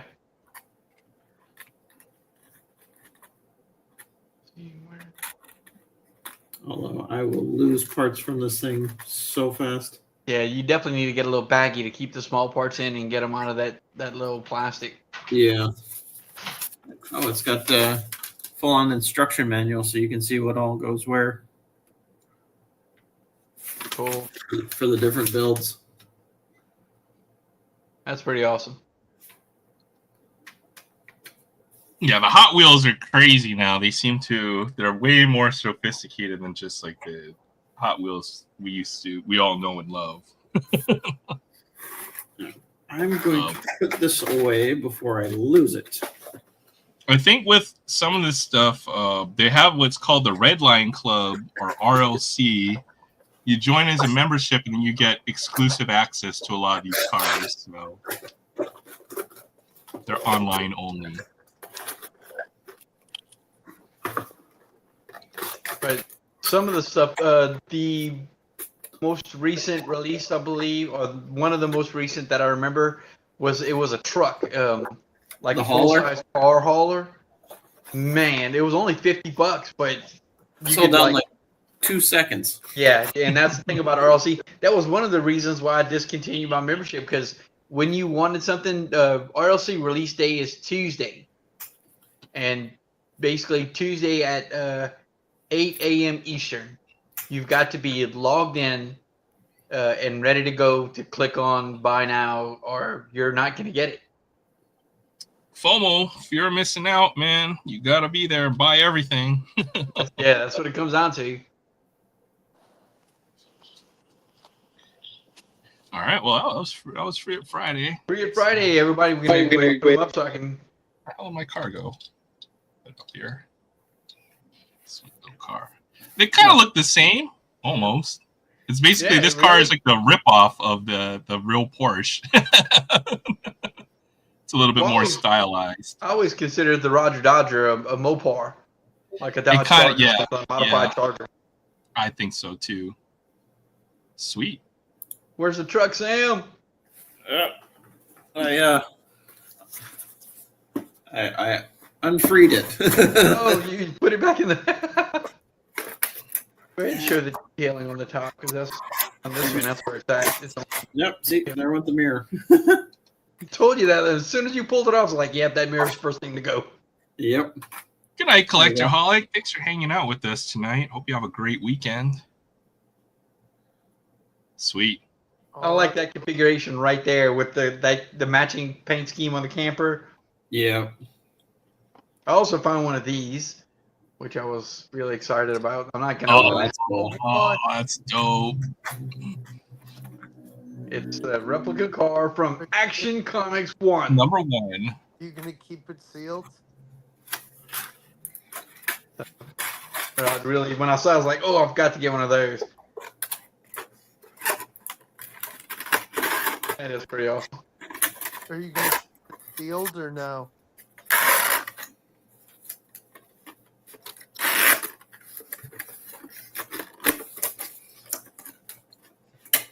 That's so cool. Yeah, of course he's got to keep that sealed. You keep all the good stuff sealed. You know, we just open the ones that we think are cool and that we find for $1.26 at Walmart. Kick the other one. Maybe not quite. Yeah. I stopped myself. Hey, what's up, Will? Oh, wow. I'm just kidding. Oh, did I kick the wrong one off? Oh, Error. No, I'm here. Oh, no, I'm just kidding. No, you're not. Yes, you are. well, if I find, all right, I see you open. Well, if I find another one, I might do that, but only if I can get a second one. And All right, I can go ahead and take my issue of Action Comics #1 and display them together. You actually have Action No. Comics? No. I was about to say. If I had one, Will, we wouldn't be here. We'd be all flying out to like Las Vegas or something, and then and doing it meeting up. live in Yeah. together in a room. I think Action Comics #1 is like a $250,000 book in low grade, like the worst copy you could find, and it's the most expensive comic book in the world. I think maybe it sold for like $3 million. I think what I saw, someone in that neighborhood. Years ago, I think it's about 10 years ago now. There was a guy who bought a house somewhere in the Northeast. He was a construction guy. He would buy houses, tear them, gut them, remodel them, and then flip them. And while in the process of gutting this old house, found an Action 1 in the walls, and it was in beautiful shape. He ended up selling the comic for more than he paid for the house. I believe that. That sounds about right. That's crazy. That is crazy. Yeah, most rarest, most expensive comic book. It's basically I would say it was like the Honest Wagner T206, but I guess it's the Mickey Mantle 52 Yeah, it's more like Mantle. the 52 Mantle, I'd say. So I was looking at all of the stuff you get in Heritage. So I guess I could break it down real quick. So from the hobby box, you get, it's almost like every box is like a hot box now, I guess you could say. So you pretty much get one parallel per pack. I'm going to bed, guys. Sorry. Oh, no problem. We know it's late for you. Yep. And Good I night, got Will. to cover the draft tomorrow. Good luck, man. I might try to check out and stop by if I get a chance, if I wake up early, It's not on my channel, but I know, but I'm subbed to your friend, so I'll Jeremy, stop by. yeah. Yeah. Cool. Looks like they have 3 different parallels in even just a hobby box. You get 8 blues. You get 8 of the base chromes, which look like this. And then you get 8 of the blue sparkle in a hobby box. So it's 24. That's 1 per pack. And on top of that, you get 2 of the refractors, I think. So 26 parallels in total for 1 box, 1 hobby box. And then some numbered stuff. We pulled 3 numbered cards out of our box tonight. And then from the mega boxes, I think you get 1 refractor, or you get 4 of the chromes, or maybe you get 3 of the chromes, 4 of the sparkle, and then 4 reds. This is from 2 mega boxes. So 4, 8, 10, maybe about 11 per mega box. That's still a good number of parallels. Where in previous years of Heritage, you'd be lucky to get 1 numbered refractor, something like that. But so it's definitely juiced up compared to previous years. So not a bad rip. And always a chance at an autograph. So Yeah, Skeens Auto. I want a Skeens Auto. Yeah. I can't even believe that. That's crazy. I don't think we're going to top that as far as baseball is concerned, as far as polls. But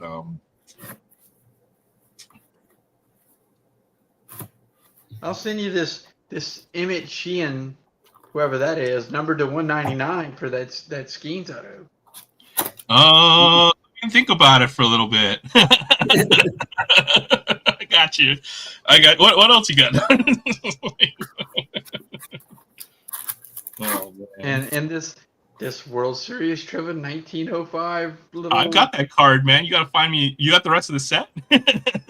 Oh, speaking of right underneath it, speaking of rest of the set, you still have these, right? Not these, but the other three, right? I got the 87 minis in the box there, yeah. So I've got. All right. I need to go ahead because I didn't write down which three you had, or I did and lost it, so I can get the other two and complete that set and pick them up. Okay, yeah. If you've got, I don't know, if you've got some loose, or stuff that I don't have necessarily. Oh, I hear packs opening. What the hell? Dude. Don't mind me. Yeah. Oh, dude. Tossing into the. My So- last blaster. I guess Surfer has found. Well, you know what? I'm flying to Maui to go buy some mega boxes of Optic because he found the restock there. Oh, So nice. I'll check out tomorrow. Surfer's got Optic for breakfast, lunch, and dinner. Dude, he's hit like, I think he's pulled like 5 case hits already. Like 3 Uptowns. Dude, did you see the Uptowns are starting to drop?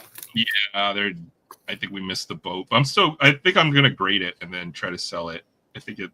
I don't think you. Yeah, I think grading it's a good choice, but I don't think you missed the boat. But it's definitely. I think It's still such a tough pull though, right? Because the Uptown set I saw is like it's at least 25 cards, so yeah, it'll drop, but it's not going to drop that much more. No, it's still a $700-800 card. It's just not a $1,800 card. 15. Yeah.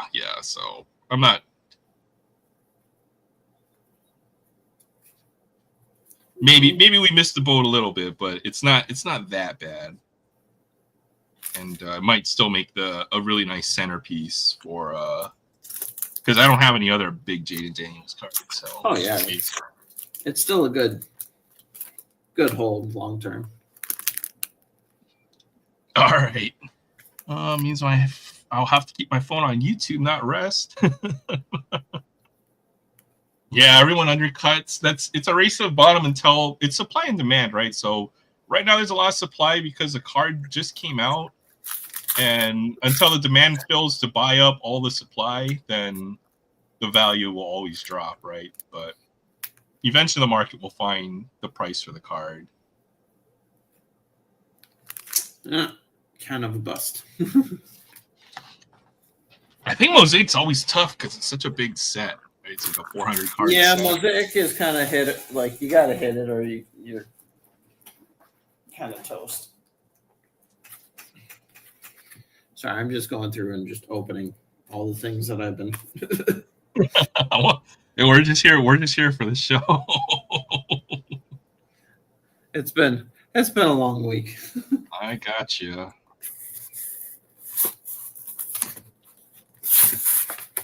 What is this? Oh, Journey Together. Nice. I have not hit anything from Journey. This Together set yet.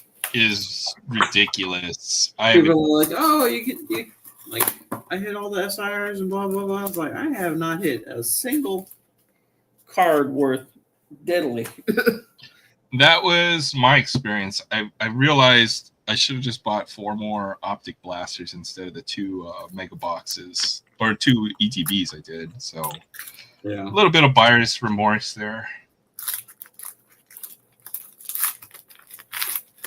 But good luck. Well, let's see where we're at. Oh, that's a nice Luis Angel Acuna. There's a Puppetar. Geodude. What do you know? Fighting Spirit. Ops Choice. Whalmer. And Mamoswine.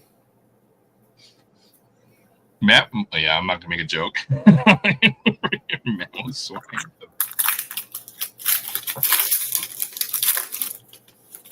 Oh, it's a hit. Ulu. Beldum. Pagum. Postwick. Cloth. Woven. That is kind of the coolest little picture. I really like Swovit. Ooh. Okay. Okay. Okay. Oh, let's go. Let's go. Nice pull. That's a good one. I think. I think that's just the IR, right? Is it? Or I don't know. I don't know anything I anymore. think that's the same one that's the box topper. Nice looking card. Reshiram too. Where's Chance? We could ask him. I know, right? I know. I haven't seen Chance. I think he's keeping his head down, but Black belt. Shelmet. Rockruff. Caterpie. Choice. Articuno. Lepa. Logant. And Magmortar. Alright, what's this thing? yeah. So well, Chance said the hit rates are good. I've heard that from other folks as well, but that has not been the experience I have seen when it comes to Pokemon. Not bad for a little 3-pack blister though.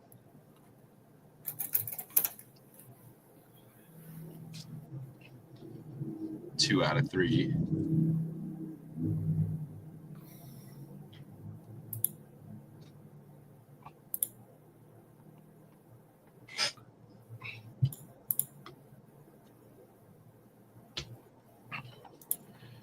Like $15. Yeah, there you go. That's Paid for the 3-pack. That is actually really good when it comes to Pokemon. That is excellent when it comes to yeah. You're telling me I broke even? That's a monster for Pokemon. I love it when folks are opening packs, you know, and they're chasing like a $20 car. It's like that's the Pokemon experience, right? Yeah, that's the Pokemon addiction.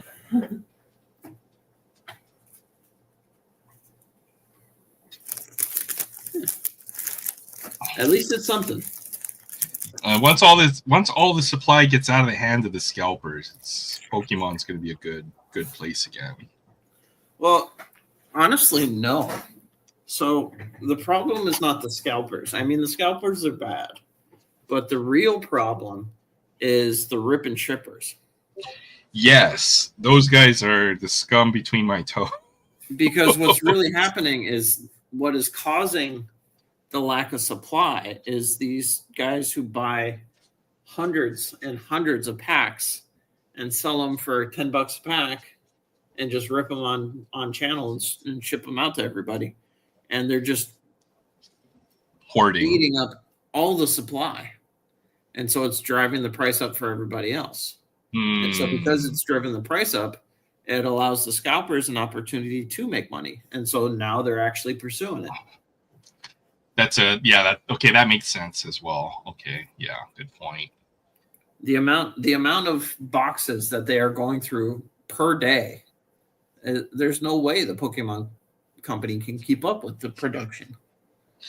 It's funny because oddly enough, sports cards has the exact same problem, right? When it comes to breakers.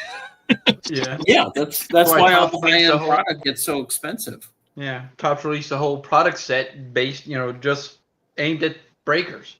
Yeah, Breaker's Delight. Well, I've heard it so much at my LCS, right? You're like, oh, hey, look, why didn't you guys, or did you guys get this or that? A whole LCS might get one case of product or 2 cases. And the breakers, the breakdown when it comes to between breakers and everybody else is breakers get like close to 3/4 or more of the product. So 75-80% of all the the hobby boxes and stuff. And then all of the other LCSs combined, if they're not the breakers or if they're not breaking themselves, that is the rest of the supply that you are able to buy at a store or online or anywhere else. So breaking it's killed hobby boxes. That's why you rarely see me open because it drives the price up too much. because they can get 26 people paying $100 a box or $100 per break per spot or whatever, right? Though Yeah. the boxes are already extremely high. Like a optic box or optic hobby box is, as you said, $750 at my LCS. But when you have to break it, was it 32 ways? It'll be like $1,200. Well, for breaking fees plus all the shipping and sorting and labor, so it's ridiculous. Even Topps Tribute this year, right? So Tribute was already an expensive product. See, even in 2019 when I got back in, I was like, I'm not paying $300 for a hobby box of anything. I don't care if it's got game use stuff. You get 6 hits per box. You know what a box of Topps Tribute 2025 costs? Like, it's absolutely ridiculous. I just ordered a box that Topps had up today. What was it Hey, called? thanks for stopping by. Take care. Have a great weekend. Or was it today or yesterday? You bought a box of something? Yeah. When? Was it yesterday? Football? Signature class. Sounds pricey. It was the hobby box. I bought one box, but the hobby box was $419, which it's pricey. But The resale on was way higher, I'm guessing. well, right? 5 autos. 5 autos on a hobby box. Yeah, it's not terrible. So I mean, with the draft class that it is, That's true. I figure 5 autos, it's worth it. It's worth a roll of the dice. It's still a gamble, but one thing I would be wary of, this is just from previous experience where, you are guaranteed X number of autos is, if you open a product, say if I'm opening Pro Debut, which is one of my favorite because Pro Debut is probably going to be pretty expensive in the upcoming year if I had to guess. 4 autos per box for $70. Typically, one of the 4 autos is a good auto, and the other 3 are filler. High-end prospect. If you're lucky. So, but the signing list that Topps has for football is pretty good. But they're not hobby value, I guess. You're probably going to get 3 or 4 vet lower end rookies and maybe 1 good rookie auto if you hit, which isn't that bad, I suppose. It'll be fun rip. That, let me see if I got it here. They have I think it's Topps like 3 or something. They have 3 autographs, like encased autos for basketball. And then I heard that one was rough. It looks rough. I was looking at the boxes behind the shelf at my LCS. It's like a $600 box. They also have one that's called Motif, which has 5 autographs for like $500. It's like, oh my god. I'm just looking. It's not something I would ever buy personally, but it's kind of crazy. So my hobby box with the missed hits. Yeah. Did you get it? I got my Topps replacements. Oh. So they sent me 2. I'm kind of glad they sent me 2 because this was the first one they sent. Okay, Jalen Ford. Is that the Saints? No, it's yeah. Saints, Jalen Ford. Nice. Which is, not a bad card, but value-wise, it's not really anything. But this one. That's nice. Thurman Thomas. That is nice. Nice autograph, too. Jeez. Yeah, I was pretty happy with this one. It's kind of the same. And if that's your missing hit, then I think they did you pretty well on this one. Yeah, I think so. It was still a rough box, but I'm reasonably satisfied that It They wasn't could a have sent complete. a Will Wright card kicker autograph or something like that. It wasn't a complete kick in the nuts, yeah. Oh, man, that was the best autograph I've pulled from Topps Chrome. I'd say it's been a pretty rough product for me. Yeah. Well, I got lucky with the. I got I lucky didn't with a see. couple. What did Alan post earlier? Oh, Oh, you wait, did a thing. I blame Troy. Wait a minute.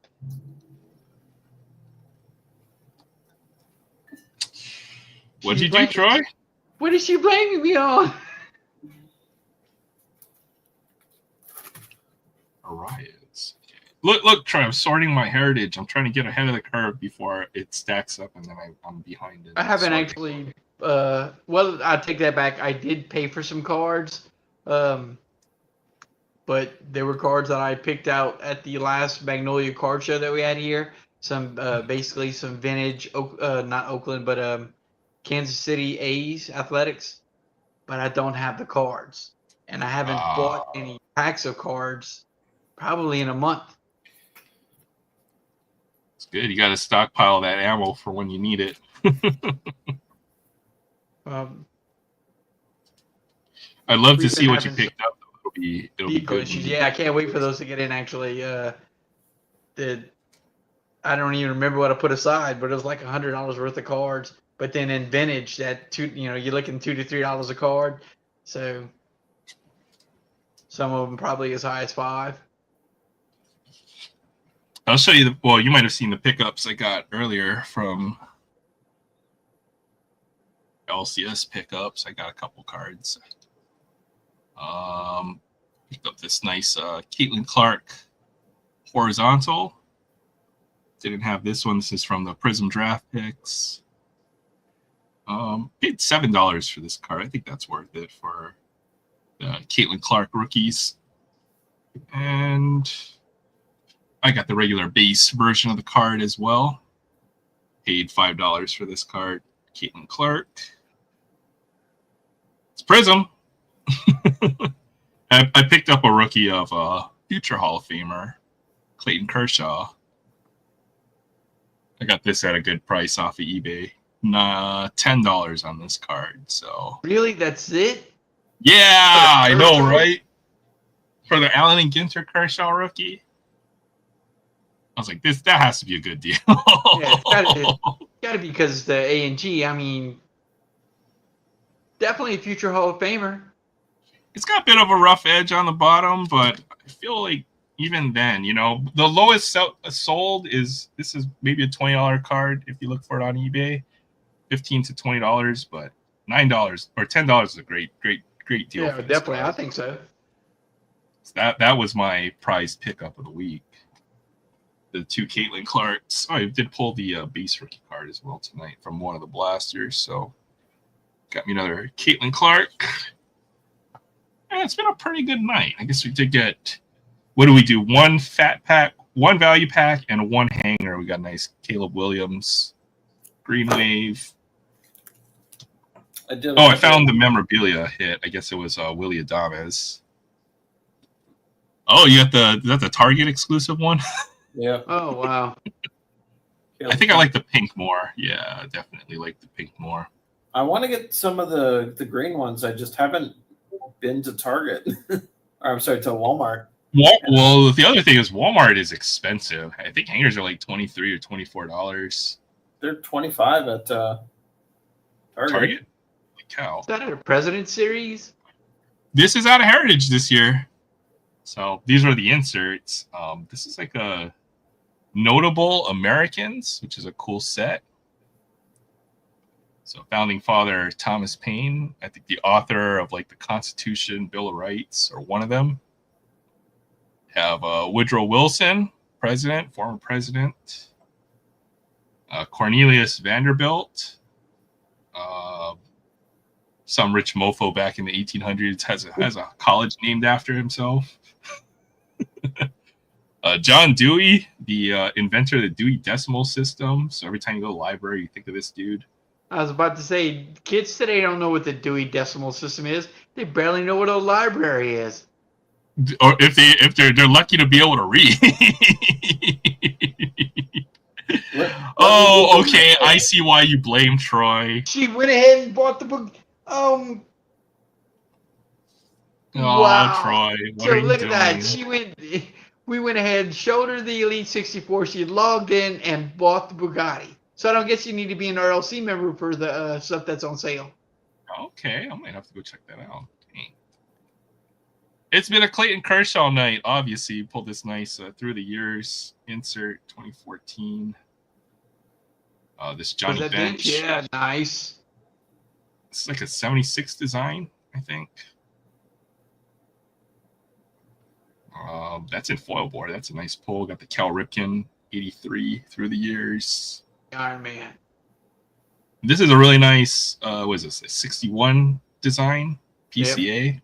He's on fire too now. So Jacob Wilson and foil board. This is, I guess, one of the better rookies for the. They're no longer the Oakland AAAs. They're just the AAAs because they don't even have a. They have a stadium. Yeah, they don't even have a stadium. They're homeless. Luis Angel Acuna. This is, I guess, it's the 25th anniversary. This is a nice design. This is, say, what is it, 67? 68? It's either 69 or 67. 69's got the circle in it, so that's going to be 67. Yeah, 67. Cool card. And then this is a 25th anniversary. So they have made Heritage for 25 years. Oh, that's base Luis Angel. So is that 24 or 25? This is 25. So the way you can tell is the design. You're going to get cards that look like this out of the high number. This is last year's 2024 high number. And this is the 1975 set design. And then this year's is a 76 set design. So got the James Wood rookie card. He's on fire too. He's got like 7 already on the year. James Wood, probably the best, probably the hottest rookie to be collecting right now. They got the Relic, and they got the Bobby Witt 25th anniversary. So that's a cool one. It's like, what's this, 56, 57? Not sure on that. I don't think it's 56. No. 61. I get confused. I'm not the vintage expert. I don't have them. I don't have all of them. Thank goodness Jake Thompson's not here. That's the inserts, at least from Heritage. So, and then this is just the pile of parallels that we've gotten from either mega boxes or 55 design. Thank you. Oh, so the blasters you've gotten have been the 2025 Heritage high number? 2024 Heritage high number.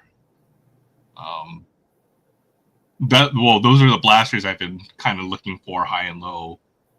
I saw you grabbed a couple. Hey, what's up, Tony? Good to see you. Aloha Friday.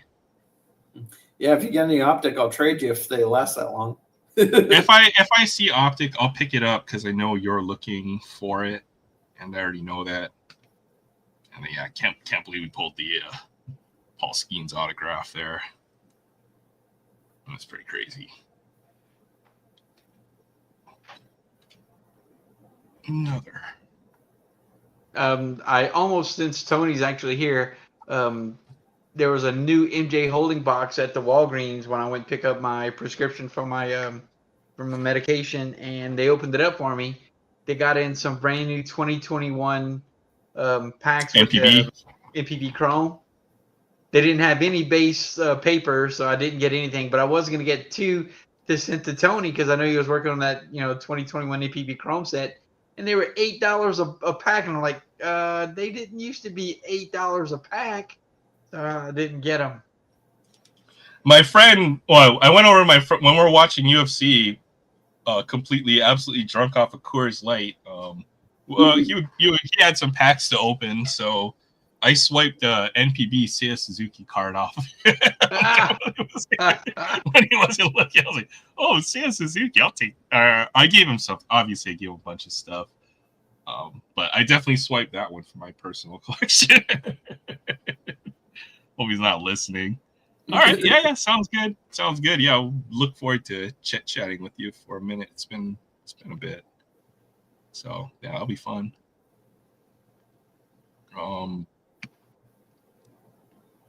You know what? I'll probably quit at one Heritage hobby box. So I'm guessing. book a W for a change on a set. Oh, since you hit a banger on the first box. Yeah, I mean, I can't think unless it's a hot case, and I've only seen that like once in my entire life. That was 23 archives. Did you snag that from the LCS? Yeah, the one in the strip mall. Well, they're both strip malls. The one across from Best Buy. Oh, okay. Was it pretty decent pricing? I would say so. I mean, I don't know what these boxes are going for. Let me go look on eBay. I got it for $130, I think, tax included.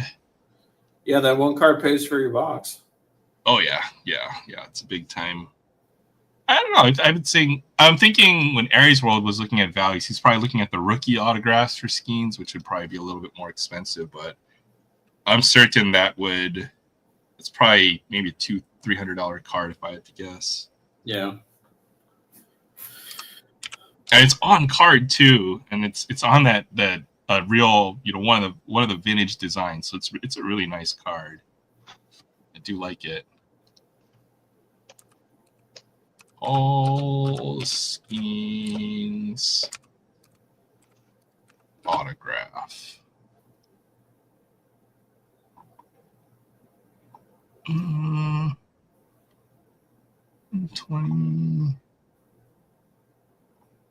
$250. Hey, and is Tony in the back? He's probably setting up. He's got Okay. Skeens on the scenes, if he knows what I mean. And Barry's got the alliterations, what is it? The onomatopoeias, the what is it when it's backwards? He's Barry's like the I don't even know. He's like the master of word. The wordsmith? Yeah, the wordsmith. Yeah, he is. That sounds good.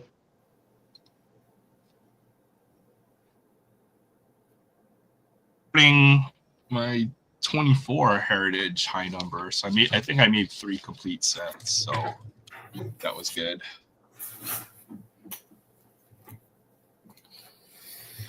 No weirdo. You want to say Palindrome. Palindromes. That's what I was thinking. I Yeah. had to look it up. I cheated.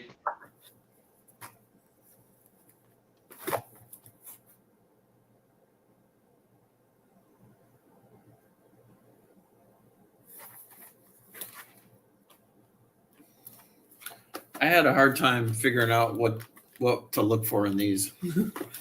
Well, I've got one left in my closet. Could do a blaster battle or something next week or something. I'm down. I'll Hey, save you're one for next week. Decently big Shohei fan, right? Well, I collect Shohei. Obviously, he's the biggest name in baseball, so yeah, I guess it'd be hard not to be a fan. You have one of those? Ooh, the short print, very nice.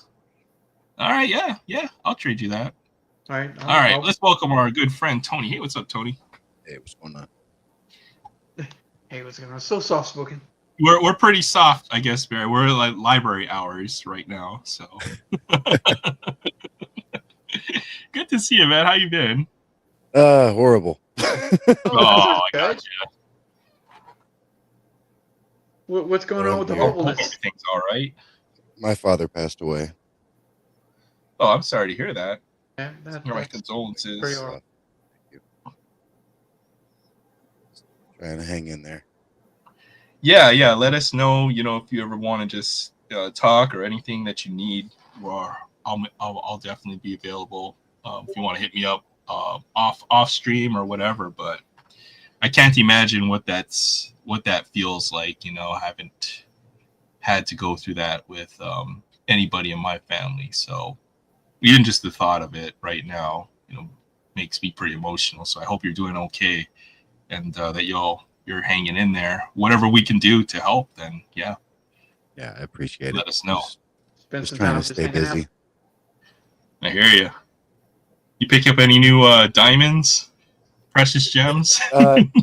Yeah, I kind of went crazy with that. I don't know if you saw last time, Troy.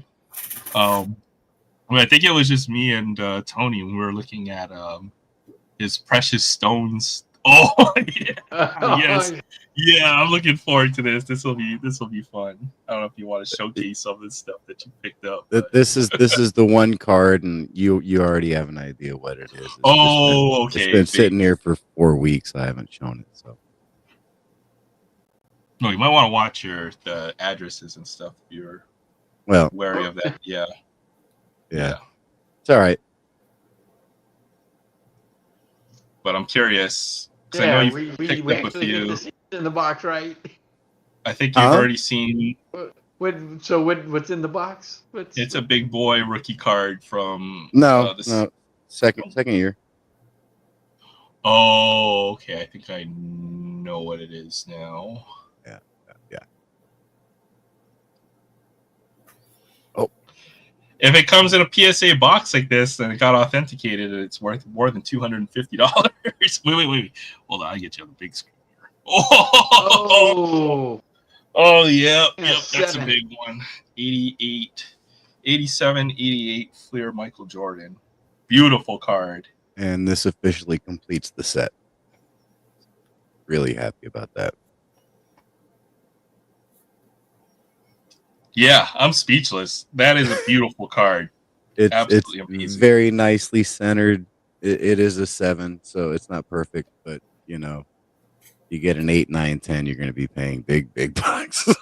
Well, I'm looking at the front and I'm trying to figure out why it's a 7. I mean, it could probably some kind of surface issue, I'm guessing, but it has great eye appeal. Beautiful card. Fantastic. Absolutely amazing. Congratulations on that. It doesn't have the yellowing. I heard you talk about the yellowing on some of these fleers. Yep. It is fairly common, but this one, it's just bright white. Very pretty. Nice. Everything I could have hoped for. I've been looking for a copy of that card, and typically, even the raw copies I've seen, they don't look as good, and it's a $200 card. Somebody will pay that for that Michael Jordan card, especially if the rookie card is out of most people's Yeah. Yeah. It's probably more likely I get a Gretzky rookie than a Jordan rookie. Yeah. I mean, I was looking just based on cost, not want. It's based on cost, To get a decent condition Michael Jordan rookie card Endeavor, even for like a 6, it's like a 8 to 10,000. It's crazy. It's crazy money. Yeah. I've talked about my chance of being able to flip that Vince Carter rookie right here for the Jordan back in '99, and I didn't do it, and it's going to be an all-time regret. But but the cost, the value of each of them were the same in '99. I do like that Vince Carter card too, but yeah, you're right. It ain't no Michael Jordan rookie I card. do, but it was the new car smell, and I was like, man, this guy's going to be amazing. And common sense didn't kick in. I think any card over the 250 threshold goes through that eBay guarantee. So, the SGC is rare. Honestly, SGC 7, you probably got a good deal on that card if I'm guessing. So, great pickup. Well, I don't know about a great deal. It seems like I missed the boat on the great deal. I think with taxes, just for full disclosure, I think it was $337. Pretty big money. Well, at least you're getting, I would say, like cornerstone cards for the collection, right?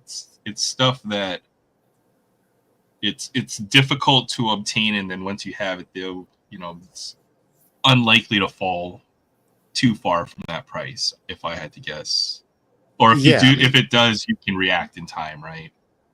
Yeah, and with that one, I think part of the cost rise, the value rise, is the fact that people are realizing how much less the 87, 88 set was printed over the 86, 87. Yeah. I see a lot more of the 86 set. But obviously, that's the one that's known It's by the basketball iconic set, yeah. collectors. But it's almost like a 3-to-1, how much they produced, because it sold so poorly in 86. People were not buying that stuff at all. A couple years later, you were able to buy boxes for like, $20. I mean, I was they talking to almost couldn't give it somebody. away. Yeah.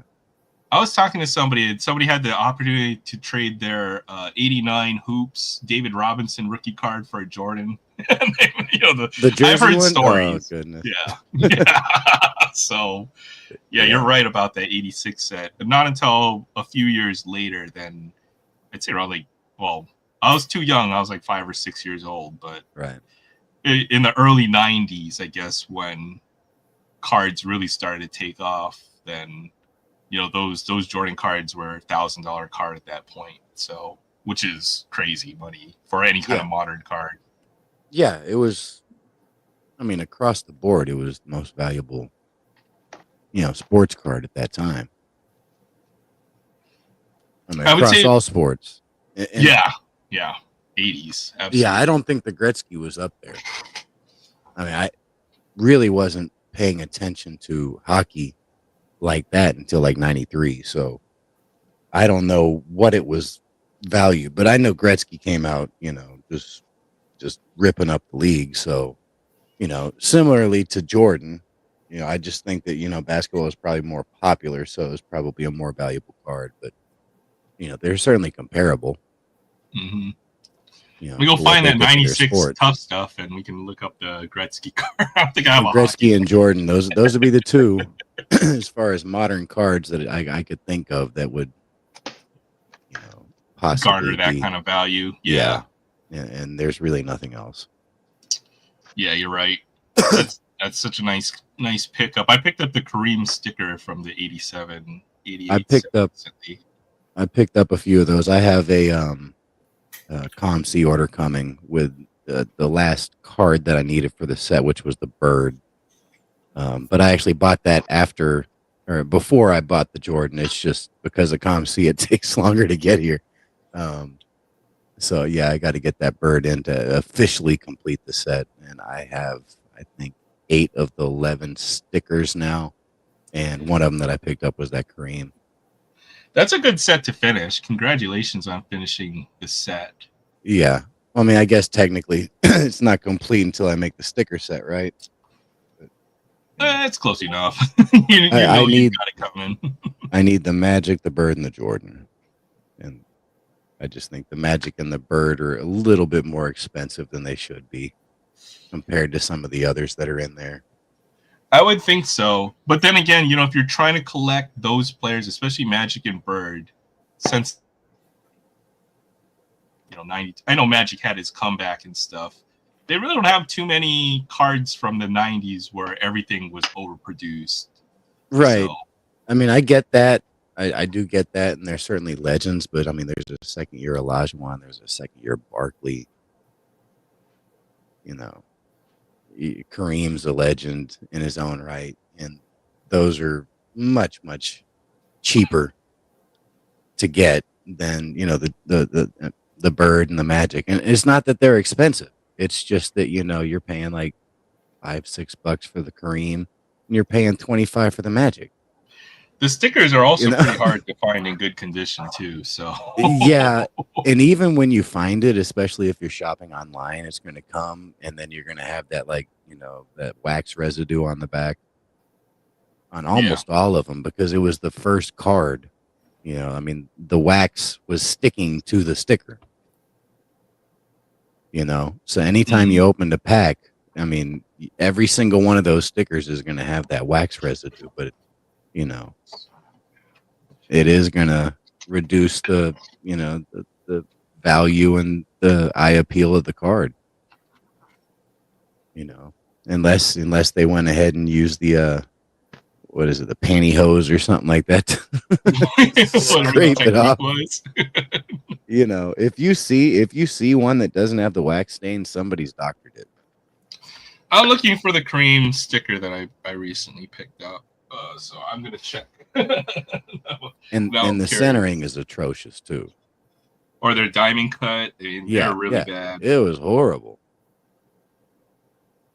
I remember I scored the Barkley for out of the 50-cent part of my LCS. I was stoked about that, but the cut on it was like the worst diamond cut. It was a terrible looking copy, but I was just happy to get the card itself. So Yeah, I think I paid $5 or $4 or something for it. nice. It's a great image too. Let's see, where did that card go? You got the second year Dominique in that set too. Oh yeah, yep. There's no good rookies in that set. I think that's why Not the blown under stickers, no. radar. Yeah. But it does have the Jordan, and that Jordan will go over 100, probably closer to Second-year 150. Jordan. Yeah, closer Hard to to argue with 150, that. but yeah.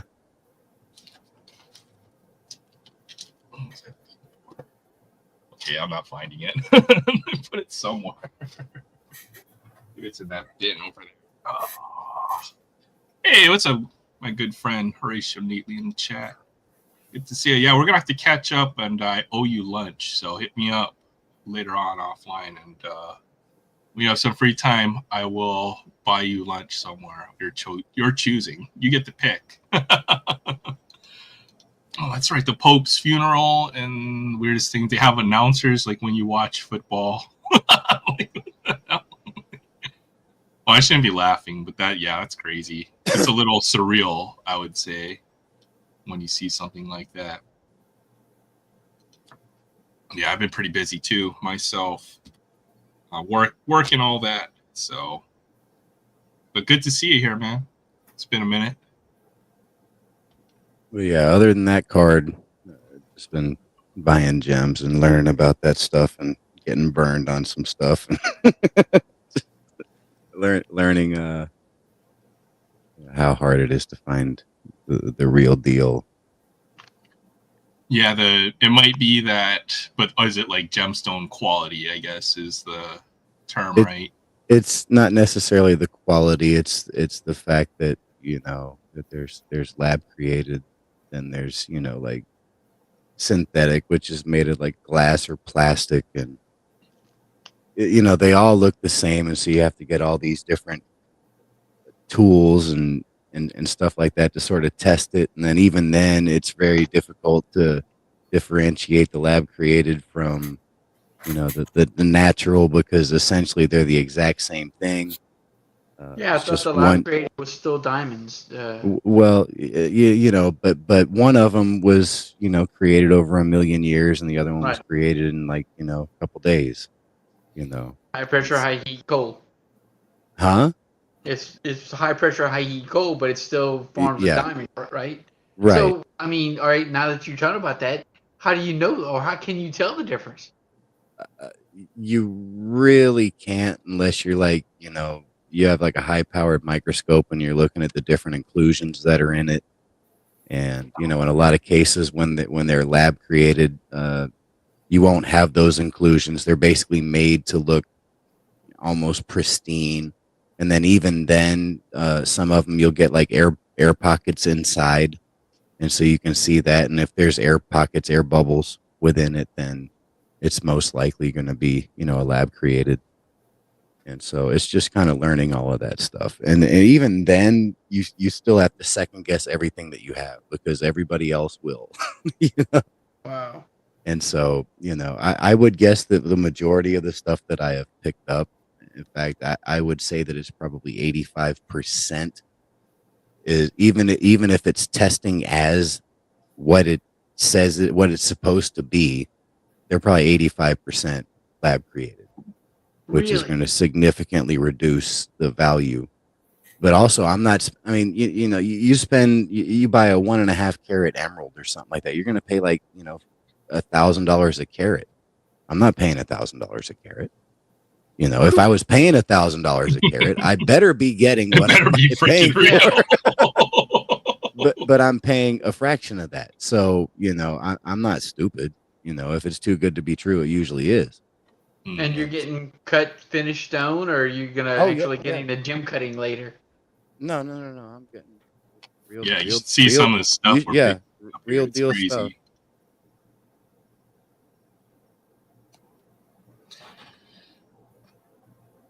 What made So you what get stone is that? That's not a ruby, is it?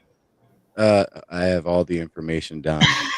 I wrote everything down. So this is a pink rubellite tourmaline. Rubellite. Okay. Yeah, oval cut from Mozambique. It's double refractive, 6.8 carats. So yeah, you would think that if this wasn't lab created, I'm paying a mint for that. But yeah, I do have. I mean, like this right here is a ruby. All right. Look at the size of this. This is like Like 100 something out plus. of a pirate's chest. This is 100 plus carats. This is 108.1 carats.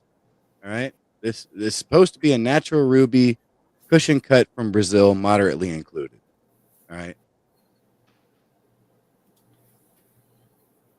But that's crazy that you can buy something like that, though. You know what I mean? That's crazy. And you know, if I set this up, you know, I'll set this up in a minute and show you some of these testing. This will test as a ruby. This is not glass. This is not plastic, because I can test for that. This is either one or the other. This is either lab created or natural. But it's 108 carats, and I didn't pay $1 billion for it.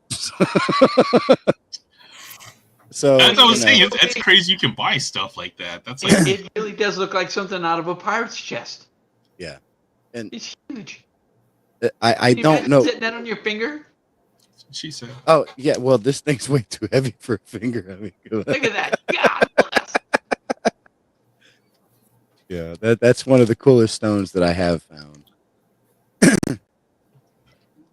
But yeah, I've probably purchased quite a few different things. Yeah, somebody else can tell me how to say this, but Pod Parasha, orange sapphire. Oh, Papa, whatever. Pod Parasha. Wait. Yeah. My good friend Sam will. Yeah. My good friend Sam will know how to say that because he just bought like a one-on-one parallel. That's like supposedly that Pod Parasha. Thank you. There Pod you go. Parasha. Okay. There you go. Pod Parasha. All right. This is an orange sapphire pear cut from Sri Lanka. 12 by 8 millimeters, 5.5 carats. Ooh. Nice and shiny. Nice cut. They're like these. Yeah, that's crazy. Yeah. La Cucaracha. Richard Berry. So are we gonna start seeing the Sensei collection on Etsy for handmade jewelry and stuff? Oh heck no. No. I've also been buying some lab created moissanites, and these are like they're supposed to have more brilliance than a diamond, but they have 0.5 less hardness. They come in different colors, but this is a moissanite. Is it darker? Is it clear? Yeah, this one greenish is color. Yeah, this one's a brown. But I've got some blues. It's got some amazing sparkle to it. Wish I had a better way to sort of magnify this. You have to set up a camera with a loop on it. Yeah.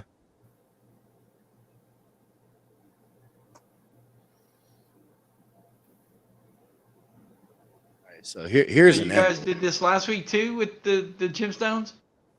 No, about a month ago. A month ago. Yeah. That's an emerald. Oh, that was. That's cool. It almost looks like jade, but it's definitely. It did. Not. It was like almost. It almost looks solid under a certain light.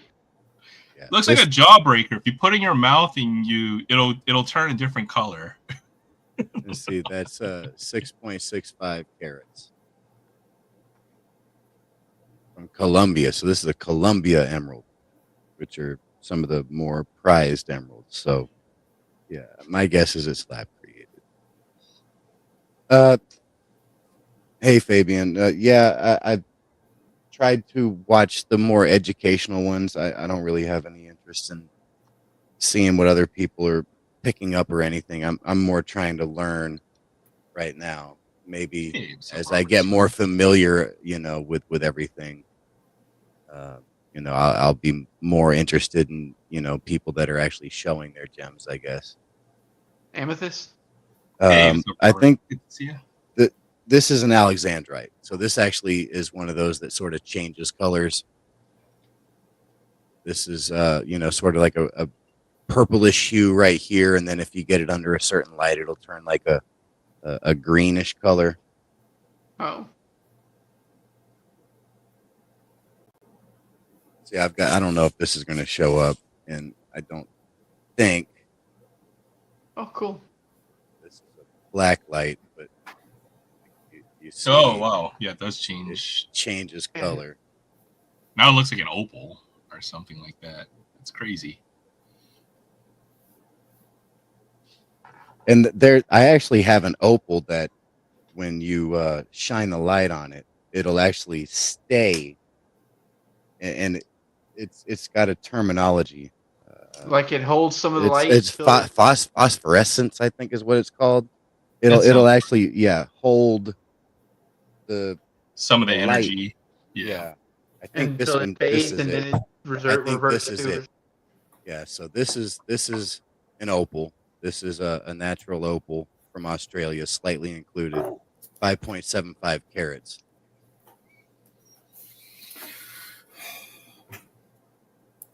Yep. Wow, that's awesome. Wow. Okay, I need one of those magic stones. Nope. Yeah. And then you could take that in the dark and be able to light the way.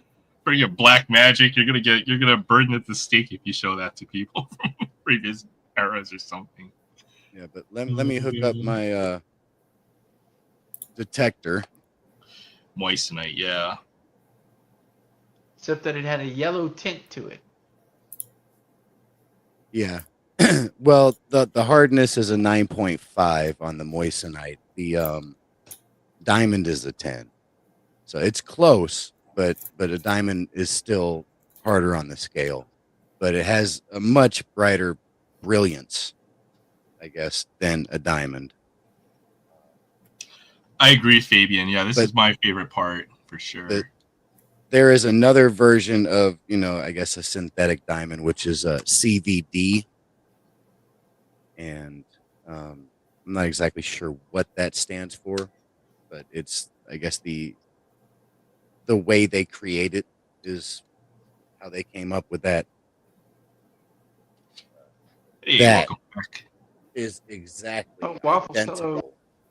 That's identical to an actual diamond, but a moissanite is just a little bit different, and both of them are far better than a cubic zirconia.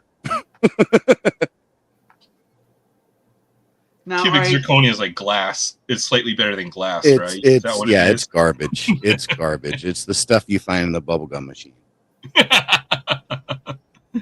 Oh, So- boy. This is I wouldn't fancy. say it's expensive, but this is a fairly pricey machine. This will cost you about, I don't know, $300 shipped. But this has saved me quite a bit of money, because anytime I get a gem that shows up as glass or doesn't register at all, I know it's glass or plastic, and I immediately contact the seller, and every single time they've given me my money back. So, I got some like free fake crappy gems. like That's this crazy one. though, because wouldn't you think that these dealers would know or have similar tools if they're selling, in large I think quantities? I They think know they're, they they're just don't trying care to if they commit get away fraud. with it. Yeah, they're trying to commit fraud. I mean, this right here, I mean, it's gorgeous, but I I bought it because it was a certain price, and I was like, I like this price. It looks beautiful, but also I'm not an idiot. This is 50 carats.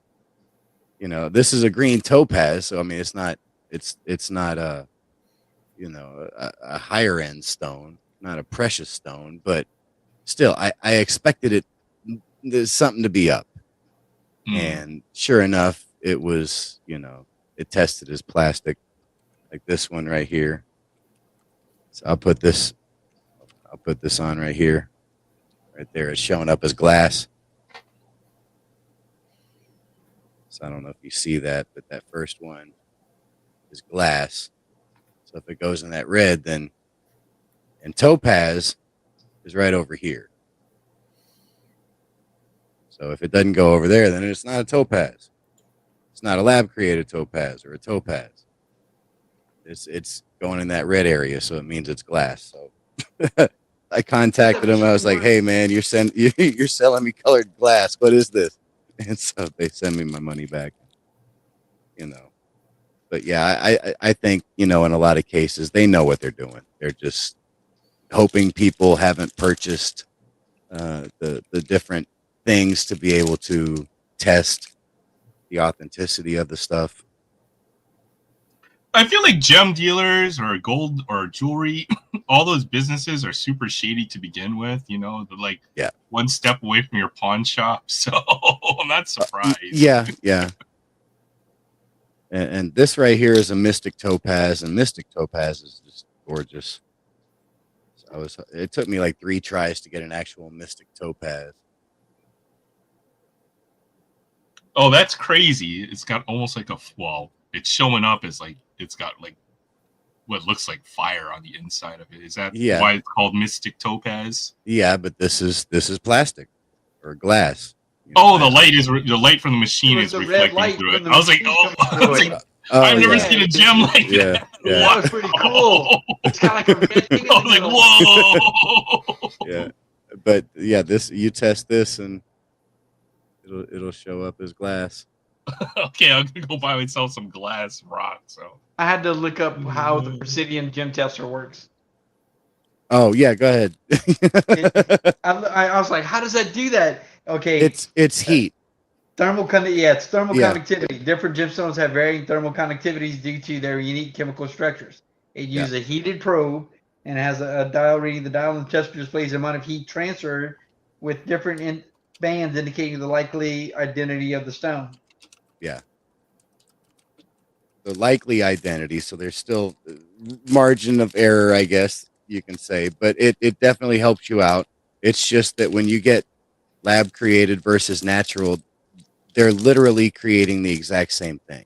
So will not tell you if it's lab created or not. You have to do other things. I've bought several other different things. I got a polariscope right here, and I've got a microscope there, and got a spectroscope, and I got a RI refractive index reader. Wow. And it's like next level. It's like you're setting up like a chem lab or something. It's crazy stuff. Yeah, it is. See here, this is one of the moissanites, and so this is diamond moissanite. You see right there. What's the red band all the way to the right? That's calibration.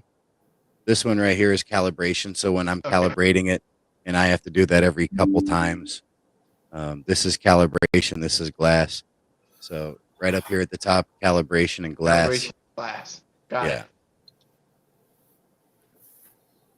Let's see. Yeah, this is one of the moissanites that I have. So when I touch this probe to this, it's going to shoot way over here.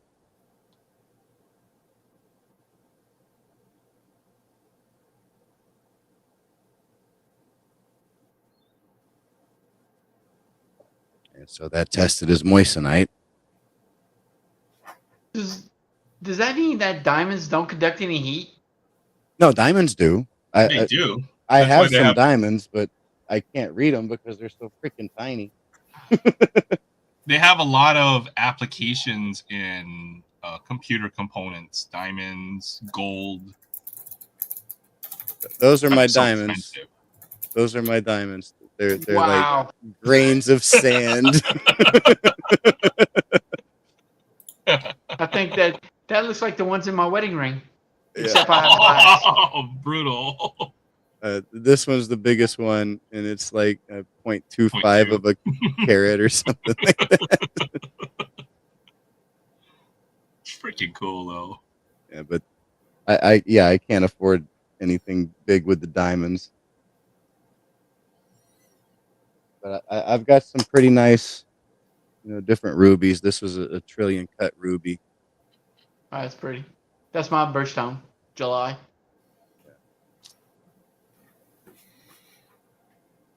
Yeah, if you add them all up, it adds up into something bigger. Is that how it works?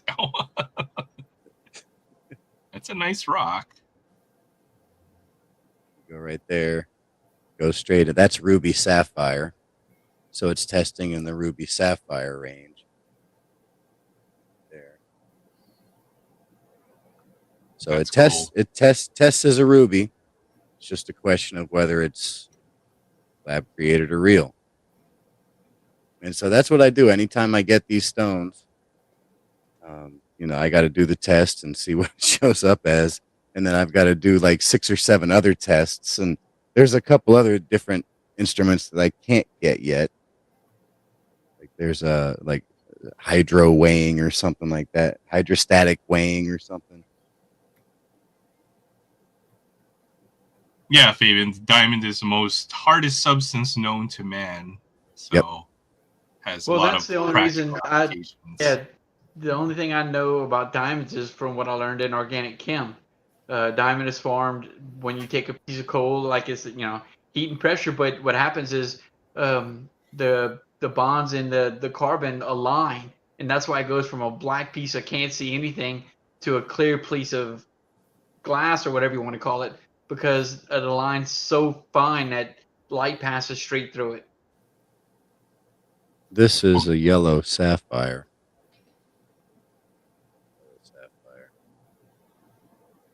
It's almost 10 carats. It's 9.75 carats. That's cool. When it comes to diamonds, there's just a couple chemical differences between your pencil lead and an actual diamond, right? The way the bonds are formed between the individual atoms themselves. They're formed in a crystal lattice, then that's the diamond, and what gives its hardness. Pretty cool stuff. The diamonds that are real small looks like they came from a diamond blade. Yeah, that is one of the practical applications, using a diamond blade saw and stuff, or they would be used for that. These are marquee cut Colombian emeralds, and this is something I'm fairly certain is authentic because of what I paid for it and how little they are. Those are nice, though. I mean, you put that onto like a ring or something, or a bangle. That would definitely show up. Those are nice. Yeah. This is a total of a half a carat. For the 3? For all 3 of them.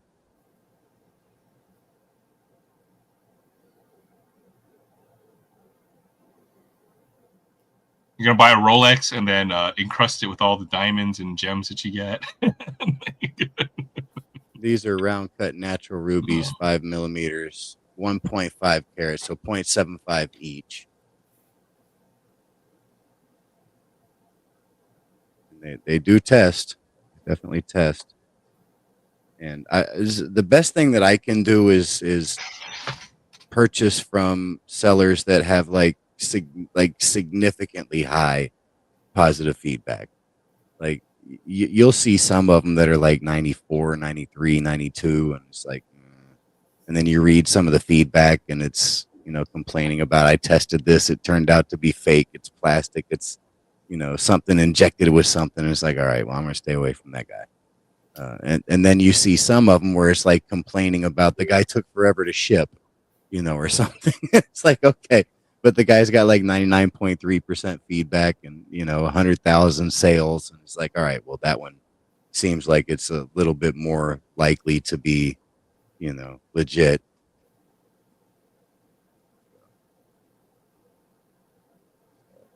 That's what I've tried to do.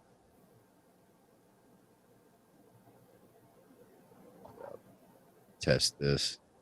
It goes into the ruby.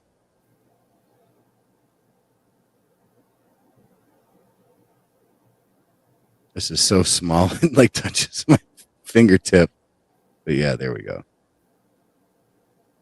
Goes right into the ruby. So these are testing like they're supposed to, but you just never know. And that's what I need to figure out. I guess better is how to differentiate the lab created from the originals, because when you're dealing with something this small, it's hard to see the inclusions. I don't have anything powerful enough to be able to see that. Here's the other ruby that I bought. This one's actually smaller than the one that I showed you earlier, but it's longer. This is still 100 carats.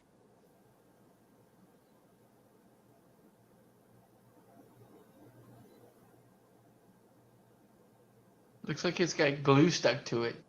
No, that's actually inside the stone. That's Oh, that's actually part of the stone. You can't scrape that off. That's underneath the surface. that's huge. PSA 3. It's definitely it's definitely ugly. Definitely ugly, but that is all. It's a polished stone. This is really smooth. It's got, surface inclusions. That's weird. And that can't be like taken down a layer to get to where it's smooth. Not smooth, but No, clear I'm glass sure you. without those. Yeah, I'm sure you could, but that they probably wanted 100 carat rubies. Well, when they found the biggest gem, the biggest diamond, I forgot what it's called. There's a certain name for it, but I read an article The Hope diamond. the Hope, or another one of the biggest. I forgot the name of it. But basically, they had to analyze the rock itself to see how to cut it, because one mistake on where they chisel it on a giant diamond could shatter it into a million pieces if they did it wrong. So, Yeah. Often even the most precious gemstones will, you cut this down and you might get one really nice gem out of it or something like that. Yeah, and Fabian, yeah, you can test a gem already on a ring, because I've been buying some moissanite rings from the same seller that I've been buying regular stones from when the price is right. Moissanite ring. Here, the Cullinan diamond is the largest gem quality rough diamond ever found, weighing 3,106 carats. So basically, they had to figure out how to cut it, and it was cut into several stones. It was, what it was? It was a National Geographic article. It's really awesome. Yeah, It had I pictures. looked it up too.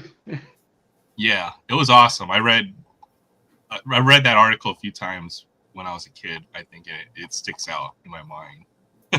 It got cut into 9 different stones.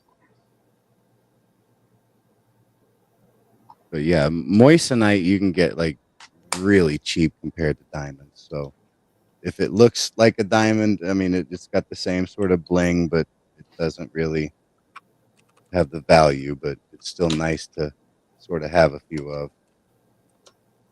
Good night, Alma. Have a great weekend. Thanks for hanging out with us. This is a blue spinel.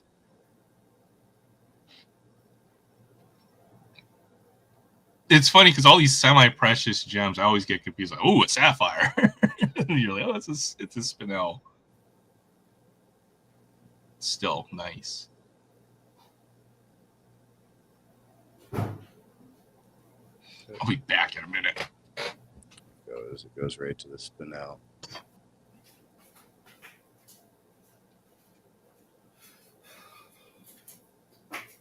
Tony, what pulled you in the gemstone direction? You know, I actually just sort of wanted.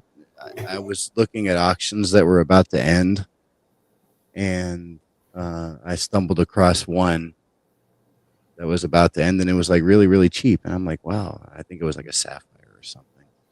And I ended up winning it. I'm like, wow. And and then once I bought it, you know, I was like, you know, that's kind of cool that I was able to get, you know, a sapphire for, you know, whatever I paid for it. And so I decided to start looking for gemstones. And then, you know, before I knew it, I had like purchased like 20 of them. And, you know, then, you know, a lot of those actually came from India. And so they ended up getting here. And once I did that, I said, well, I need to find a way to be able to test their authenticity. So I started researching how do I do that. And, you know, everybody was like, one of the first things you need to do is get this gem tester, because it can help you at the very least identify, you know, quite a few known sort of gemstones. It won't tell you if it's real or lab created, but it'll tell you what the stone is in a lot of cases. And so I said, okay. So I did that. And, you know, that first batch, I think, of the 20 stones I got, I think 7 or 8 of them tested as glass or plastics. wow. It was like 66% of them or something were at the very least lab created. And you said you stones. contacted the original seller, and they were like, "Oh no, we'll refund your money." Yeah, some of them are like, you know, did you take this to an authenticator? If so, can I see the paperwork? And I'm thinking to myself, you know, I paid $10 for this stone. You expect me to spend $150 to get it tested? That's why they pull that baloney.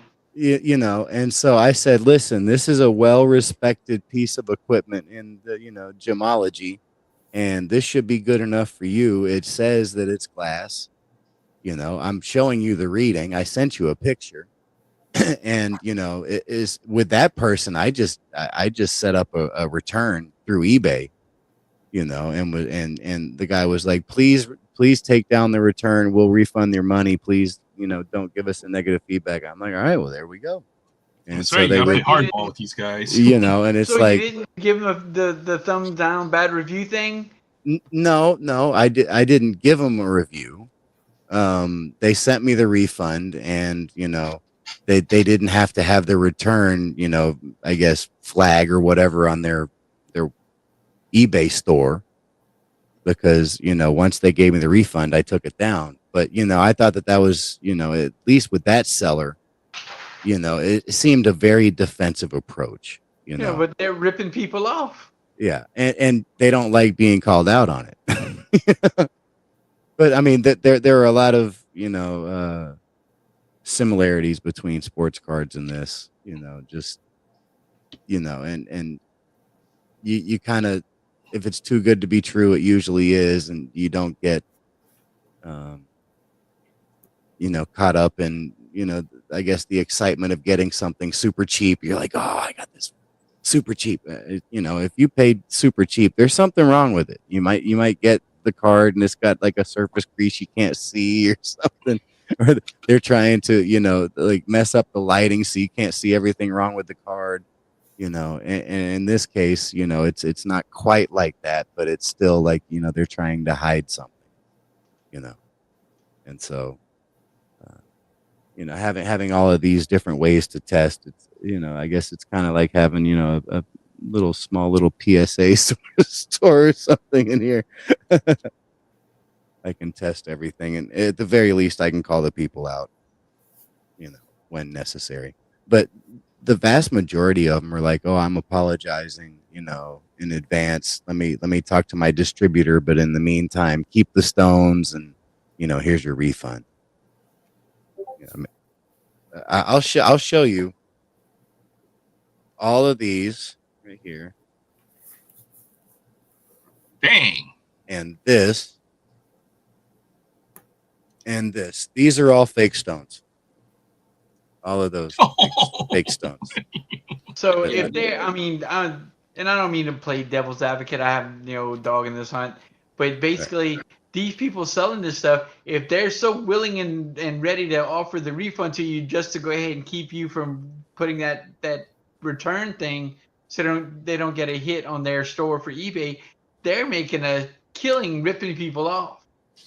Yeah, no, they are, because that seller had like 15,000 feedbacks. Wow.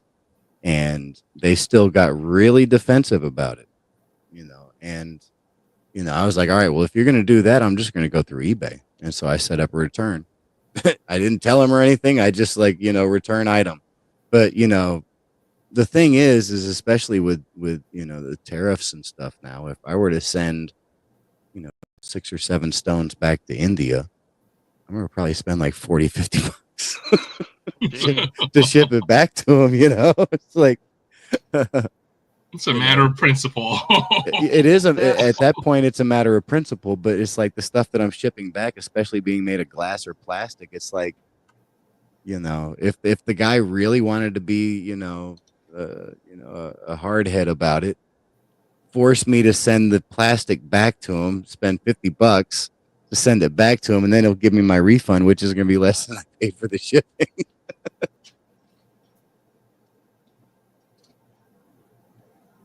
Yeah. But yeah, so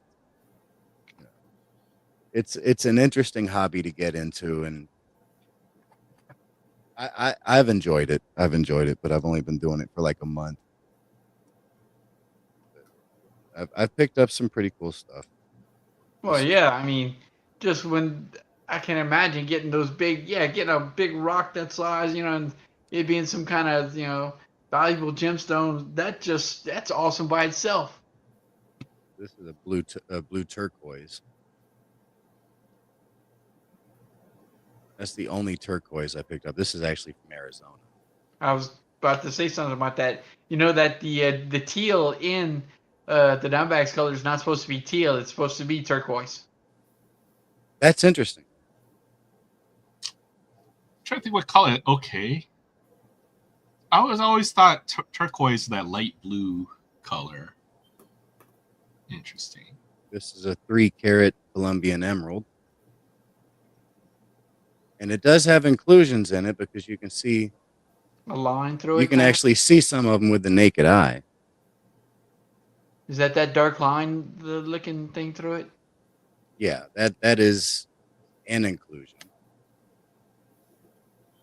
If you held it right, it'd probably look kind of like a cat's eye thing or whatever with the slit down it, or like a snake eye. And with this, let me see, where is it at? Emerald should be right there. Let's see what this one says. Whoa. Whoa. That hit my finger. Oh. There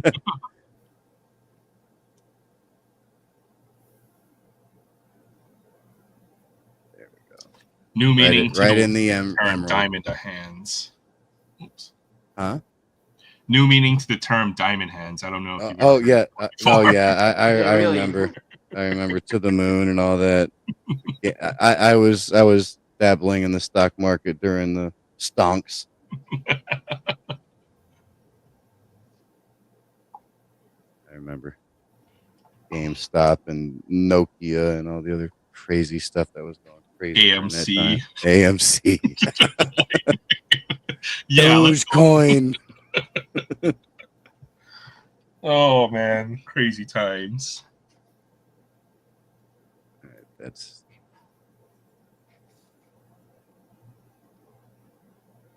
what it is. That's a Mystic Topaz.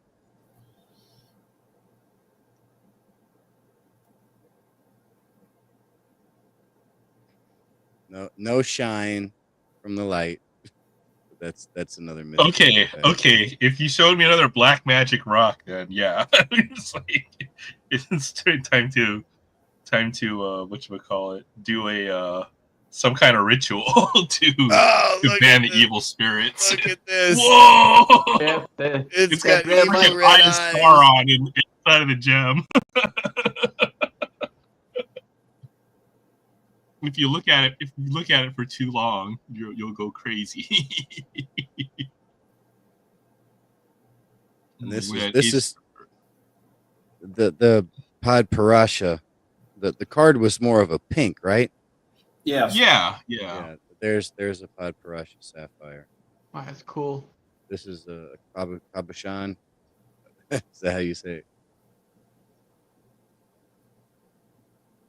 This one's really polished. I mean, it's got no. It's the rich stuff right there. Yeah. It looks like a pill almost, like one of those gel capsules. Yeah. It sure does, Kind but you of can't swallow like that. a cough drop. Yeah. It's a Ludens. Ludens. Ludens are good, man. They're like candy. Yes, they are. They're the best candy in the world. But that tests as a sapphire, so everything that I have either tests as what it's supposed to be or tests at the very least as something. Because some of the stuff it shows up and it says that it's a garnet or something like that, and somehow on my machine is showing that it's like a ruby or a sapphire, and I'm like, okay, well, I'll take the upgrade, thank you. What's the difference between a garnet and a ruby? Quite a bit. I mean, a ruby is considered a precious gem, and a garnet's a semi-precious. The hardness, there's a significant difference in the hardness. Even on here, the garnet's going to be right here, and the ruby's going to be way up here. And so it's got a higher heat signature.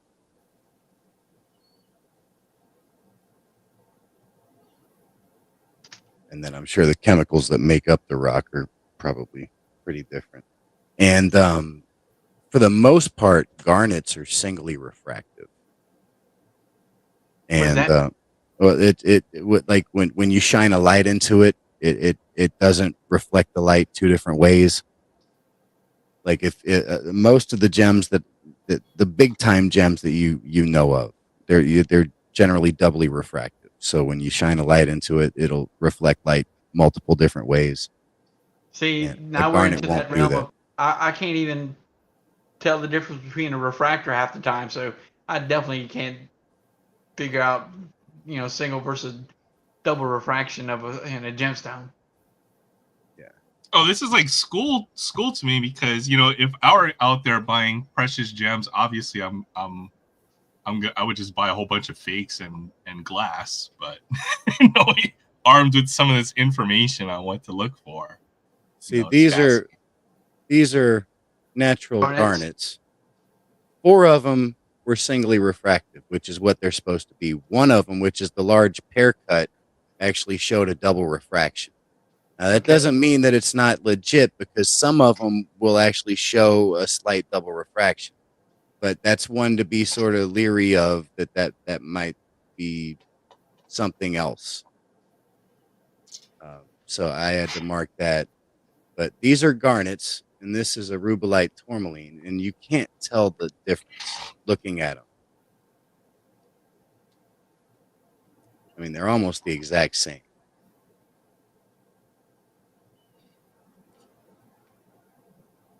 I've only heard of these gems, when you play video games and you're leveling up your mining and stuff. Then occasionally, I spent a lot of time at the right. This Smithsonian. Final Fantasy, huh? Yeah, something like that.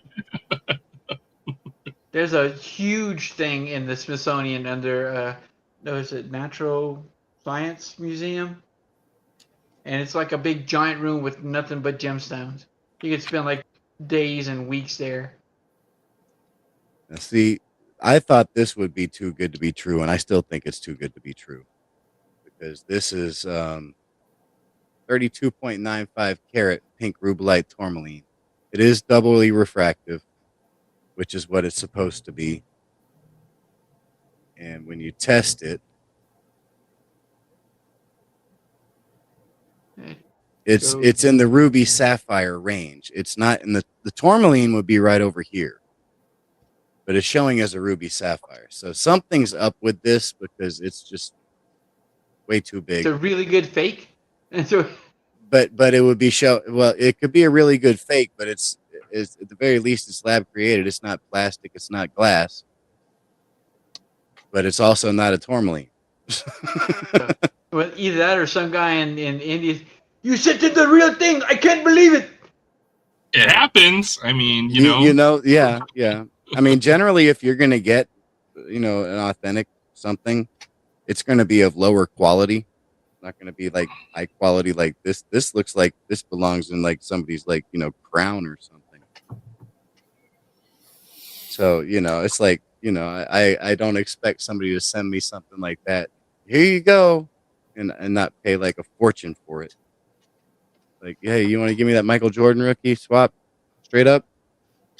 I feel like you could try to do something like that. Maybe take it to a jeweler or something. And then see what they think. Get a professional opinion to see yeah. what they're. See, this is sure. Natural ruby oval. This is a oval Koboshan from Myanmar, doubly refractive, eye clean, 25 by 18 by 9 millimeter, 55.45 carats. Too good to be true. Just the amount of classification on all this stuff to keep things organized is kind of nuts. So that's not real? Well, it's testing as a ruby. It's testing right there in the ruby sapphire, and it's enormous. So it's not testing as glass. It's not testing as plastic. So you think it's lab? It's got to be. It's got to be a lab because there's no way somebody gave me, what is this, 55 and a half carats of ruby. It's just, come on. I'm not stupid. But it doesn't mean that it doesn't have value because people pay quite a bit for lab created stuff. So. And it's a ruby. It tests as the ruby. It tests as a precious gem too. So. But you mentioned. See, now I'm never buying another piece of jewelry again. Oh my goodness. Would you do like almost like a test suite or whatever to try to see if there are other tests to see if it would be proven to be a different type of gem or anything like that? Well, if you look up refractive index chart, like I don't know if you can find a refractive index chart, but if you look at that, there are pretty specific gauges that they will read. And by doing that on these stones, which I have one of those, it really eliminates a good chunk of possibilities. And even some of the simulated or lab created will have a different refractive index than an authentic one. And so that's one way that you can potentially test to see if it's lab created or if it's natural. But really, the best way to do it from what I've seen is, basically like the eye test and looking at it under a high magnification microscope. I don't have anything like that. The one that I have is like four times, and then I've got a loop that's like 10 times. And I have a microscope. I have a couple of them.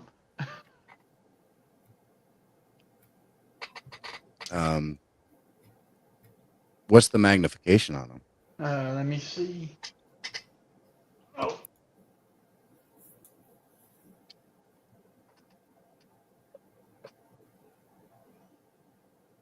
8 times, 15 times, and 20 times, with objectives of 5, 12, 40, and 60. The fine focus is 1200. Oh wow, pretty nice. Yeah, well, that's what I was looking at baseball cards with, and I still can't figure out how to tell a fake 68 from a real one. Yeah, yep, that's the story of my life as well. Hey, well, welcome back, Ryan. Come look at some precious and semi-precious gems with us. These are 2 different stones. One's a ruby, one's a garnet, and this is the ruby. This is the garnet. Oh, okay, I see. Well, the garnet definitely has that color that looks more like a ruby, but I'd imagine a ruby with that color would be huge money. Wait, which one's the garnet? This one is the ruby. It looks cloudy. Is it the cut that? This one is the garnet. No, I mean, I think you're just, it's the clarity. You're probably seeing this, and it's a much thinner. So you can see through it and see the fuzzy cotton stuff behind it. Yeah, you But see the fuzzy it doesn't, cotton stuff. it doesn't look cloudy there at all. Yeah. And this one is it's much thicker than that one. So you don't quite see as much of the styrofoam or whatever that is. That's a garnet. I'm not sure. Some of these are going to test as something that's other than garnet, and I haven't actually worked through that. Some of them show up as ruby and stuff. Like this one's going to show up as a ruby, but it says it's a garnet. It's supposed to. Well, I found a refractive index chart, and ruby is 1.76 to 177, but garnet it says 176. Yeah, that's the refractive index. Yeah, and so when you're looking at that, and both stones are going to look similar, right? So it's going to be really difficult for you to differentiate if it's a garnet or if it's a ruby. If somebody gave you a bag of jewels and said, "All right, you got to figure out what these are," You can do it just by looking at them. you're going to have a hard time figuring out, Yeah, and that's why it's not. Both of these are showing up as rubies. One of them was supposed to be a garnet, so somebody might say it's a garnet, but if they're doing an RI, it's going to show up as the same RI, whether it's a garnet or A ruby. a ruby, and so that makes things kind of difficult. But with this, you should be if you had one of these and maybe the seller didn't have one of these, then you could actually test it and find out if it's showing up on here as a garnet or a sapphire or a ruby or whatever, and maybe that'll better help you out. But otherwise, you're just kind of trying to, all right, well, this looks like a ruby. This looks like a sapphire. I'd be sitting there. It looks like a red piece of glass to me, and that looks like a green piece of glass. Yeah. And I'll tell you, some of these fake stones, it's hard to tell. Some of them you get and you're like, wow, that you didn't even try. Oh, wow. Looks like they got it at the quarter bubblegum machine. Yeah, something like that. I mean, I got 3 of these heart-shaped green topazes when I first started buying them, and yeah, I mean they have the sort of look, but the feel is just not there. It feels like plastic. It's got all Nice the heart sparkle. shape. Yeah, I bought 3 of these. I'm like, wow, those are huge. Yeah, it doesn't have the weight to it. It feels like plastic. It doesn't feel like a gemstone would. It doesn't have that sort of cool to the touch feel to it.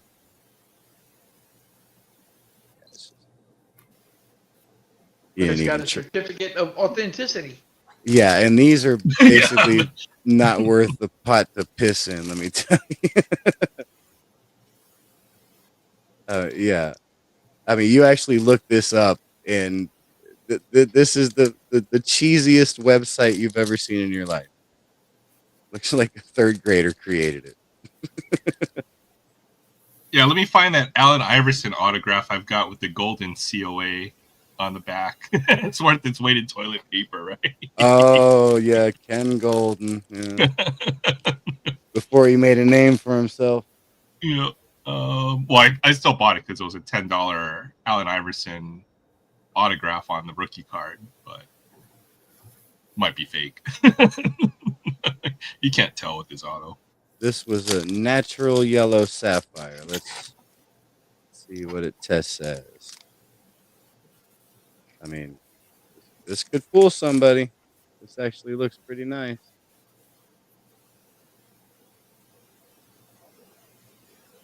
Yeah,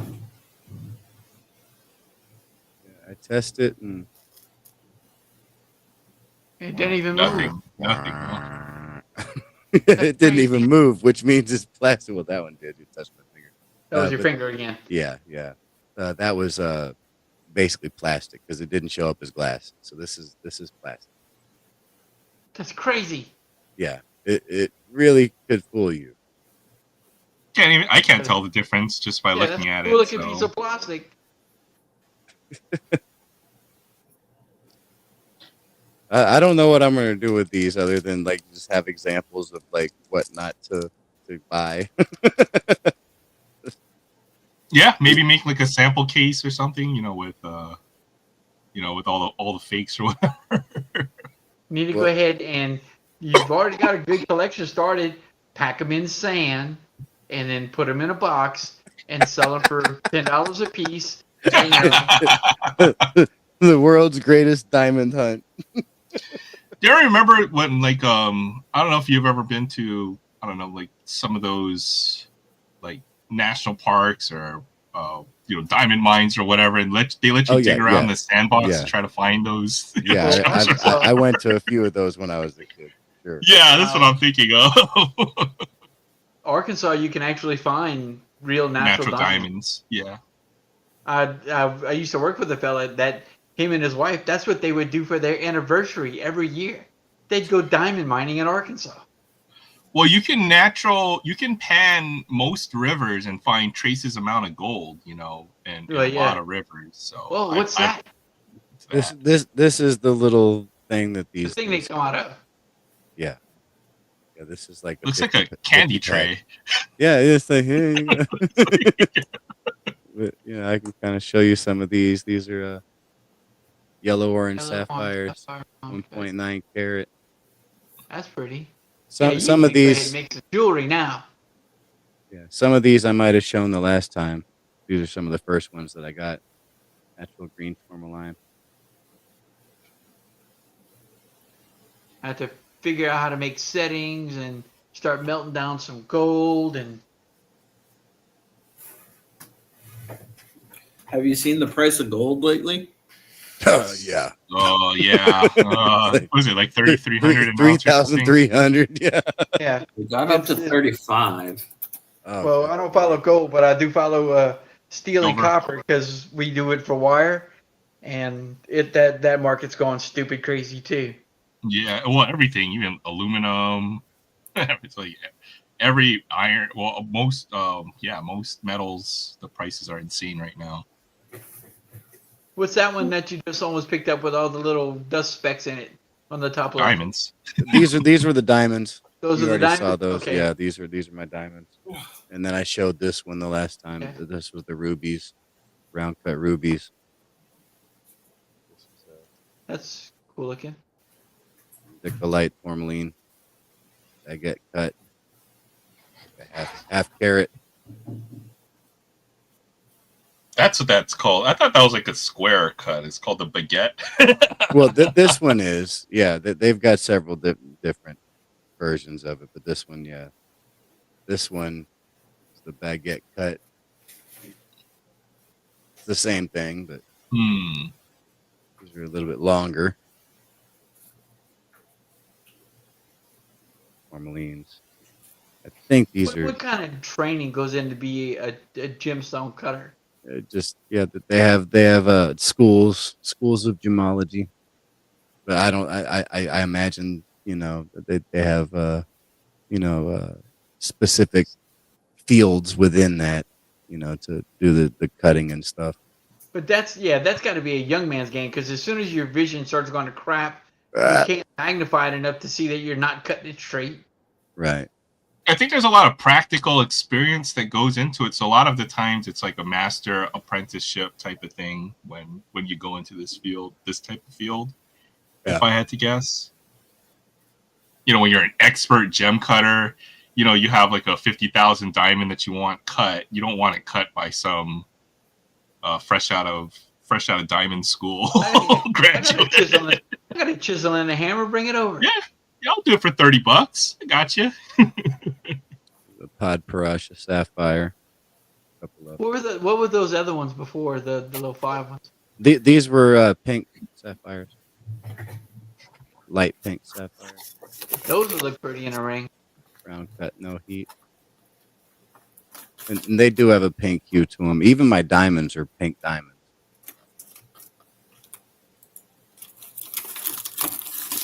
Now this is jade. This is red jade.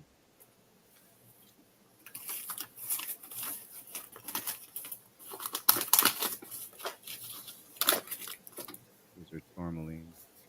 Princess Get a cut. lot of jade out of Thailand. Yeah. I got some.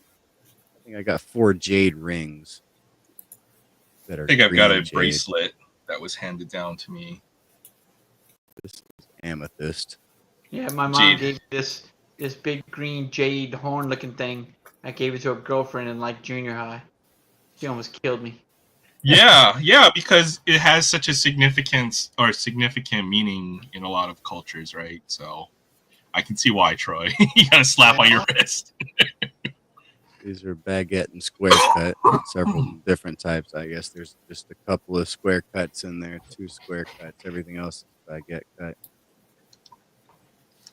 That's what I was thinking, Fabian. I'm also hungry, so I was thinking. Ooh, Those are blue sapphires. These are blue Yeah, sapphires. baguette. That's from. I want a bread. Yeah. That's bread. Tourmaline. But wait, what's the cartoon? Marie, the baguettes. Omelets du fromage. This is a moissanite. See the shine? Beauty and the Beast. That's it. It's from Beauty and the Beast. Ah, Another moissanite. Oh, that's pretty. That's really, really round. Yeah. oh, actually, it looks like it's the way it's cut. That's a brown moissanite round cut. Nice.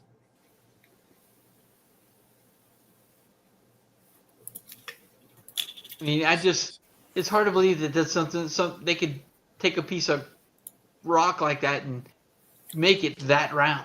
That looks awesome. This is zircon. Blue zircon. This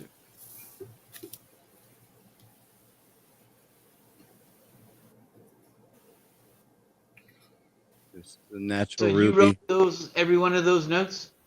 Yeah. Oh, that's cool. And these little codes or whatever that are on some of these match up to these fake certificates they sent with them. I don't trust any of them because the websites just look really shady.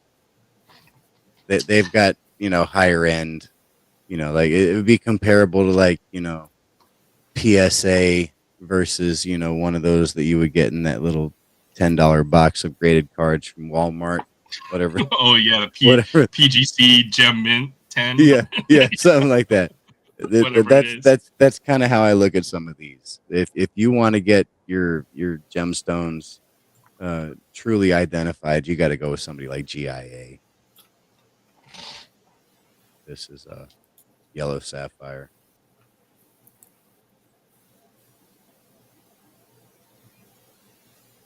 Ruby.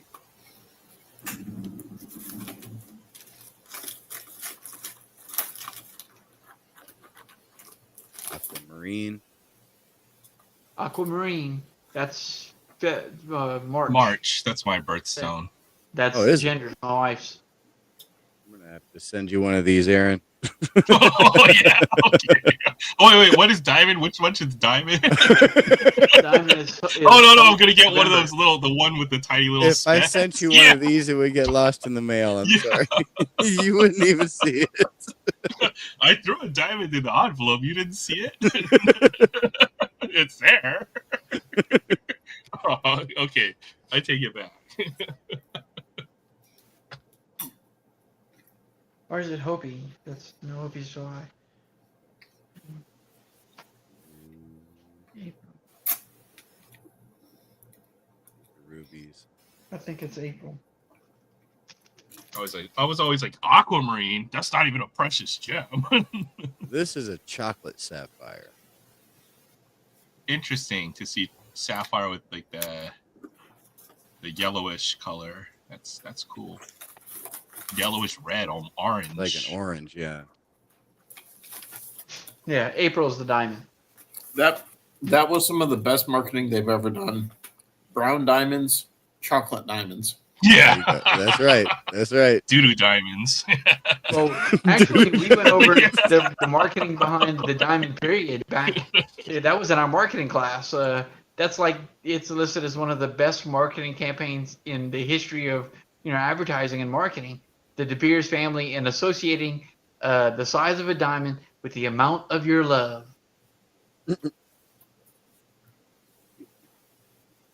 Oh, this is for Valentine's Day. Get that extra money. You're set for like the next 30 or so girlfriends you're gonna have here.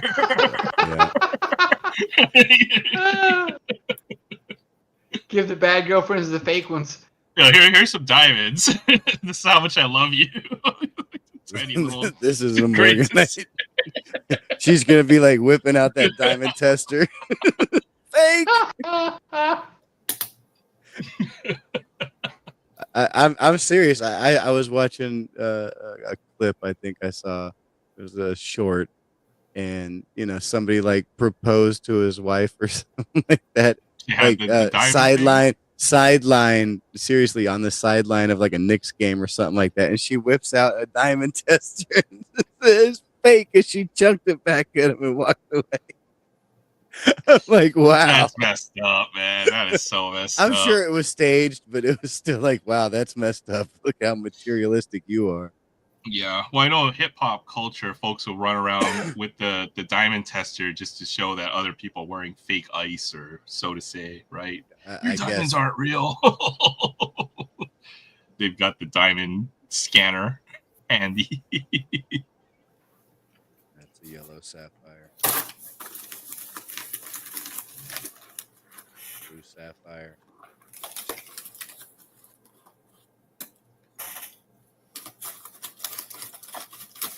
The garnet I showed earlier.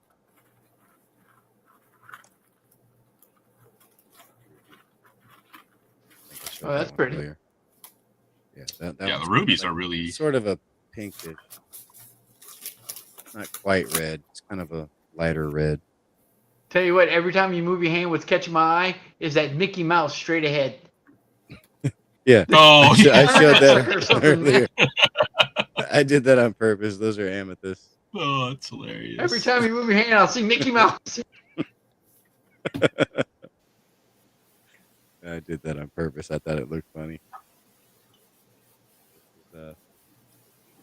Odd Parasha pink sapphire. I shoved a lot on that label. That's the name of the stone, Paparazzi, whatever. Pod Parasha, yeah, pink sapphire. So what I mean, there's got to be a significance behind that Paparazzi. I think it's just the color. It sounds Hindi or Indian, just the way the word sounds, I guess. So maybe its origins is Sri Lanka, so maybe that's just the term, right? And it's caught on. It's like how we have we've adopted foreign words to describe things. Yeah, the name is derived from the Sinhalese word for lotus blossom or aquatic lotus flower. Oh, interesting. Okay. Yeah, reflecting the gemstone's resemblance to the vibrant colors of the flower. Yeah. I thought it might have something to do with the color. I love this. This is a star sapphire. It's the only one I have. I don't know if you've ever seen a star sapphire. The star sapphire, once you hit it with the light, then have that like glowing starburst thing right up and down. Oh, that's cool. I don't know if it's going to pick up on camera. Put it over the red thing. The Eye of Sauron. Hold on.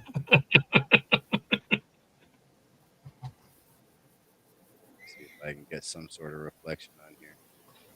Oh, there. Oh, wow! That's awesome. Wow, that's cool. That is awesome. Okay, we have a winner. Awesome. Yeah. Okay, you win tonight. That's cool. Yeah, I really want to get a bigger one of these. I mean, that's legit. That's one of the few that I could say, all right, that's real. Yeah, that's awesome.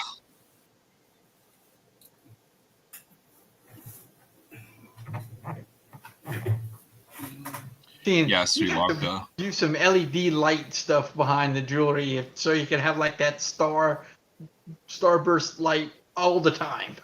Right. Like the little display, like you're trying to, the diamond thief is trying to get around all your lasers and motion sensors and stuff, and have that sitting on a pedestal. This is an Alexandrite. Let me see if that light will change this color. So this is purple color. It looks purple. Still purple. Still looks purple. Yeah. Oh, now it looks red. Oh, Yeah, it's supposed to be like a purple and then a green, but it's more like a sunlight. Like when sunlight hits it, it'll turn green. Doesn't quite work with a mag light.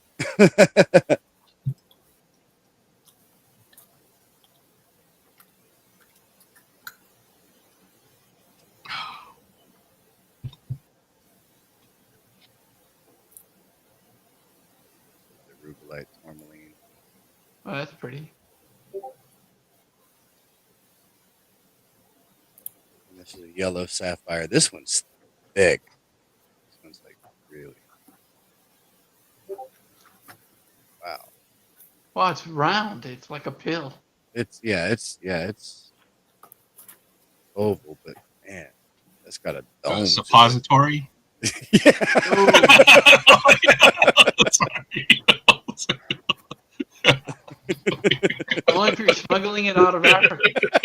Yeah.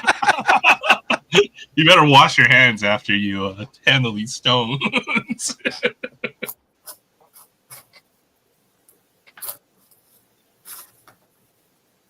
I'll tell you that RI fluid, that stuff's that's toxic. It smells horribly. I mean, you smell it like 2 days later. It's just oof. This is orange sapphire. That's really clear. Yeah. But so was that piece of plastic thing you had. That was, I mean. Yeah.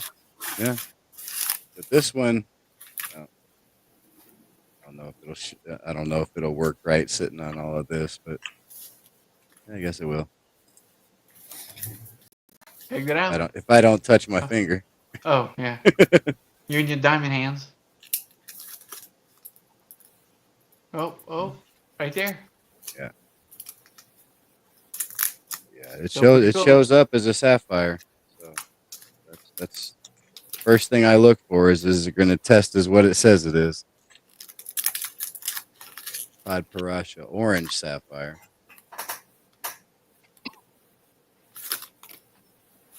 I have a few others.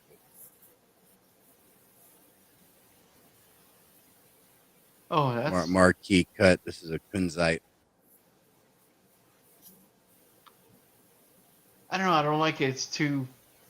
Yeah, I don't really Yeah. like it either. I mean that if it was in jewelry, it would be okay. That's literally the only one that I've bought with this It's size with the long, marquee yeah. cut. It just doesn't look right. I mean, it's okay in the smaller size, I guess. Like something like this, I'm okay with Yeah. that. But that one, no. It's too long. I mean, it even just if you put doesn't it like look on a pendant or something. I think this. Somebody's opening cards. Are you really? Oh, if somebody's opening cards, I can put this away. How come your camera's not on? I'm sitting here trying to be plastic. plastic. Oh. I'll show you this. I got okay. I found that green sticker that I picked up. And I didn't see any of the residue. So Uh-oh. like a pretty Oh, you nice found copy. it. Nice. It was just in decent centering for these stickers. It's a little diamond cut, but picked that up a couple weeks ago. I got there's this 80 Super Action Kareem. So See, when I was a kid, Couple I of can new remember cards. Kareem playing and watching that skyhook and. you're opening the freaking Heritage. Look at this crap. Maybe. Look, let's see if Paul skins. I hope. Oh, You is should that a mute your mini? mic, man. I thought I was being quiet. I was listening. Sorry. Yeah, we know that sound. It's distinct. It's engraved in our brain. That's true. That's. Hoppy. See, I'm not sure which of these are like the different colors for the. Well, for Blast. this year or this particular set, And it's the green. everything is well. If you see a two-tone of one color, then that's your parallel. So green, white, light blue, red. But if it's two different colors, it's like Dr. Mario almost with the pills. Oh, I remember that game with the stupid little pill like Tetris. Oh, Jack Leiter. He was a high draft pick for the Rangers. He's finally in the majors. I think he had a couple nice starts. He's That's a number nice, 2. nice pull there. Yeah. Austin Martin, decent rookie.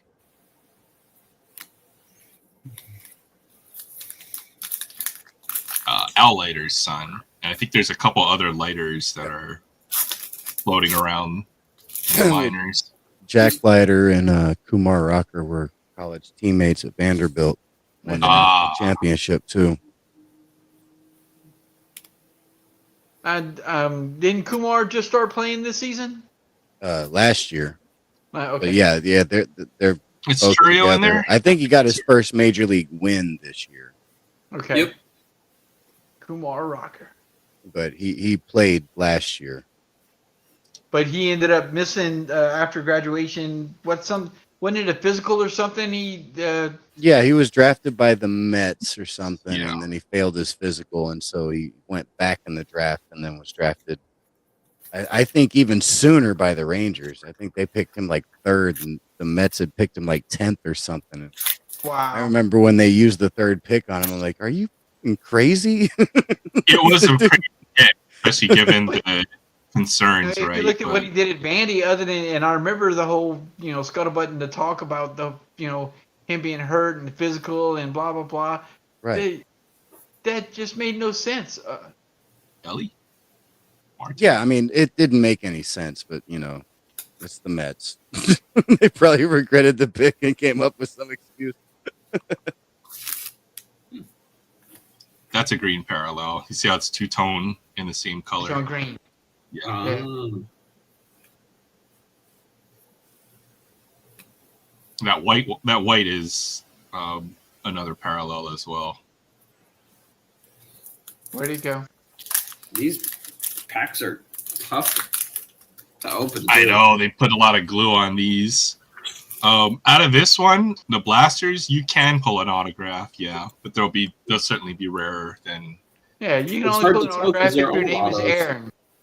I've never pulled an autograph off of a retail blaster or that stuff. They're all autos. They're just not all real. Yeah. The first 2 blasters of this stuff, I had 2 autos back to back. Ooh, Jeez. Fractor. Numbered. 225. So that's 2 numbered parallels. Yeah. The chrome one as well is numbered, I think. Really? So is that considered a parallels, or because it's No, because it's orange on the bottom. Well, So orange is red. like blue? and blue? Your insert or parallel is always in the same slot. It's usually the 4th or 5th card in the pack. I'll be right back. Aaron opens way too much of this stuff. It was a fun set this year with the number of 3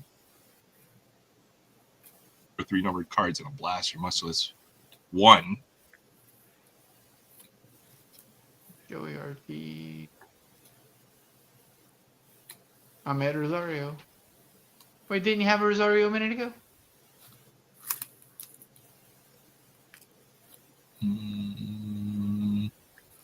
Another one, you mean? Yeah, didn't you? I could have swore you had another Rosario. Maybe it's a parallel. Yeah, that's what I thought it was. It was a parallel. Yeah. Oh, the yeah. Oh, there's a yeah, white. the white one. Yeah. Those are pretty rare, or rarer.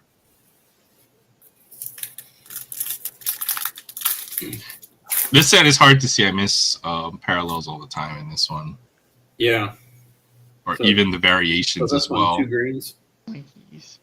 No, I've just seen because it. it's the first card in the set. In I haven't seen You the know what I Diamondback mean? yet, so far it's a crappy box. Thinking Doyers. That's a cool Dodgers. card. Mookie, Freddie, Shohei, and Yoshu. Ah. Five MVPs Scrubs. on that card. Bunch of scrubs.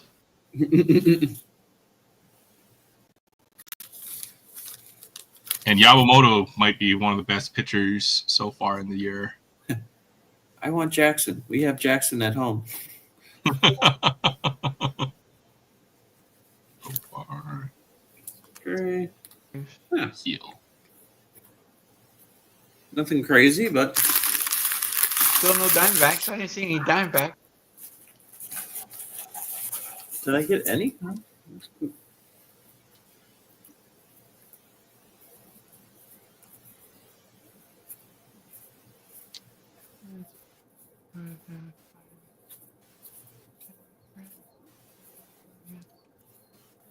What are you looking for? Not one Diamond. Oh wait, who is it? Oh, Montgomery. Ah,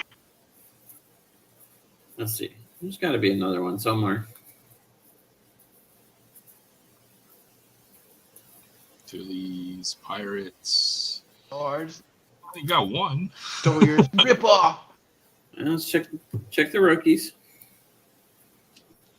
No, Guardians, Doyers, A's. Who's the A's rookie?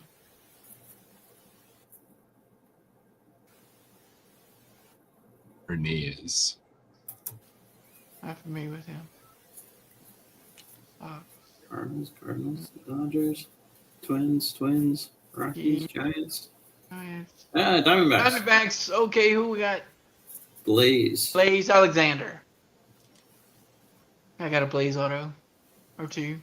Nice. Okay, I take it back. Not bad. Let me see if I can find that other box that I opened. Yeah, I'm curious. You know, can help you point out whatever. Oh yeah, speaking of retail autos, I think we pulled this on stream. We got the Jack Leiter autograph Ooh. from Alan Kitter. I think this came out on stream. And it's framed. I like those. The Allen Ginter framed with the mini card and the frame on the outside. The frame minis, yeah. Yeah, I like those. Somebody's got So you see how it's off center? well, it shakes. The card The shakes. mini card, the yeah, card. you can tape it or you can tap it and it'll kind of center itself up again. That's what I like about it, that it moves. I know it's like two cards in one card or something Yeah, like that. The frame actually has a film over the both sides that allows the mini to float in the middle, and that's kind of what I like about it. Somebody's got a Gonzo framed mini like that on eBay, but they want like $20. Like, come on, it's Arizona Diamondbacks, Luis Gonzalez. Come up to $20.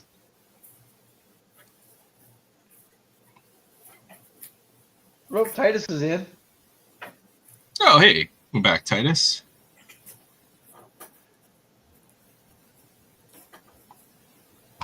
Oh, sorry. Just Oh, I didn't realize Ryan was in. Hi, Ryan. yeah, Ryan came back. He popped back in. Had to add him back.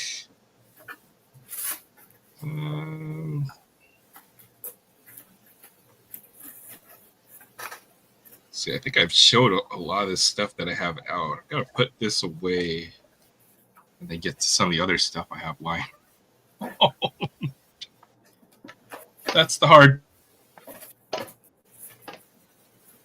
Organization is even worse than it was a couple weeks ago. You can even imagine that. So I can because I'm in the same predicament.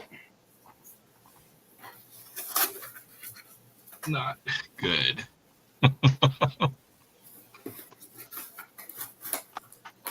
Trying to find out where I put those baseball cards.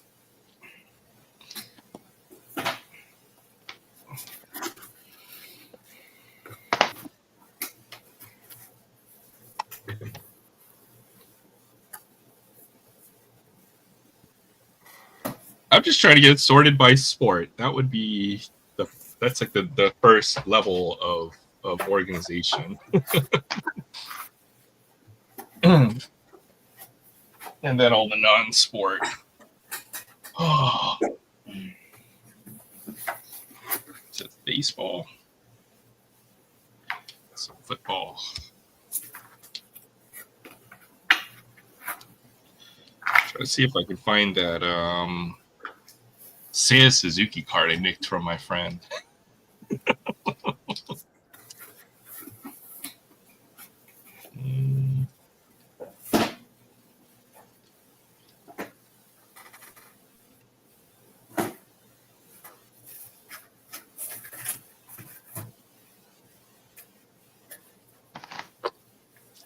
Yeah, it seems like even out of the retail, a decent number of autographs, I think, from the high number. I think I pulled 4 or 5 autographs out of whatever blasters, maybe about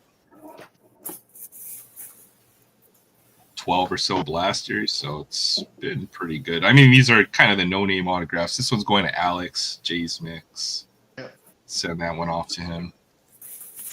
Oh, I got one that was numbered, too. 22 of 75. Oh, I see. I've never got one of the hand-numbered cards. I don't open near as much product as you, though. Yeah, that's true. We definitely are opening a good quantity, but I've never gotten one that was hand numbered either. So that was That's awesome. I mean, I'd have to keep that just And I don't know who Davis Wenzel is. Let's go look him up on like what was it? Baseball Reference. Baseball Reference. I'm pulling it up. Wenzel. I'm gonna find out he's like a 28-year-old rookie. He got to play like 4 games in the minors, but it's cool. He got his own card.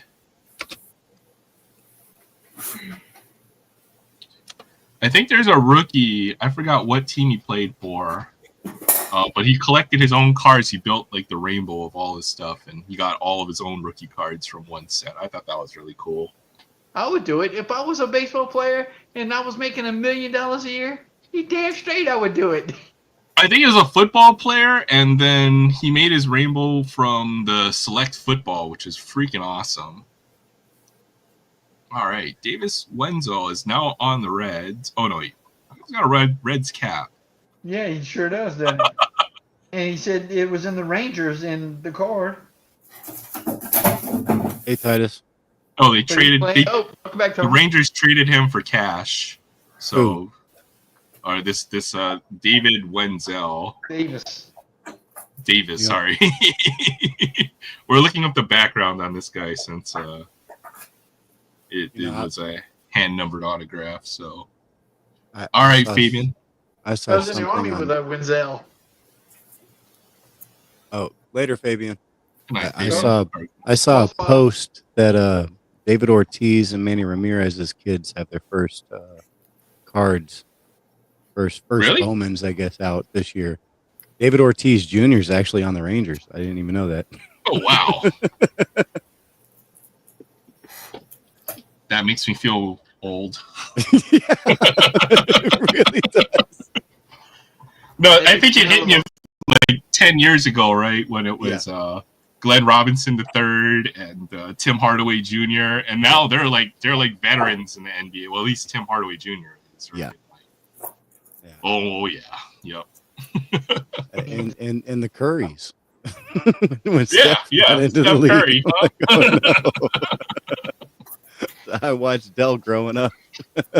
I know, and Curry's getting ready to retire in a couple of years. You know? It's like, yeah. Oh boy. I saw something else that was posted.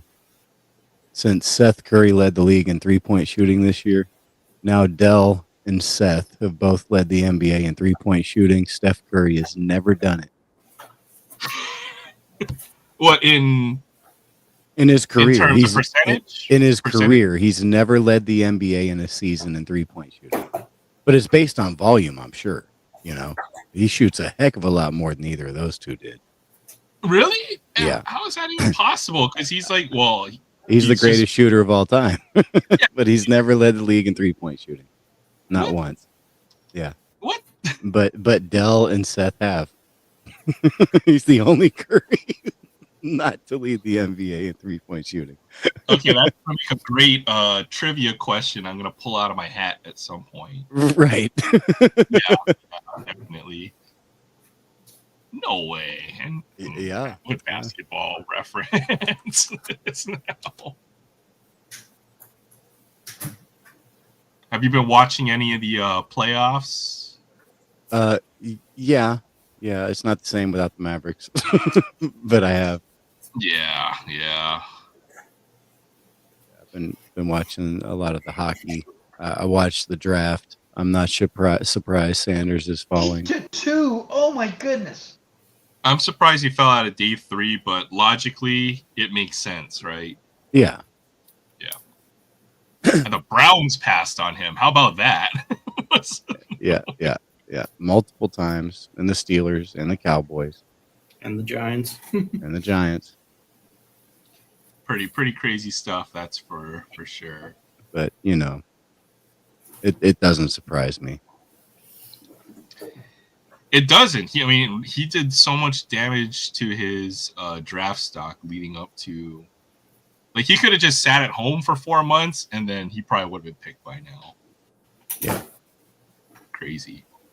Well, apparently he had bad interviews, huh? Yeah. I imagine that, and I've heard that Dion's been hurting his stock. Yeah, that's the other thing. And One analyst said something that I thought was really interesting. Was he's only ever known his dad as head coach. Yeah, that's true. That's true. In high school and college, 2 different places, Jackson State and Colorado. Okay, Yeah. Curry's never led the league in 3-point percentage, but that's because of his volume. Three So 3-point percentage. Yeah, that's based on volume. Yeah. Yeah, so he's never gonna shoot like over whatever his career is, like, which is ridiculously high, which is like 39% or something. Yeah. Okay, that makes sense. Yeah, I guess that's the way I should have said it. Percentage. Yeah.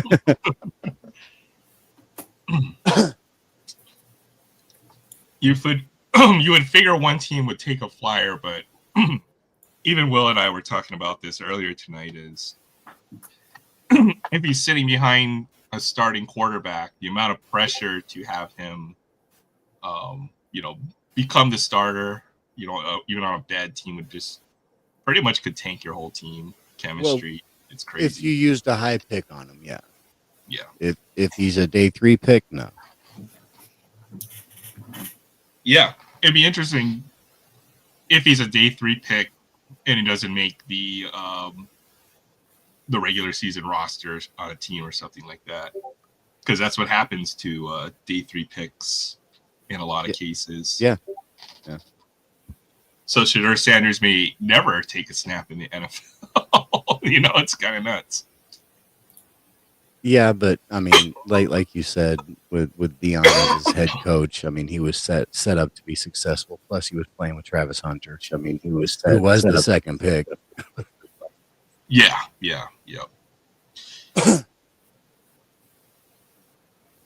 I mean, from what I was reading, I mean, he set the record for FBS for completion percentage. So I mean, he doesn't stink. No, he can't be that bad of a quarterback. I mean, he had like 30 touchdowns, over 11 interceptions, 4,000 yards, 76% completion. But what was some the decently ranked teams, right? Well, you look at Jackson State and Colorado. I mean, what was the competition really? I mean, well, Colorado's they're a Power 5 school, right? So yeah, it would be decent. It's better than like a mid-major school like a Boise State or something like that. Right. But I think that might have something to do with it. And I looked at the games, when they do play a quality opponent of the rankings, and at least on paper, statistically, it looks good. But I guess there's some. I don't think it's a problem with his game. I think he's got at least a talent or skill to be one of the top quarterbacks that should be drafted, but it's just everything else surrounding him is dragging him down, right? Yeah. I mean, to me, it's very similar to the Ball brothers. Well, The NFL LaMelo version seems of like that. he's turning If he can stay healthy. injuries. With both of them, it's health. Both of them. Yeah. True. Very true. But yeah, you know, LeVar, you know, hyping him up before the draft. And, you know, Dion said something, you know, early on. I guess there was rumors that, you know, he wanted to, wherever his son went, he wanted to be the head coach. And I guess he backed off of that. Probably because his son was like, you know, you need to stop this. The Cowboys, didn't they bring him in for at least like a preliminary interview or to talk about? Yeah, and they need a backup quarterback too because they just lost Cooper Rush. So they Cooper definitely Rush need looked okay. Yeah, they definitely need a backup quarterback, and Dak's always hurt. But you know, as far as the future, I mean, they just signed him to a record-setting contract. I mean, he might be about to be 32, but you know, he's still got like 5 years left on that contract. You're not going to eat that, and you're not going to trade that because you know the money, the dead money that you would have would be absurd. Yeah, probably even the way that they've structured his contract as well. It's probably crazy. Yeah, it's more than whatever they pay him, which is already ridiculous, right? So I mean, unless you're planning on using, you know, that explains why they didn't use a high draft pick on him. But in you know, unless you really want him sitting behind Dak for like the very least the next 3 years. I mean, I know Aaron Rodgers did it with Brett Favre, but I don't know if that would actually be of benefit to draft him for that. You know, because like you said, there would be expectation for him to be the starter at some point.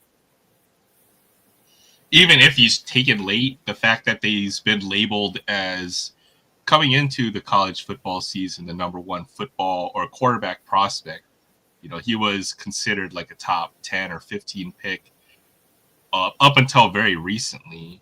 Yeah. So even if he's taken as like a 5th or 6th round pick, you're going to be, well, why aren't you using him? He's got the talent or whatever to do so. His numbers look okay at Colorado.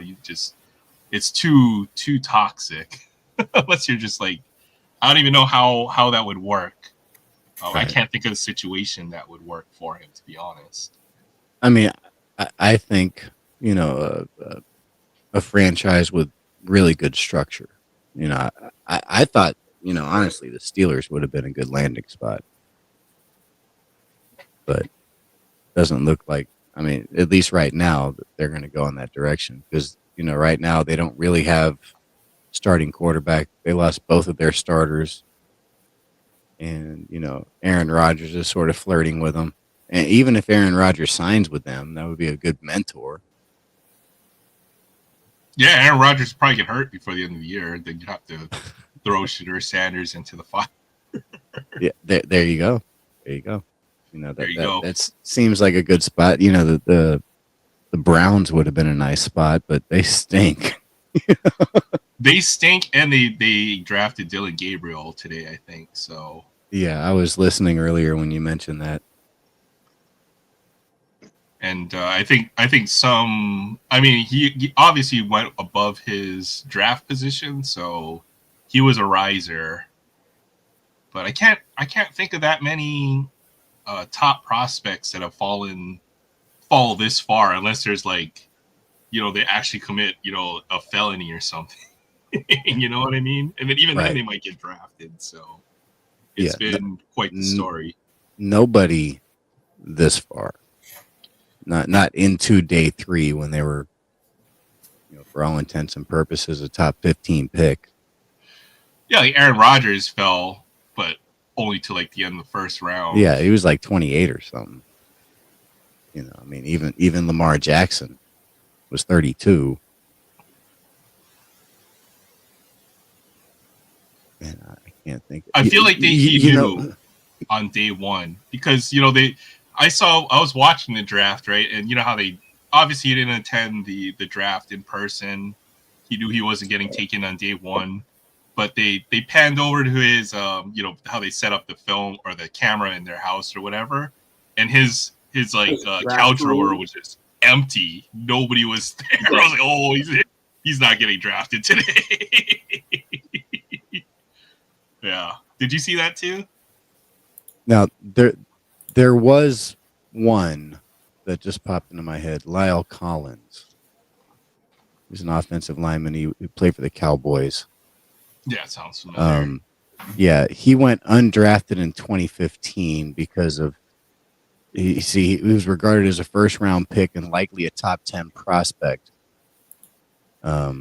But I guess there was like a shooting death of a pregnant woman, is what it's saying right here, that he had a previous relationship with, and because of that, he went undrafted. What about that one guy who was smoking right before the draft? He dropped like 2 rounds because they caught him hitting. That was that was the guy that went to the Texans, right? Yeah, that happened too. Like the night before, like somebody dropped a video, and then he. It's like, oh, well, I guess you're not going on day one. But didn't Geno Smith drop a bunch too? Yeah, he went to the second round. I think he was like pick 38 or 33 or something. In what was considered a weak quarterback class, and there was a possibility that there wasn't going to be a quarterback taken on day one. But I think Geno dropped a little, but not like this. If I remember, that was a long time ago. I was paying attention to all this because it was fantasy football time, man. So, and now he's our starting quarterback. So, he did all right for us. He'll do all right for you. Geno Smith was never a bad quarterback. He had that incident where he punched. Did he punch somebody or somebody punched him because they owed him money or something? With the Jets, but he seems like he's found his way. So yeah, he's gonna be great for us, I think. He's got Brock Bowers to throw to. He's got Ashton Jeanty to hand the ball off now. So I can't wait to see the Raiders on offense next year. It should be fun, at least. Not like last year. Last year was terrible. We had one nice win against the Ravens that I remember. That was about it for the Raiders. I can't figure out who that was with the Texans. It was like a defensive or offensive lineman, if I recall. So, I think he was a defensive lineman. And I think he went to the Texans, and I think he played for the Dolphins, but he's not on either roster now. Because he was projected to be like a top 10 pick. And I think he was the top pick at one point. Yeah. Yeah, I remember this. But I don't remember this well enough. It's a problem.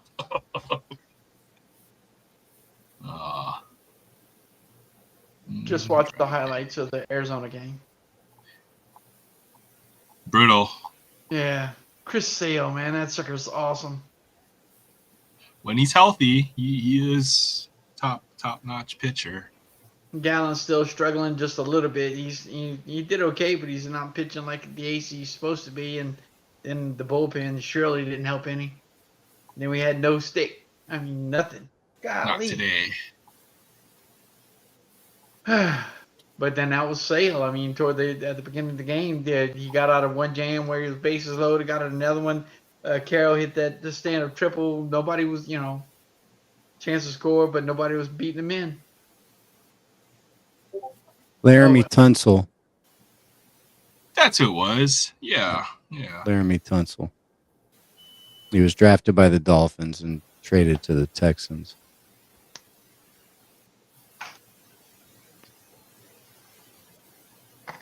He's now on your team. He's commander.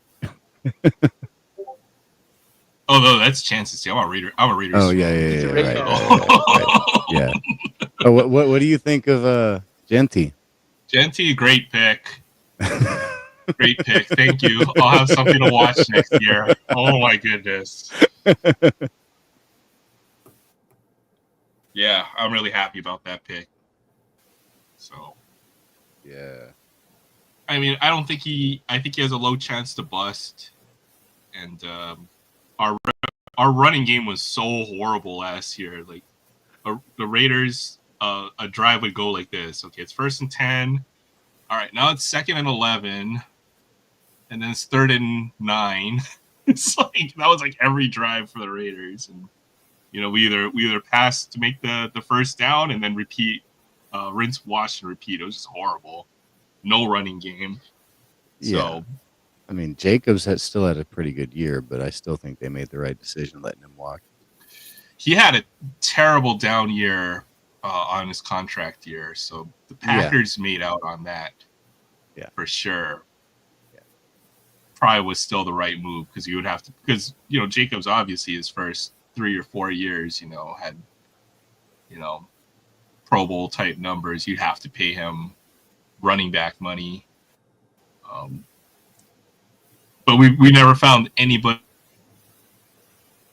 Zamir White or Madison but now we have a veteran.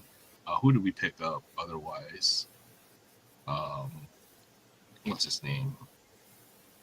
And then we have a young running back. So now our backfield looks pretty good.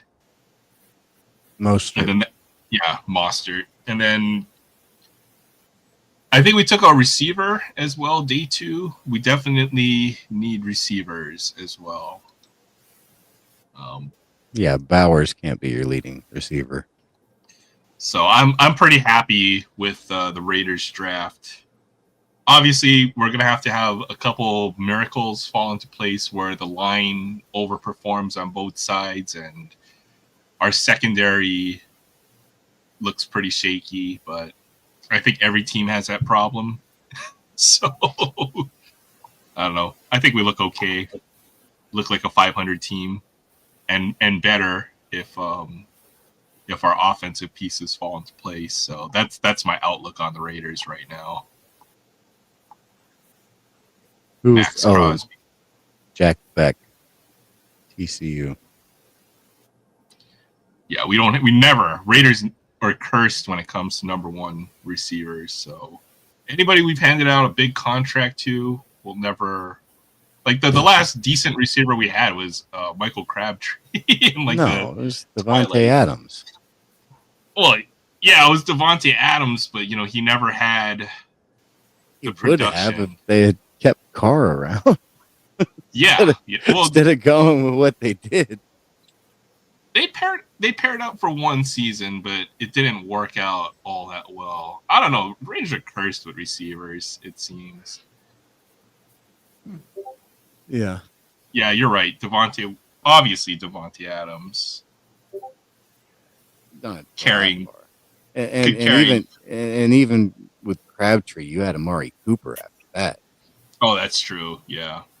Yeah. They've had some pretty good receivers. With Cooper, I think they gave up on him too quickly, trading him to the Cowboys. But they got a 1st-round pick out of it. I just don't think they capitalized on that pick. Yeah, because we've drafted we've had terrible drafts like Max Crosby. Oh well, all the 1st-round picks we traded for Khalil Mack and Amari Cooper. We got almost nothing out of it. Khalil Mack was like or not Mack, but Max Crosby was like a 3rd or 4th round pick. So I think Khalil Mack, they got a haul. Yeah, it's turned into we got 3 1st-rounders or something. Yeah. And they had to pay for that stadium somehow. So that's my justification why they had to trade Khalil Mack. See, we traded him for part of the new Vegas stadium. So he was a beast. He hasn't been the same since he left the Raiders either.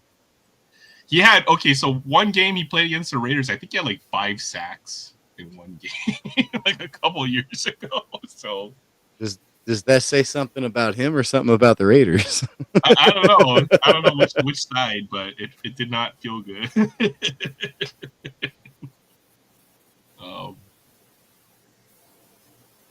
yeah, I don't know. I don't think I think they didn't make any big moves in free agency.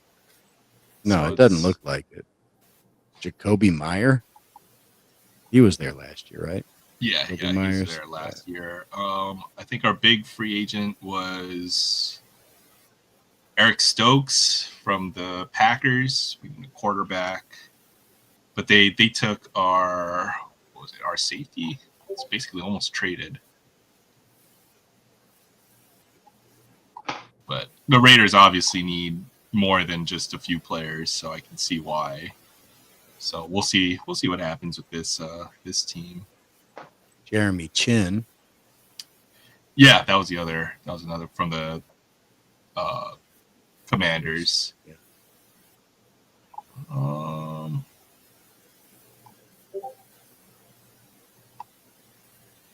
Yeah, we're looking pretty thin.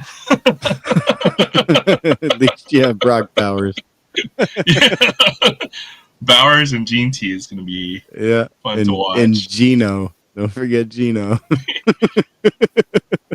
I like Geno Smith, and we'll see what. I don't know about this. That. Might be Pete Carroll's last hurrah. So, will we get like the Lou Holtz, or will we get like Lou Holtz in his twilight days, or will we get it's just a matter of like which version of Pete Carroll will we get? I mean, I think Pete Carroll can still coach, but he's got to have talent. There's just not a whole lot of it. Yeah. Yep. We got all the tight ends. We got 3 good tight ends. That's the only position I'd say that we're like ridiculously strong. Obviously Max Crosby as well. So everywhere else looks pretty thin. So Our Raiders line is received Geno Smith. Seahawks received 25 third-round pick. That's a good trade for a third rounder. I think is a good place.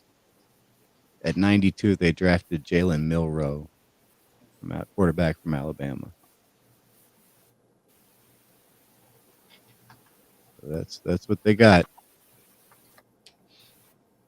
And looks like the Jets sent a compensatory pick for Devontae Adams. We had a lot of third-round picks, which is good. Yeah. So we had a lot of draft picks, to be honest.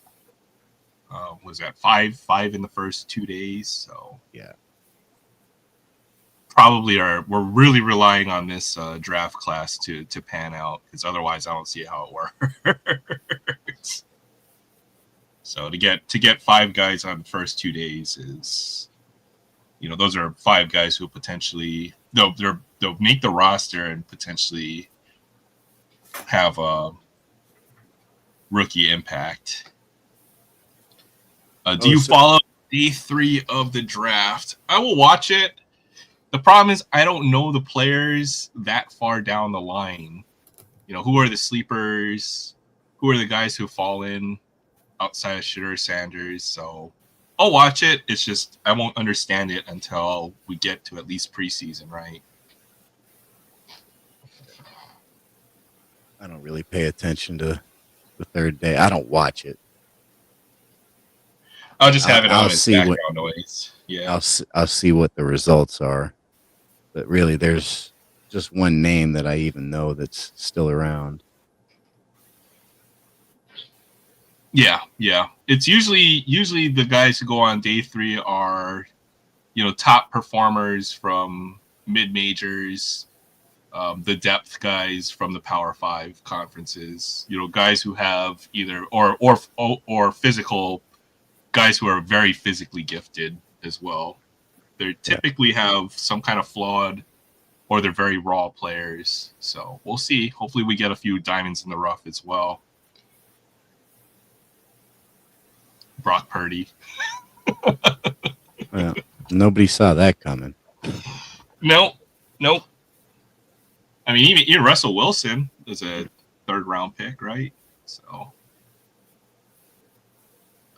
Oh, Sean Payton warns that teams passed on Shedeur Sanders in the NFL draft. I feel like he has it. Yeah.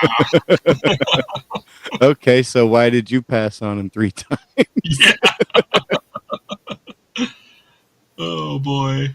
Hey, what's up, Danny? Good to see you. Good morning. Even Mel Kiper says he's never seen a slide like Sanders in the draft. Yeah, I Mel can't think of that. Kiper's as old as Moses, man. Mel Kiper is kind of a fraud at this point, so Oh, yeah, he's always been. yeah. Skeet Boo and Shadur Sanders not yet drafted. I mean, there's even the rumor mill. I caught a couple rumors where him too. some scouts said that Shadur Sanders was undraftable, and I think a lot of teams followed suit on that, or it just took one domino or whatever to kind of bring everything down. Getting ready to head off to a hockey tournament. Good luck, Danny. I know you've been kind of killing it on the coaching side, so hope you guys have a good time. You coaching a team or just to go watch some hockey? Yeah, Kelsey 5th round, Tom Brady 5th round. A lot of great players. Well, honestly, the teams that do well in the draft find value in the later rounds, right? So Once every 3 years. yeah. Doesn't happen very often. Well, even if it's not like to find like an all-pro or a perennial Pro Bowler type of player, yeah, once every few years or something like that. But even depth pieces, because you're going to have guys that you signed free. You need to find depth in the draft is what day 3 is for. Oh, hey, what's up, Patrick Ken? Good to see you. Happy Saturday. Yeah, it's Saturday. I'm going to bed. All right, Troy. Thanks for hanging out with us. I'm gonna head out here in a minute too. It's 4:30. Yeah, we made 7 hours. Those last 4 hours went by pretty quickly. So. Well, I really did have fun watching, learning about the gemstones and everything. That was really cool. Thanks, Tony. Oh yeah, you're welcome. Yeah, it's freaking awesome. Glad y'all enjoyed it. It's sort of different. Here for you guys popping in. So, big hit of the night, I guess. We pulled a Paul I Skeens saw that. autograph out of Heritage. That. I actually thought when you pulled it, I thought it was his rookie. Then I realized it was 25. Yeah, that would have been insane. I saw the ink. I just didn't recognize who it was. But the fact that it was on this insert, this 25th anniversary, I was like, okay, well, it's got to be a good player to be in this set. So, very cool pull. Not the real one, not the real one autographs. It should be on the regular base, 76 base design. But yeah, had to have been one of the big names in that set. So, as soon as I saw that, I was like, okay, well, who else is in that insert set? You can just look at the other players that we had. It was like, okay, well, this is going to be like a Pete Crow Armstrong or a Bobby Witt Jr. or Luis Angel Acuna, big rookie type of player, Dylan Cruz. So I kind of had an idea would be a big 25th anniversary auto? 25th anniversary of Topps Heritage, I guess. Is that what it is? Okay. Yeah, That's 1 in 3,165 packs. Oh, sometimes you just gotta beat the odds. And there's one listed on eBay for $600. Okay, that's crazy. There's another one for 900. I didn't see any any like the licensed Paul Skeens autographs, or they're probably at least $300 or $400 if I had to guess. Second year card. It's a crazy pull. We've had some pretty crazy pulls. That I don't know if you saw the Jaden Daniels pulls that we got last week. So wait, I have those. No, I guess I didn't.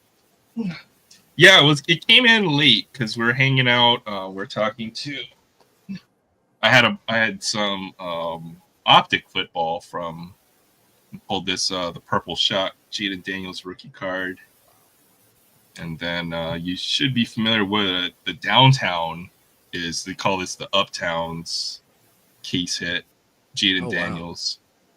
Yeah, so this is a pretty big, probably the biggest football pull ever I've had. Wow. So we've been pretty hot lately. No kidding. Yeah. I mean, even like a few months ago when we got Cal Ripken Jr. autograph. Yeah, Vlad Jr. a year ago. So seem to be pulling some pretty crazy stuff from time to time. Oh, the Caitlin Clark rookie card as well. Pulled that a couple weeks ago. Green Prism. That's big. That's big. So yeah, blessed. Fortunate. been a great couple months of rips, huh? Yeah. I mean, obviously this is unsustainable, but we'll take it while we can. Yeah.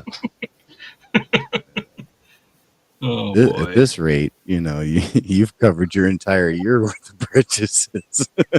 Yeah. I think. Well, you've seen the Otani Judge card I finally got back from. Yeah, I did see that. So that I think I'm gonna try to sell that card, and then hopefully turn that into a Jordan rookie card. I'd sell that Skeens too before he gets hurt. I probably will. It's not a rookie, and it's $600 to $1,000 on here. It just came out too. One, he has, his entire career to sign autographs. Yeah. That's one.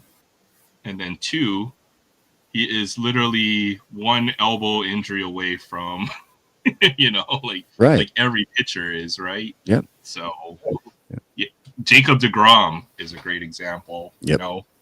Very similar, type of pitcher, untouchable. And then deGrom's had 2 Tommy Johns? Yep. That's exactly right.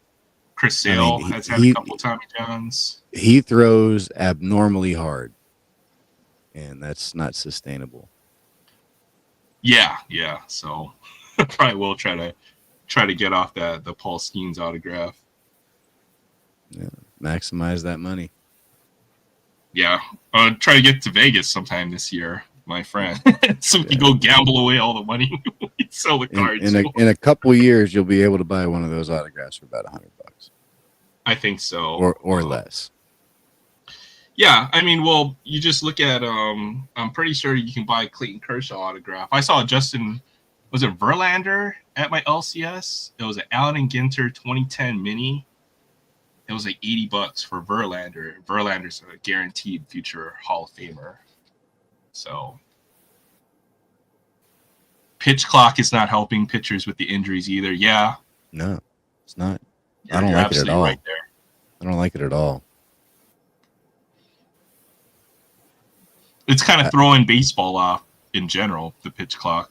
I don't like the pitch clock. I don't like the expanded base size because it's easier to steal. The game was not broken. It wasn't. It's just people's attention span has shrunk. Don't punish the game. Yeah. If I'm paying, $100 for a seat, I don't want it to end in an hour and 58 minutes. I want it to end in 4 hours. I get more money out of it. Yeah, baseball is like, I've never been to a professional game, but it's like you'd be there at the park and just kind of chill, get some food, watch get a sunburn. Now you're in and out. Yeah, it's 2 hour games were unheard of. Yeah, I don't like it. I think for the point of TV, I think folks even have a problem watching it at 2 hours. So might as well just keep it at 3 hours, and people weren't watching anyways. Then it doesn't really matter, I guess. Yeah, I don't think it adds anything. And hitters still can't hit. You want to fix the game, fix the hitters. because batting averages are just down across the board. You don't see the Ichiros and the Wade Boggses and the Don Mattingleys and the Rod Carews. You don't see slap hitters anymore. It's Can you be a just, contact hitter if folks are throwing 100 or 98 nowadays? So is that? of course you can. Of course you can. Just go with the pitch. Wherever it's thrown, go with the pitch. I see. I think you absolutely can. I mean, you look at the players that I just mentioned, and they're going against Nolan Ryan. Nolan Ryan's got the fastest pitch on record as far as I know. Yeah. Unless it's been broken by somebody by now, but it used to be something like 107 or 108 or something. They never had the pitch, the speed measure, so it's like pre-era, but it's been calculated that he could throw 107 or 108. I think the fastest recorded might be still Aroldis Chapman throwing 107, I think, for the Reds. The fastest pitch ever thrown was 105.8 by Aroldis Chapman. Well, with the Reds against the Padres. Yeah. But it says some may argue about the pitches thrown by players like Nolan Ryan and Bob Feller because of lack of precise technology. Yeah, before the measure, whatever, the tool, the laser gun thingy. Call me crazy. I'd rather see a pitcher's duel than a blowout with home runs. It's the tension that comes along with a closely matched game, I think, is a lot of fun. When you watch those types of games in like a playoff situation, but maybe for regular season games, I don't know. But you really have to be a baseball fan to appreciate those types of games. What was it? They could do other things to give advantages to the hitter, I think. The mound height, and it's probably blasphemy to move the mound at any point. Have them pitch from even like a foot or foot and a half back or something like that. But they could make some other changes that would advantage the hitter. But then it messes with all of the historic records where the average number of runs scored per game is something like 9 or somewhere in that neighborhood, 8 point something to 9 or something. So it messes with the record books. And basketball's already done that where you see a lot of really high scoring games. It's kind of throwing off all of the. Well, the 80s, especially like the Nuggets, had some seriously high games. I watched a documentary on that Nuggets team. It was awesome. I'll see if I can find that. The way that they played the Nuggets and 60s NBA. Yeah. As well. Looking at Nolan Ryan, in 74, he pitched a ball 100.9 miles an hour, but they would only be able to record it 10 feet away from home plate. Now they do it more closer to the release point. And using today's way of doing that and today's technology, they estimated it would have been 108.1 miles an hour. Yeah. That's what it was. Yeah. That's crazy. Yeah, that'll be crazy. You had slap hitters during that time. I mean, I don't know if they were slapping against Nolan Ryan. I would think a defensive swing against a guy that's throwing 108 would probably be more likely than somebody that's going to try to jack it out of the park. Yeah. I don't think maybe velocity is not the biggest problem, but on average, the velocity's gone from mid 80s or upper 80s in that era to where it is now, which is, your average pitcher, starting pitcher, whatever, throws 94, 96.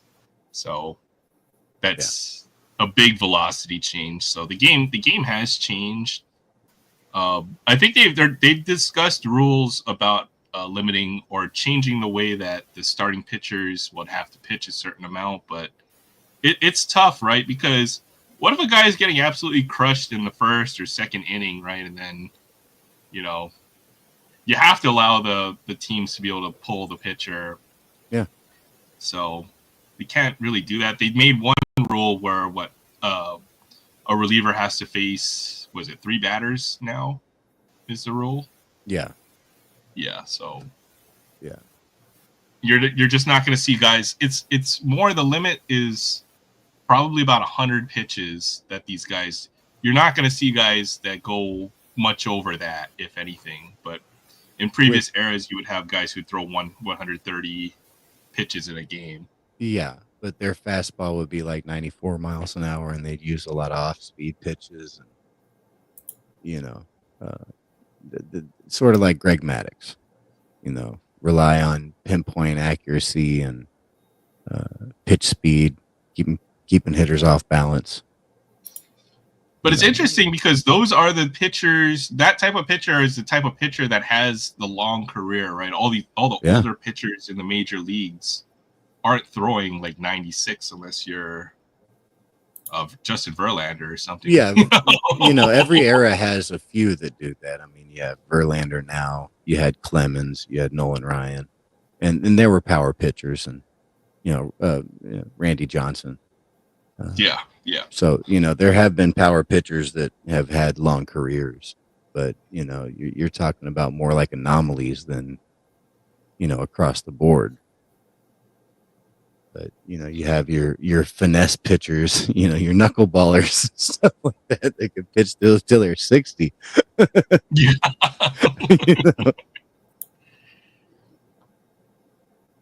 And people with like rubber arms, Satchel Paige. There's so much that goes into building the pitching staff nowadays, and it goes all the way down. Like, it's at the whole organization level, all the way even through the minor league pitchers and stuff. Like, if you look at like a baseball reference and see how many pitchers pitch for a single team over the course of the year, like, it's crazy. You can see, I think it's like 50 or 60 different pitchers for one team over the course of the 162 game year. That obviously did not happen. When did that start? When did that trend start? That's what I'd be curious about. Does it coincide with the different things that they pay attention to now, like rotation, speed, or rate, or whatever? I would say so. I mean, that's been around for, I'd say, the last 12 to 15 years. Whenever the change was where you would have more than just a couple relievers over the course of the game, right? You usually had your starter, your setup, and then your closer. And even that's a departure where you just had a closer. But now you'll have a starter who's on a pitch count, and batters are trained to milk the pitch count, I guess. So pitchers hit their pitch limit by usually around the 5th inning these days. And then now you use three due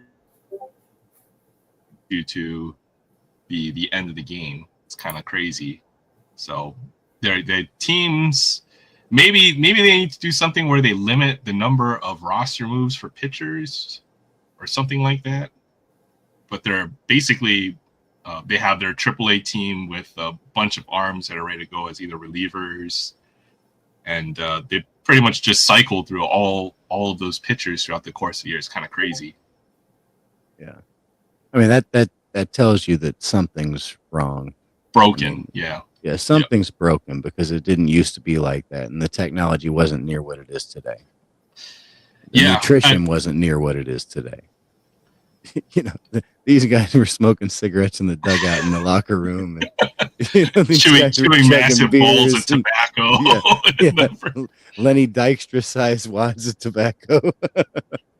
Well, I was looking at the historic reason why they did that. It's actually kind of interesting, but you needed to chew on something because the old baseball fields had so much dust and free dirt that your mouth would go dry. So you had to chew on something like chewing tobacco or something to prevent that from happening. Yeah. Bubble gum. So that's something I recently learned. That was pretty cool. That is interesting, and that makes sense why they would have, like those big jugs of bubble gum in the locker rooms. And jugs of bubble gum or a giant wad of freaking chew. Yeah, because let me tell you, those double bubble gum things, those things are hard as a rock, and they lose their flavor after they like last 2 about minutes. 1 inning. They are not good.